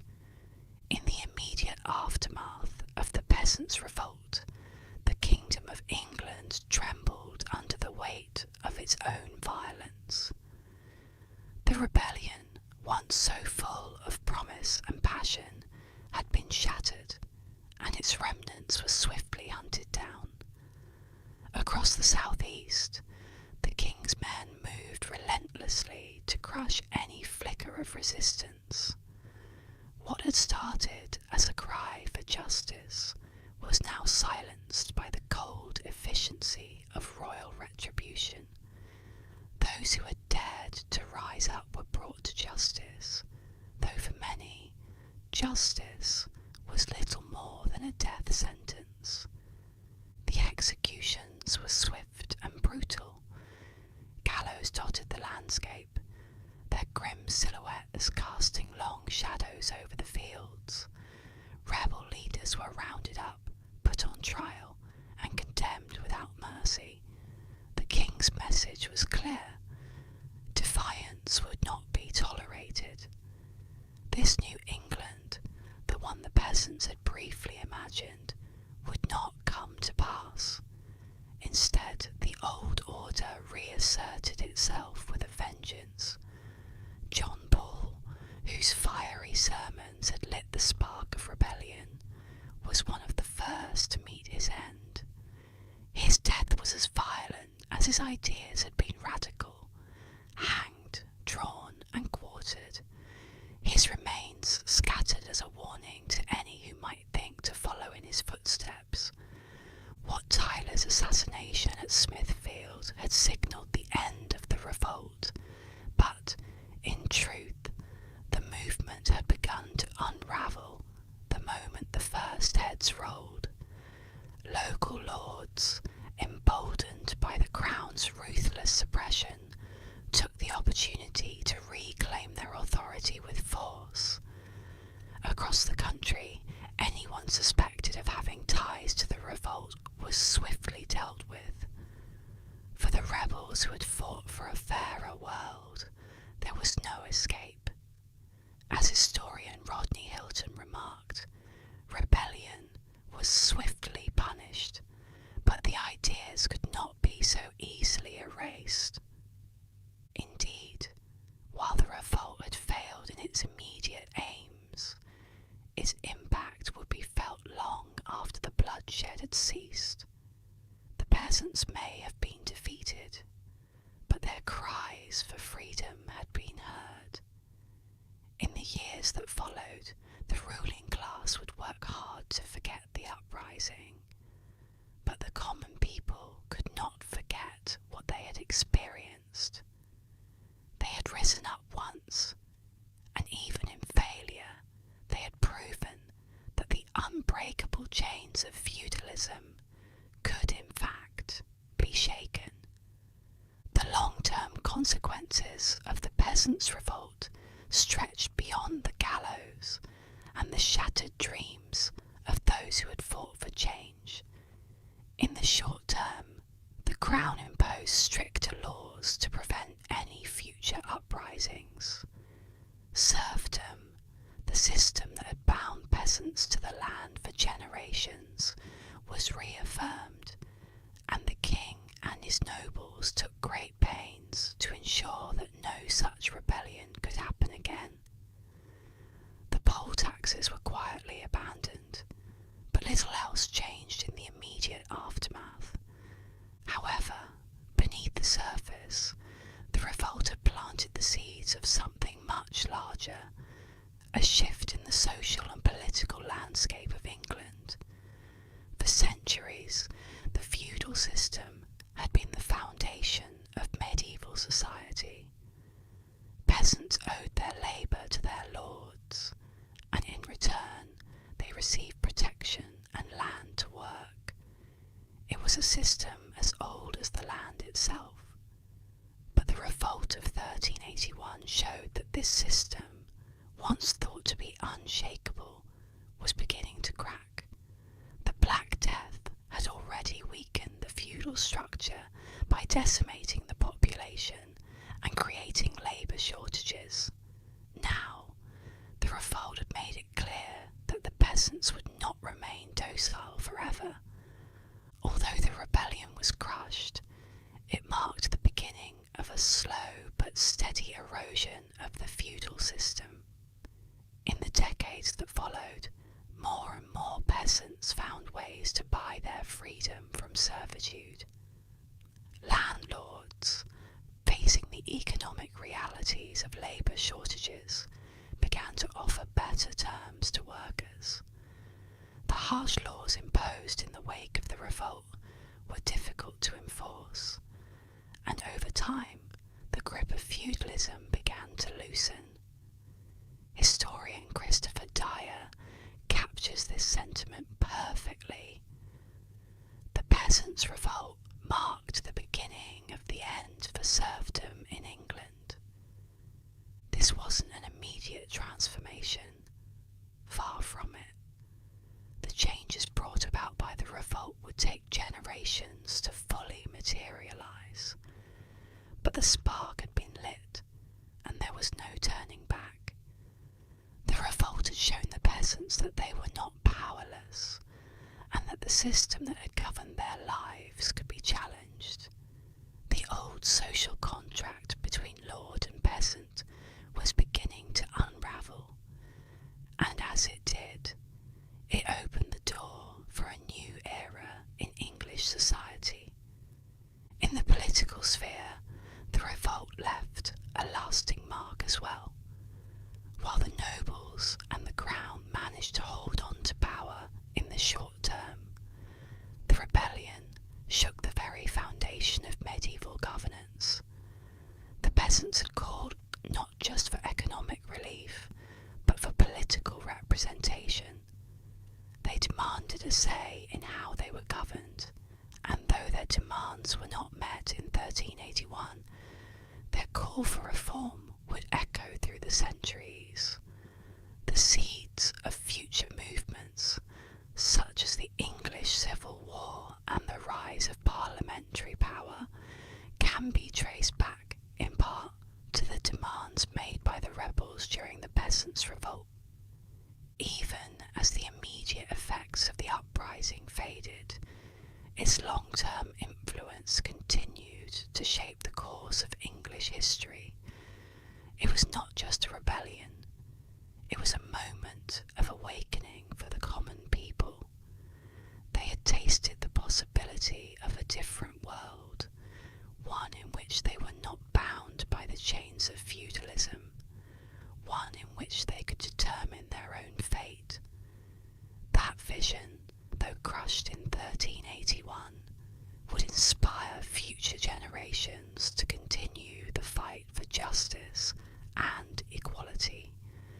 As we move into the final chapter of this story, we will explore the legacy of the Peasants' Revolt, how this brief but powerful uprising influenced future generations and helped to shape the course of English history. The Peasants' Revolt of 1381, though crushed in the fields and streets of England, did not die with Wat Tyler or John Ball. Instead, it lived on, becoming a powerful symbol for future generations who would fight against oppression and inequality. For centuries to come, the revolt was invoked by those who sought to challenge the status quo, a reminder that the common people could rise up even if the forces arrayed against them seemed insurmountable. It was a spark that, though briefly extinguished, lit the way for future rebellions, revolutions, and movements for justice. The legacy of the Peasants' Revolt stretched far beyond the blooded streets of London. In the centuries that followed, it served as a rallying cry for other movements, from the English Civil War in the 17th century to the Chartist movement of the 19th century. The spirit of 1381 was ever present.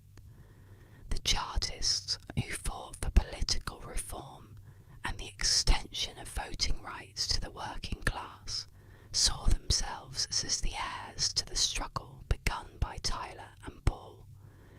They understood that while the peasants had not achieved their immediate goals, their rebellion had laid the groundwork for future challenges to feudal and autocratic rule. Marxist historian Eric Hobsbawm, reflecting on the broader significance of the revolt, wrote, "The Peasants' Revolt of 1381 was a seminal moment in the history of class struggle." For Hobsbawm and others, the revolt was more than just a medieval footnote. It was an early expression of the ongoing battle between the oppressed and the ruling classes, a battle that would continue through the ages. The revolt, though seemingly a failure in its immediate objectives, became part of a much larger story, the long and difficult journey towards social justice. But the legacy of the Peasants' Revolt was not confined to political movements. It also left an indelible mark on the cultural imagination. For centuries, poets, writers, and artists have looked to the revolt as a source of inspiration. In literature, the uprising was immortalised in works like William Morris's A Dream of John Ball, a novella that blends history and fantasy to explore the continuing relevance of the revolt's ideals. Morris, a passionate advocate for socialism in the 19th century, used the story of the rebellion to reflect on the timeless nature of the struggle for equality. In one particularly poignant passage, Morris wrote, "Men fight and lose the battle, and the thing that they fought for comes about in spite of their defeat." Morris's words capture the essence of the revolt's legacy. Even though the peasants were defeated, the ideas they fought for, justice, freedom, and equality, endured. The battle was lost, but the principles survived, slowly seeping into the consciousness of future generations. It is this idea that makes the Peasants' Revolt so compelling.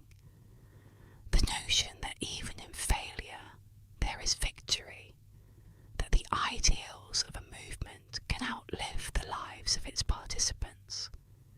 In addition to literature, the revolt has also been depicted in various forms of art. Paintings, sculptures, and modern reinterpretations have all sought to capture the defiance and hope that fueled the uprising. One particularly striking image is a depiction of Wat Tyler confronting King Richard II at Smithfield, a moment frozen in time that encapsulates the sheer audacity of the revolt. Such cultural representations help keep the memory of the Peasants' Revolt alive, reminding us of its significance long after the historical events themselves have faded into the past. In modern popular culture, the Peasants' Revolt has appeared in film, television, and even music. Its themes of rebellion and class struggle resonate as strongly today as they did in 1381, whether in documentaries or fictionalized retellings. The story of the revolt continues to captivate audiences. In many ways, the Peasants' Revolt has transcended its medieval origins, becoming a universal symbol of the fight against oppression. A story that can be adapted to any time or place. But the true legacy of the Peasants' Revolt lies not just in its cultural depictions or its influence on political movements. Its lasting impact is in the way it helped to shift the course of English history. While the revolt did not immediately dismantle the feudal system, it began to erode the foundations upon which that system was built. It showed that the common people, though bound by centuries of tradition, could challenge their masters. It planted the seeds for the eventual abolition of serfdom, the rise of a more mobile and independent labour force, and the gradual shift toward a more modern economy. As we reflect on the legacy of the Peasants' Revolt, it becomes clear that this was more than just a failed rebellion. It was a critical moment in the ongoing fight for justice and equality, a moment that demonstrated the power of the people to stand up to their oppressors, even in the face of overwhelming odds. The ideals of the revolt, freedom from tyranny, equality before the law, and the right to a fair share of the fruits of one's labour, are as relevant today as they were in 1381, with the memory of the Peasants' Revolt firmly etched into the annals of history. It serves as a powerful reminder of the resilience of the human spirit. No matter how many times a just cause may seem defeated, it can rise again in new forms, in new places, with new voices. As we move toward the conclusion of this story, we will reflect on how the Peasants' Revolt serves as a symbol for the timeless pursuit of justice, and how its lessons continue to resonate in the world we live in today. The Peasants' Revolt of 1381 remains one of the most fascinating and pivotal moments in history for me. It's a story of everyday people, farmers, labourers and craftsmen, rising up in defiance of a system that had kept them oppressed for centuries.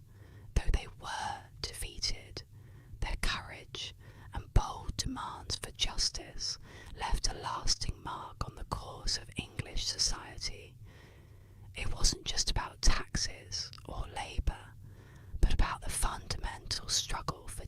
liberty, equality, and the right to be heard. They may not have achieved their goals in their lifetimes, but the echoes of their fight for fairness continue to resonate through the ages. The themes of class struggle, rebellion, and the relentless pursuit of justice are woven into the fabric of this revolt. For me, it serves as a powerful reminder that even when a cause seems lost, its spirit can live on, inspiring others to continue the fight for a better world. As historian Michael Poston said, the revolt may have failed in its immediate goals, but its echoes reverberate through history. That's the beauty of history. It never truly ends. It just evolves. Thank you so much for joining me today on this journey through one of the most remarkable uprisings in history. If you enjoyed this story and would like to hear more, be sure to subscribe to ASMR History for more relaxing explorations of the past. And as always, sleep well.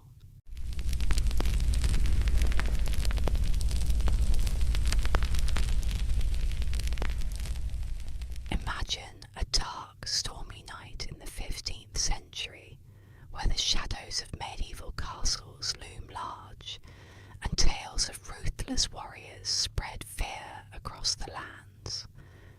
Welcome to the world of Vlad the Impaler, a name that evokes both terror and fascination. Vlad, also known as Vlad III, was a ruler of Wallachia, a historical region in present-day Romania. His reign was marked by brutal methods of maintaining power, earning him the infamous nickname the Impaler. His story is one of power, vengeance, and a relentless quest for control, a tale as gripping as it is chilling. Vlad the Impaler's significance in history extends beyond his brutal tactics. He played a crucial role in defending his territory against the encroaching Ottoman Empire, making him a hero in Romanian folklore and a villain in the eyes of his enemies. His legacy is a complex tapestry woven with threads of fear, respect, and mystique. This duality makes Vlad a compelling figure to study, as his actions have left an indelible mark on history, influencing both contemporary and modern perceptions of leadership, warfare, and justice. Welcome to ASMR History if you are a returning viewer. Welcome back and thank you for your ongoing support. It really does mean the world to me. If this is your first time, welcome to the channel. I hope you enjoy your time here, and please feel free to comment down below some topics you would like me to cover. Either way, sit back, get comfortable, and immerse yourself in the soothing sounds and whispers of history as we delve into the life and times of Vlad the Impaler. During the 15th century, Eastern Europe was a region marked by intense political turbulence and shifting power dynamics. The Ottoman Empire was rapidly expanding its territory, posing a significant threat to the Christian kingdoms and principalities of the region. Wallachia, situated between the powerful Kingdom of Hungary to the west and the aggressive Ottoman Empire to the south, found itself in a precarious position. This region, a battleground for influence, was characterized by local nobles, or boyars, frequently shifting their allegiances to protect their interests. The constant warfare and political intrigue created a volatile environment where rulers had to be both strategic and ruthless to maintain control. Amidst this chaos, Vlad the Impaler emerged as a figure who would go to extreme lengths to secure his realm. His life and reign were shaped by this backdrop of relentless conflict and the struggle for dominance, which would come to define his legacy as both a protector and a tyrant. Vlad's brutal methods and strategic acumen were direct responses to the formidable challenges posed by the geopolitical landscape of Eastern Europe during this tumultuous era. Born into this environment of perpetual conflict, Vlad the Impaler came into the world in the winter of 1431 in the fortress of Sighisoara, located in the heart of Transylvania, Romania. This ancient city, with its cobblestone streets and medieval architecture, set the stage for the early life of one of history's most notorious figures. The exact date of his birth remains shrouded in mystery, much like the man himself. However, his birth during a turbulent period in European history foreshadowed a life marked by conflict and intrigue. Sighisoara, now a UNESCO World Heritage Site, is celebrated for preserving the atmosphere of the medieval period, a fitting birthplace for a man whose legacy would be deeply intertwined with the dark and violent aspects of history. Vlad hailed from the illustrious Draculist lineage. His father, Vlad II Dracul, was a member of the Order of the Dragon, a chivalric order dedicated to defending Christianity against the Ottoman Turks. This noble heritage endowed Vlad with a fierce sense of duty and an unwavering commitment to his family's legacy. The Draculist family was deeply entrenched in the politics and power struggles of the time, shaping Vlad's early perceptions of leadership and authority. The Order of the Dragon's emblem, a dragon devouring his own tail, symbolised vigilance and a perpetual fight against the forces threatening Christendom, ideals that young Vlad would carry into his adulthood. Building on this foundation, Vlad received an education befitting his noble status from a young age. He was taught the art of war, statesmanship, and diplomacy. Tutors from across Europe were brought to his court to provide him with a broad and diverse education. Vlad's early education instilled in him a strategic mind and a deep understanding of the political landscape of his time, preparing him for the tumultuous path that lay ahead. His curriculum likely included classical texts on military tactics, governance, and philosophy, reflecting the Renaissance humanist ideals spreading through Europe, though his application of these teachings would later take a darker turn. Key figures in Vlad's upbringing included his father, Vlad II Dracul, and other influential nobles and military leaders. These mentors imparted lessons in leadership, resilience, and the importance of ruthless decisiveness.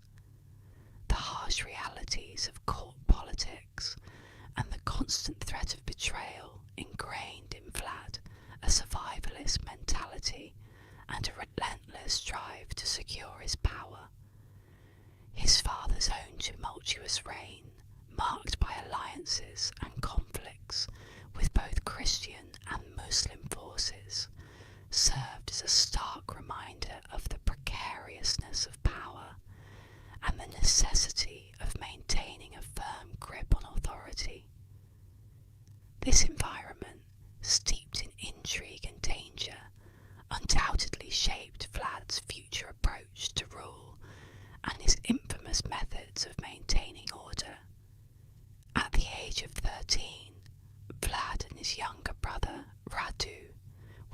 hostage by the Ottoman Empire. This captivity, part of a political agreement to ensure their father's loyalty to the Ottomans, thrust Vlad into a new and challenging environment. Held at the court of Sultan Murad II, Vlad was exposed to Ottoman culture, military strategies, and court intrigues.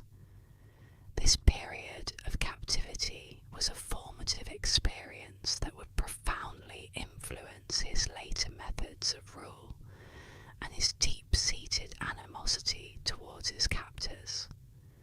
The experience was meant to ensure political compliance, but instead became a crucible that forged Vlad's infamous persona.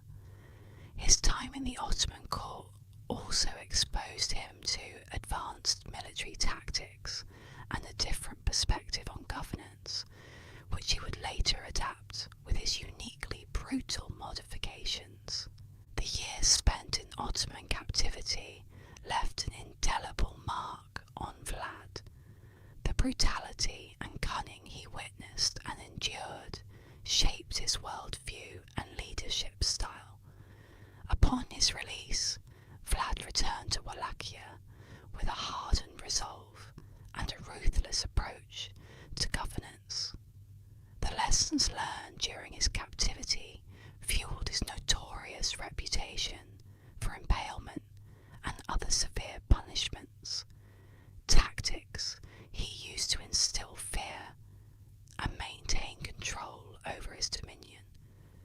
These experiences ingrained in him a survivalist instinct and a deep mistrust of those around him, often leading him to preemptive and extreme measures to quell dissent and opposition. His time under Ottoman control not only influenced his methods of punishment, but also reinforced his desire to fiercely protect and consolidate his power. This resolve to rule Wallachia was matched only by his determination to avenge the wrongs he had endured. In 1448, the moment he had awaited arrived. He seized the throne of Wallachia, albeit briefly. His ascension was a calculated move, taking advantage of the political chaos following the death of his father, Vlad II Dracul. However, his first reign was short-lived. The throne of Wallachia was a coveted prize, and Vlad faced immediate opposition. Despite this, his initial ascension set the stage for his enduring legacy and showcased his ability to navigate the treacherous political waters of the time. His brief tenure demonstrated his strategic acumen and foreshadowed the relentless determination that would characterize his future reigns. Each subsequent attempt to reclaim and hold power further cemented his reputation as a formidable and ruthless leader. Wallachia during Vlad's time was a land of tumultuous politics and shifting allegiances. The principality was squeezed between the powerful kingdoms of Hungary and the expansive Ottoman Empire, each vying for influence. Internally, Wallachia was fragmented, with local boyars, nobles, wielding significant power and often acting as kingmakers. These boyars were notorious for their shifting loyalties, driven by personal interests, rather than a unified vision for the region. This volatile environment required a ruler who was both cunning and ruthless, capable of uniting the fractious nobles and defending the land from external threats. Vlad's early experiences and his strategic acumen positioned him uniquely to tackle these challenges. His ability to employ both diplomacy and terror allowed him to maneuver through the complex web of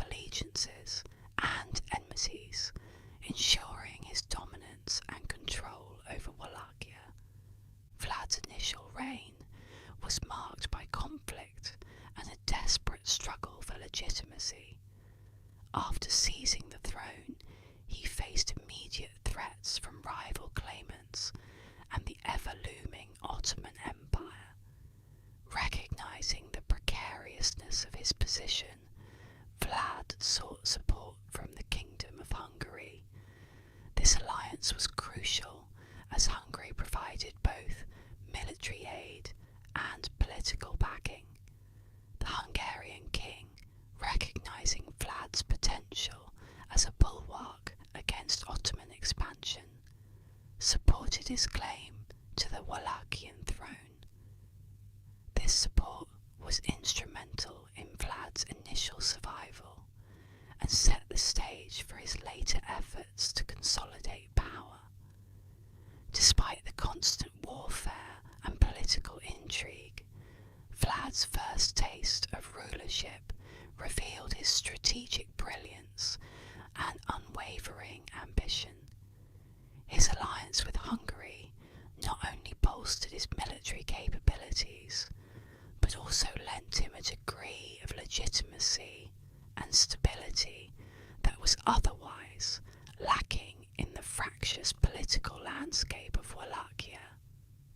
In 1456, after a period of exile and relentless plotting, Vlad managed to reclaim the Wallachian throne. This time, he was better prepared, having learned valuable lessons from his previous defeat. His return to power was marked by swift and decisive actions to eliminate his rivals.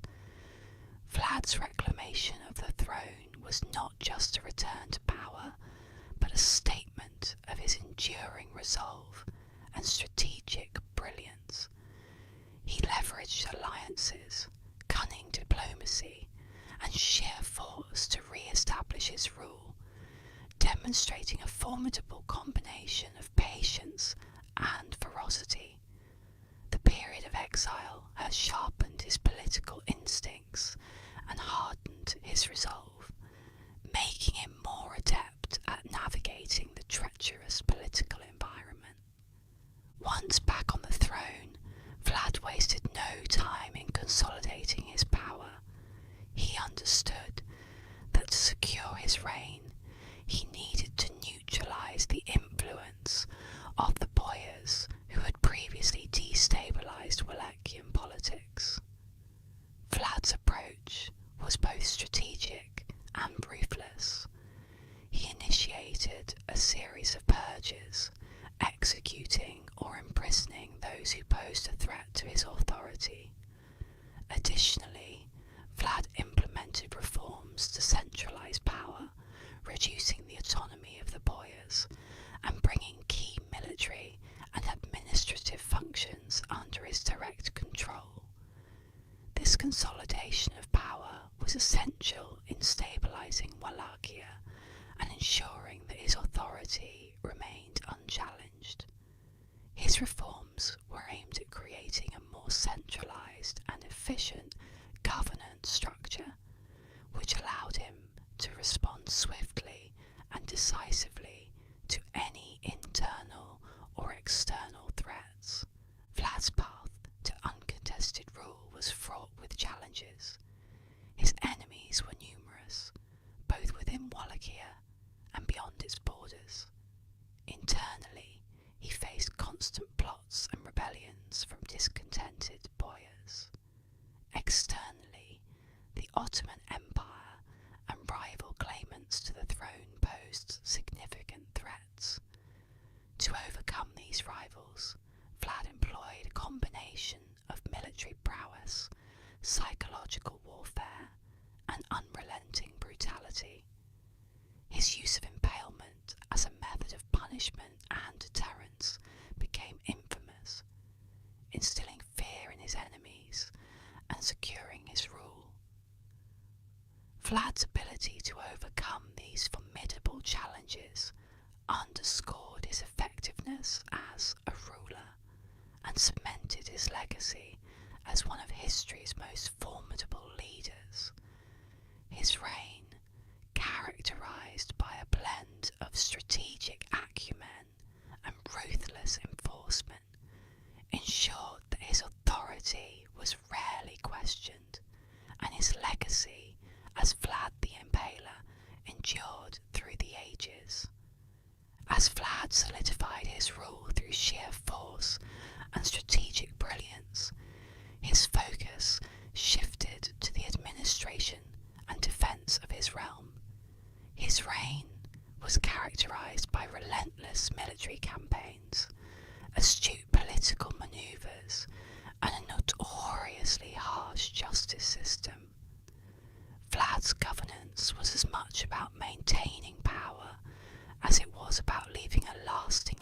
legacy in the annals of history. His administrative efforts aimed at creating a formidable and centralised state apparatus that could withstand internal dissension and external threats alike. Vlad's legacy, while often shrouded in tales of cruelty, also reflects his ambition to be remembered as a decisive and effective ruler. Vlad's most formidable adversaries were the Ottomans, whose empire was expanding relentlessly across Eastern Europe. Determined to protect Wallachia from Ottoman domination, Vlad engaged in numerous conflicts with Sultan Mehmed II, the conqueror of Constantinople. One of the most significant clashes occurred in 1462, known as the Night Attack at Târgoviște. Utilising guerrilla tactics and intimate knowledge of the local terrain, Vlad launched a surprise night raid on the Ottoman camp. The chaos and terror inflicted by this audacious assault underscored Vlad's tactical ingenuity and relentless determination. Despite being heavily outnumbered, Vlad's forces managed to inflict substantial damage, temporarily halting Ottoman advances and solidifying his reputation as a formidable military leader. This raid, characterised by its boldness and brutality, demonstrated Vlad's ability to exploit his enemies' weaknesses and secure his position against overwhelming odds. Vlad's military strategy was marked by a blend of traditional warfare and psychological tactics designed to intimidate his enemies. Apart from the night attack, another notable battle was the siege of Penari Castle, where Vlad used the natural fortifications to his advantage, repelling Ottoman forces through a combination of archery and strategic defences.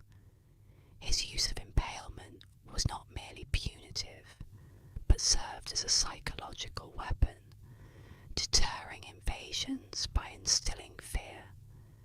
Stories of forests of impaled bodies along the Danube sent chills down the spines of would-be invaders. This brutal yet effective method helped maintain his dominance and protect his realm from external threats.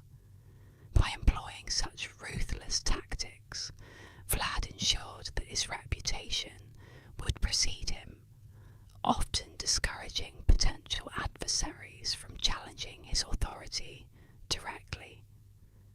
Vlad's governance extended beyond military prowess to include significant internal reforms aimed at centralising power and stabilising Wallachia.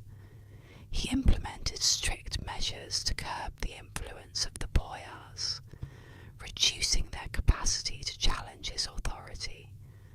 By redistributing lands and ensuring loyalty through fear and reward, Vlad reinforced his position. He also focused on law and order, establishing a centralised administration that could efficiently manage the affairs of the state.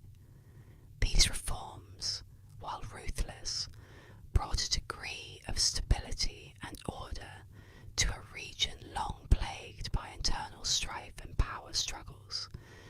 His efforts in streamlining the administration and creating a more direct line of control over the nobility helped in crafting a more cohesive and resilient state apparatus capable of enduring the turbulent political landscape of the time.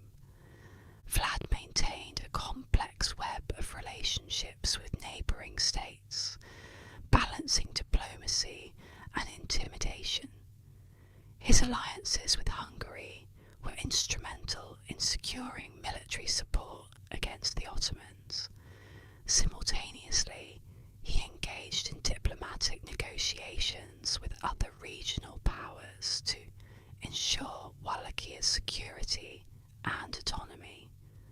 These relationships were often volatile, reflecting the broader geopolitical instability of the region. Vlad's ability to navigate these alliances showcased his diplomatic acumen and strategic foresight. His diplomatic efforts extended to occasional treaties and truces with enemies when advantageous, demonstrating a pragmatic approach to ensuring Wallachia's survival and sovereignty amidst the turbulent regional politics. Economically, Vlad's reign saw efforts to strengthen Wallachia's financial stability. He promoted agriculture and trade, recognizing their importance in sustaining his military campaigns and governance. By securing trade routes and ensuring the flow of goods, Vlad aimed to boost the local economy. Additionally, his harsh measures against corruption and theft, although brutal, were intended to create a more predictable and stable economic environment. These policies helped lay the groundwork for Wallachia's economic resilience amidst constant warfare and political upheaval. By fostering a climate of economic productivity and reducing the financial burdens imposed by corruption, Vlad sought to establish a foundation for long-term stability and prosperity in Wallachia. Vlad's approach to justice was infamous for its severity. Impalement was the most notorious method, used not only as a punishment for crimes, but also as a deterrent against rebellion and disloyalty. The gruesome nature of this punishment ensured that lawbreakers and traitors thought twice before challenging his authority.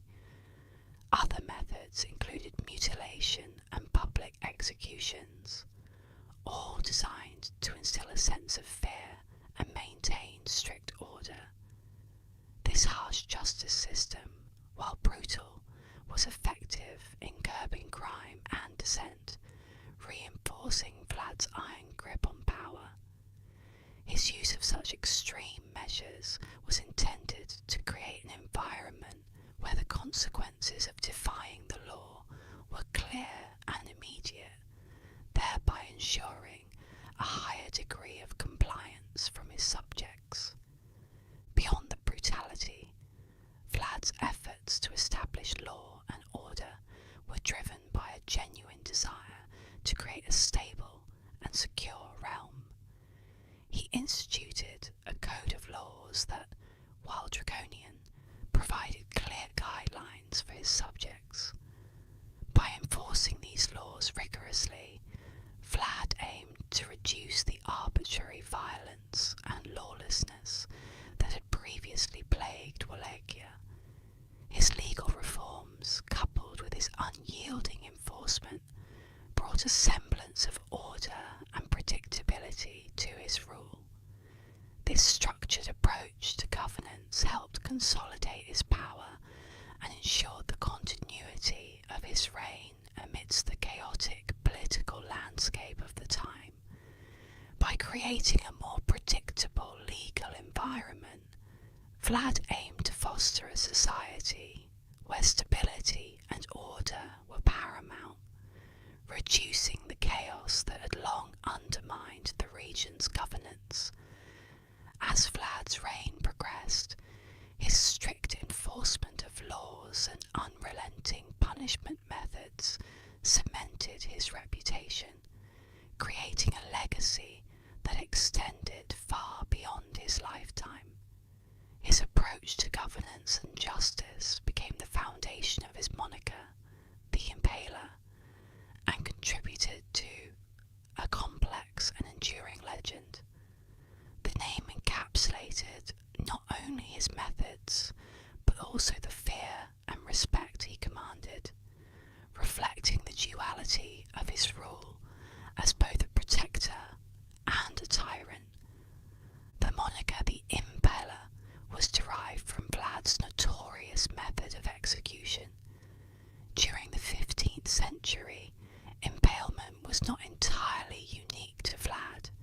It was a known, though extreme, form of punishment across Europe and the Ottoman Empire.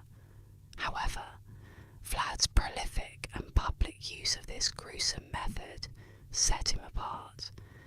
His propensity for impaling enemies, criminals, and traitors in large numbers earned him the fearsome title of the Impaler. This nickname was both a testament to his ruthlessness and a warning to all who dared to defy him. The sheer scale and spectacle of his punishments were intended to instill a profound sense of dread and ensure unwavering obedience from his subjects and enemies alike. Contemporary accounts of Vlad's use of impalement are both harrowing and vivid. Chroniclers and travellers of the time, including Saxon merchants and Ottoman historians, documented scenes of entire forests of impaled bodies lining the roads leading to his capital. One of the most infamous accounts describes Vlad impaling 20,000 Ottoman prisoners of war outside Târgoviște, creating a forest of the impaled that struck terror into the hearts of his adversaries. These acts were not only punitive, but served as psychological warfare, showcasing his absolute power and deterring potential rebels and invaders through sheer terror. This method of psychological warfare was highly effective in creating a reputation that transcended his actual military capabilities, often dissuading enemies from even attempting to challenge his rule. During his lifetime, Vlad's reputation was deeply polarized. To his enemies, particularly the Ottomans and many Western European chroniclers, he was a tyrant whose cruelty knew no bounds. The German and Hungarian pamphlets and chronicles of the time often depicted him as a bloodthirsty madman, recounting his brutal methods in graphic detail. However, within Wallachia and parts of Eastern Europe, Vlad was viewed more favourably. Many Romanians saw him as a hero who defended his homeland against external threats, using whatever means necessary to maintain order and protect his people from Ottoman domination. This dichotomy in perception highlights the complexity of his legacy. While his methods were undeniably brutal, his ultimate goal of preserving Wallachian independence and stability garnered him admiration and respect among his own people. Historical interpretations of Vlad the Impaler's reign vary widely. Some historians argue that his extreme methods were a necessary response to the chaotic and violent era in which he ruled. They suggest that his brutality was a pragmatic approach to the existential threats faced by Wallachia, aimed at securing its survival amidst larger, more powerful neighbours. Others view Vlad's actions through a more critical lens, emphasising the moral and ethical implications of his cruelty. The divergent perspectives on Vlad's legacy reflect the broader complexities of his character and the tumultuous times he navigated. Vlad the Impaler's life and deeds have significantly influenced literature and folklore, transcending historical accounts to become a fixture in cultural imagination. Stories of his brutality and iron-fisted rule have been retold in various forms, from medieval chronicles to modern novels. His reputation for impaling his enemies and his dramatic, almost theatrical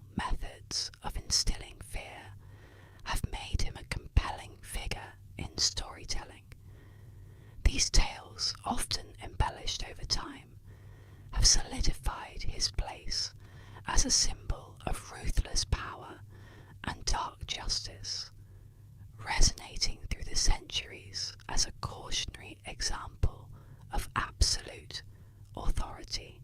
The connection between Vlad the Impaler and the legendary figure of Dracula is one of the most fascinating aspects of his legacy. Bram Stoker's 1897 novel, Dracula, drew inspiration from Vlad's notorious reputation. Stoker named his infamous vampire Count Dracula, a name derived from Vlad's father, Vlad II Dracul, and thus indirectly from Vlad's own moniker, Dracula, meaning son of the dragon. The tales of Vlad's bloodthirsty reign, combined with his historical connection to Transylvania, provided a rich backdrop for Stoker's Gothic masterpiece. This literary creation cemented Vlad's association with the vampire mythos, blending historical fact with supernatural fiction in a way that has captivated audiences ever since. Vlad's motivations for his brutal methods and uncompromising rule are complex and multifaceted. Part of his drive stemmed from a desire to maintain control and instill order in a fractious and turbulent region. The constant threats from the Ottomans and internal dissidents necessitated a strong, often ruthless, response. Additionally, his early experiences of betrayal and captivity likely fueled a deep-seated need for retribution and an unwavering commitment to preventing similar vulnerabilities in his own rule. Vlad's actions can be seen as both a product of his environment and a reflection of his personal traumas and ambitions. His harsh methods were also aimed at creating a unified and stable state, free from the internal chaos that had long plagued Wallachia. Psychologically, Vlad the Impaler's profile suggests a leader shaped by intense adversity and a harsh, unforgiving landscape.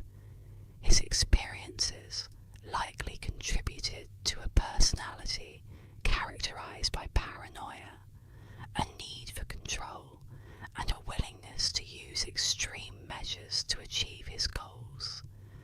His ruthless enforcement of law and order, coupled with his strategic brilliance, indicate a complex interplay of intelligence, resilience, and a profound capacity for cruelty. While his methods were undeniably brutal, they also reflect a calculated approach to leadership in a world where weakness could mean the end of his reign and life.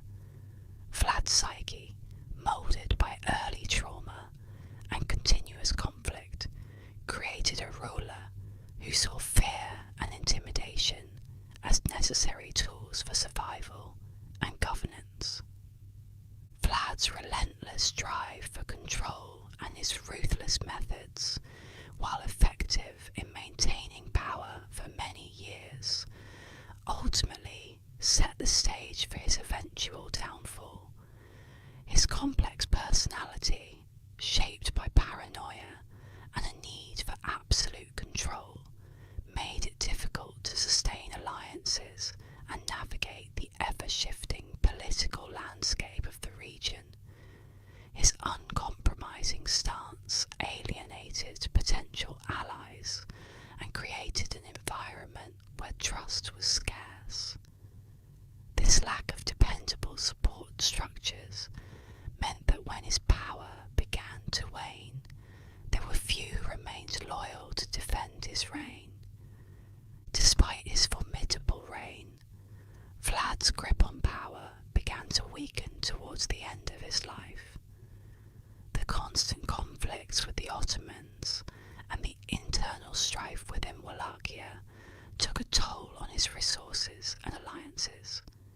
In 1476, his political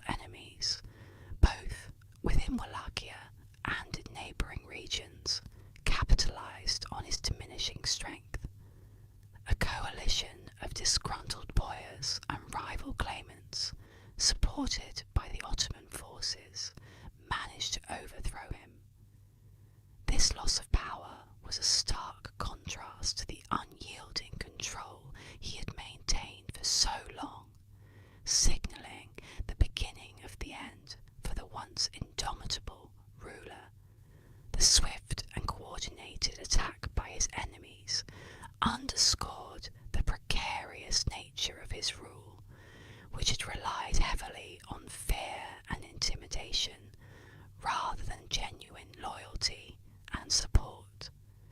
Following his overthrow, Vlad was captured and imprisoned by the Ottomans. The very adversaries he had fought so fiercely throughout his life. His capture was a humiliating blow, stripping him of the power and autonomy he had fiercely guarded. The Ottomans, recognizing the threat he posed even in captivity, ensured that his imprisonment was secure and his influence neutralized. During this period, Vlad experienced the ultimate reversal of fortune. From a feared ruler to a captive, subject to the whims of his long-time enemies. This imprisonment not only marked the end of his reign, but also underscored the volatile nature of power in the medieval period. The Ottomans likely saw his capture as a significant strategic victory, symbolically quelling one of their most persistent and dangerous adversaries. The exact circumstances of Vlad the Impaler's death remain shrouded in mystery and speculation. Various accounts suggest different scenarios, from assassination to execution by the Ottomans. One popular theory is that he was killed in battle while attempting to reclaim his throne. Another account suggests he was murdered by his own boyars, who feared his potential return to power. Despite the ambiguity surrounding his death, what is clear is that Vlad met a violent end, befitting his tumultuous life. His death, like much of his life, was enveloped in intrigue and brutality, cementing his place in history as a formidable and controversial figure. The mystery surrounding his death only adds to the legend of Vlad, making him a subject of endless fascination and speculation. Vlad the Impaler's legacy in Romanian history is both profound and complex. To many Romanians, he is a national hero who defended his homeland against the Ottomans and upheld justice, albeit through extreme means. His reign is often viewed through a lens of nationalist pride, emphasizing his role in maintaining Wallachian sovereignty during a period of significant external threats. Conversely, his brutal methods and the terror he instilled have also left a lasting impression, contributing to a more nuanced and ambivalent historical memory. Vlad's story continues to be a source of fascination and debate, reflecting the enduring impact of his reign on Romanian cultural and historical identity.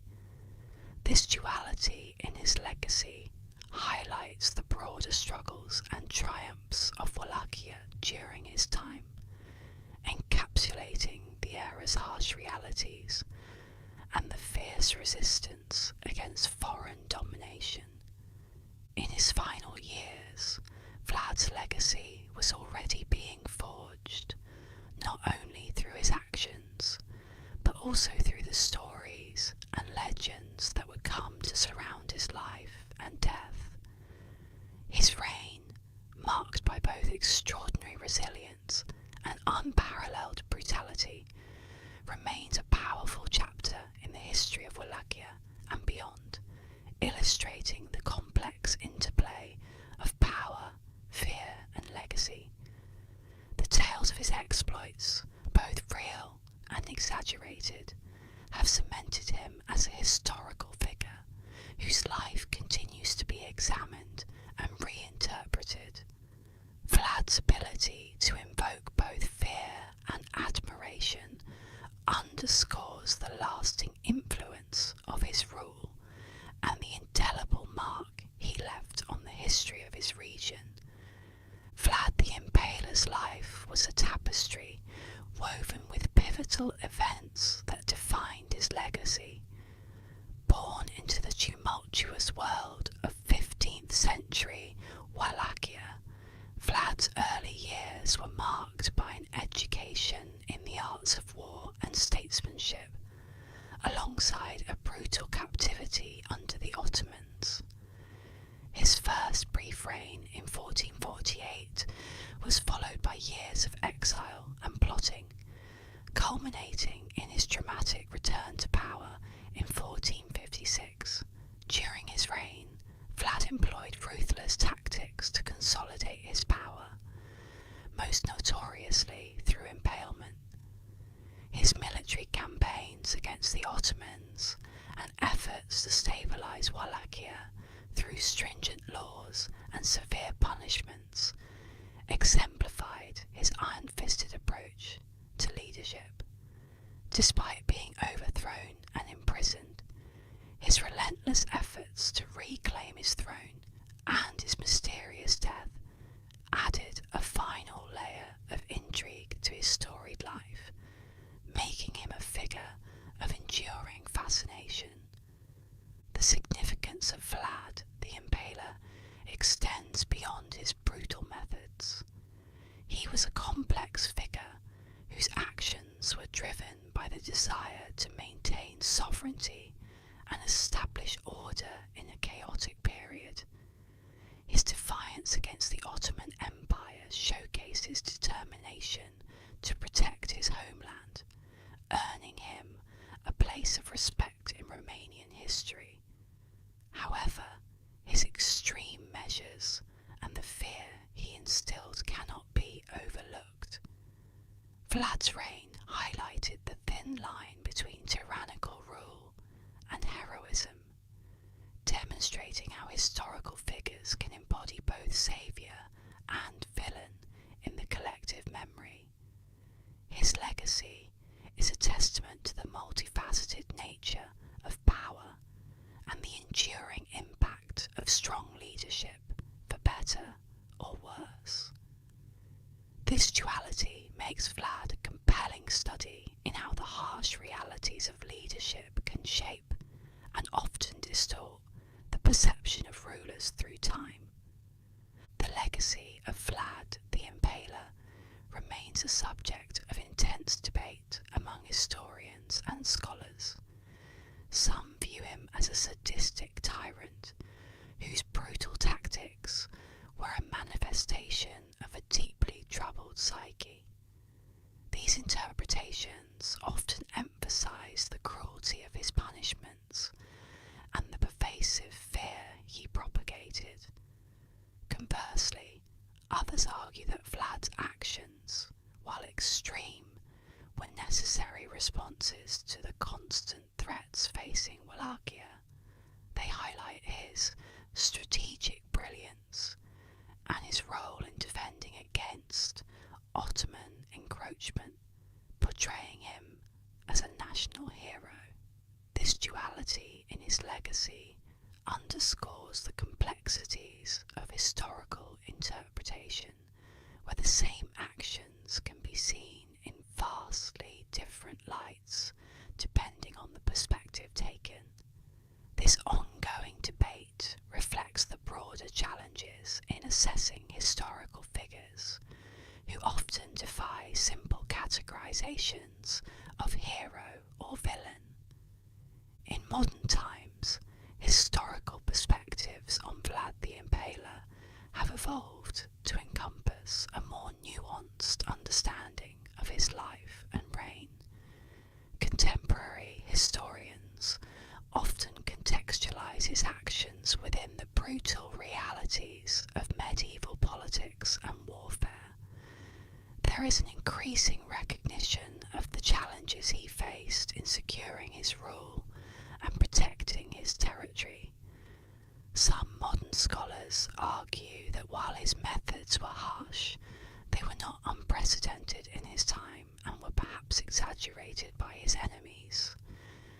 Additionally, his cultural significance has been amplified through literature and folklore, most notably in the Dracula legend.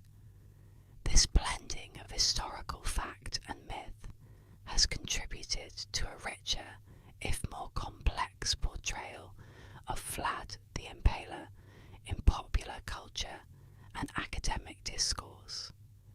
His story serves as a reminder of how history can be reshaped by narrative, often highlighting the fine line between historical fact and fiction. As I conclude our journey into the life of Vlad the Impaler, I invite you to ponder the many facets of his legacy. Was he a brutal tyrant, a national hero, or perhaps a bit of both? His story encourages us to consider the broader implications of leadership, power, and the ways in which history is remembered and retold. By examining the life of such a multifaceted figure, we gain insight into the complexities of historical legacy and the ways in which our understanding of the past is continually evolving. If you enjoyed this exploration of Vlad the Impaler, make sure to subscribe for more fascinating historical narratives. Don't forget to like, comment, and share your thoughts on this enigmatic figure down below, as I love reading your comments. I look forward to bringing you more soothing and enlightening stories from the annals of history. So, until next time, stay curious and, as always, sleep well.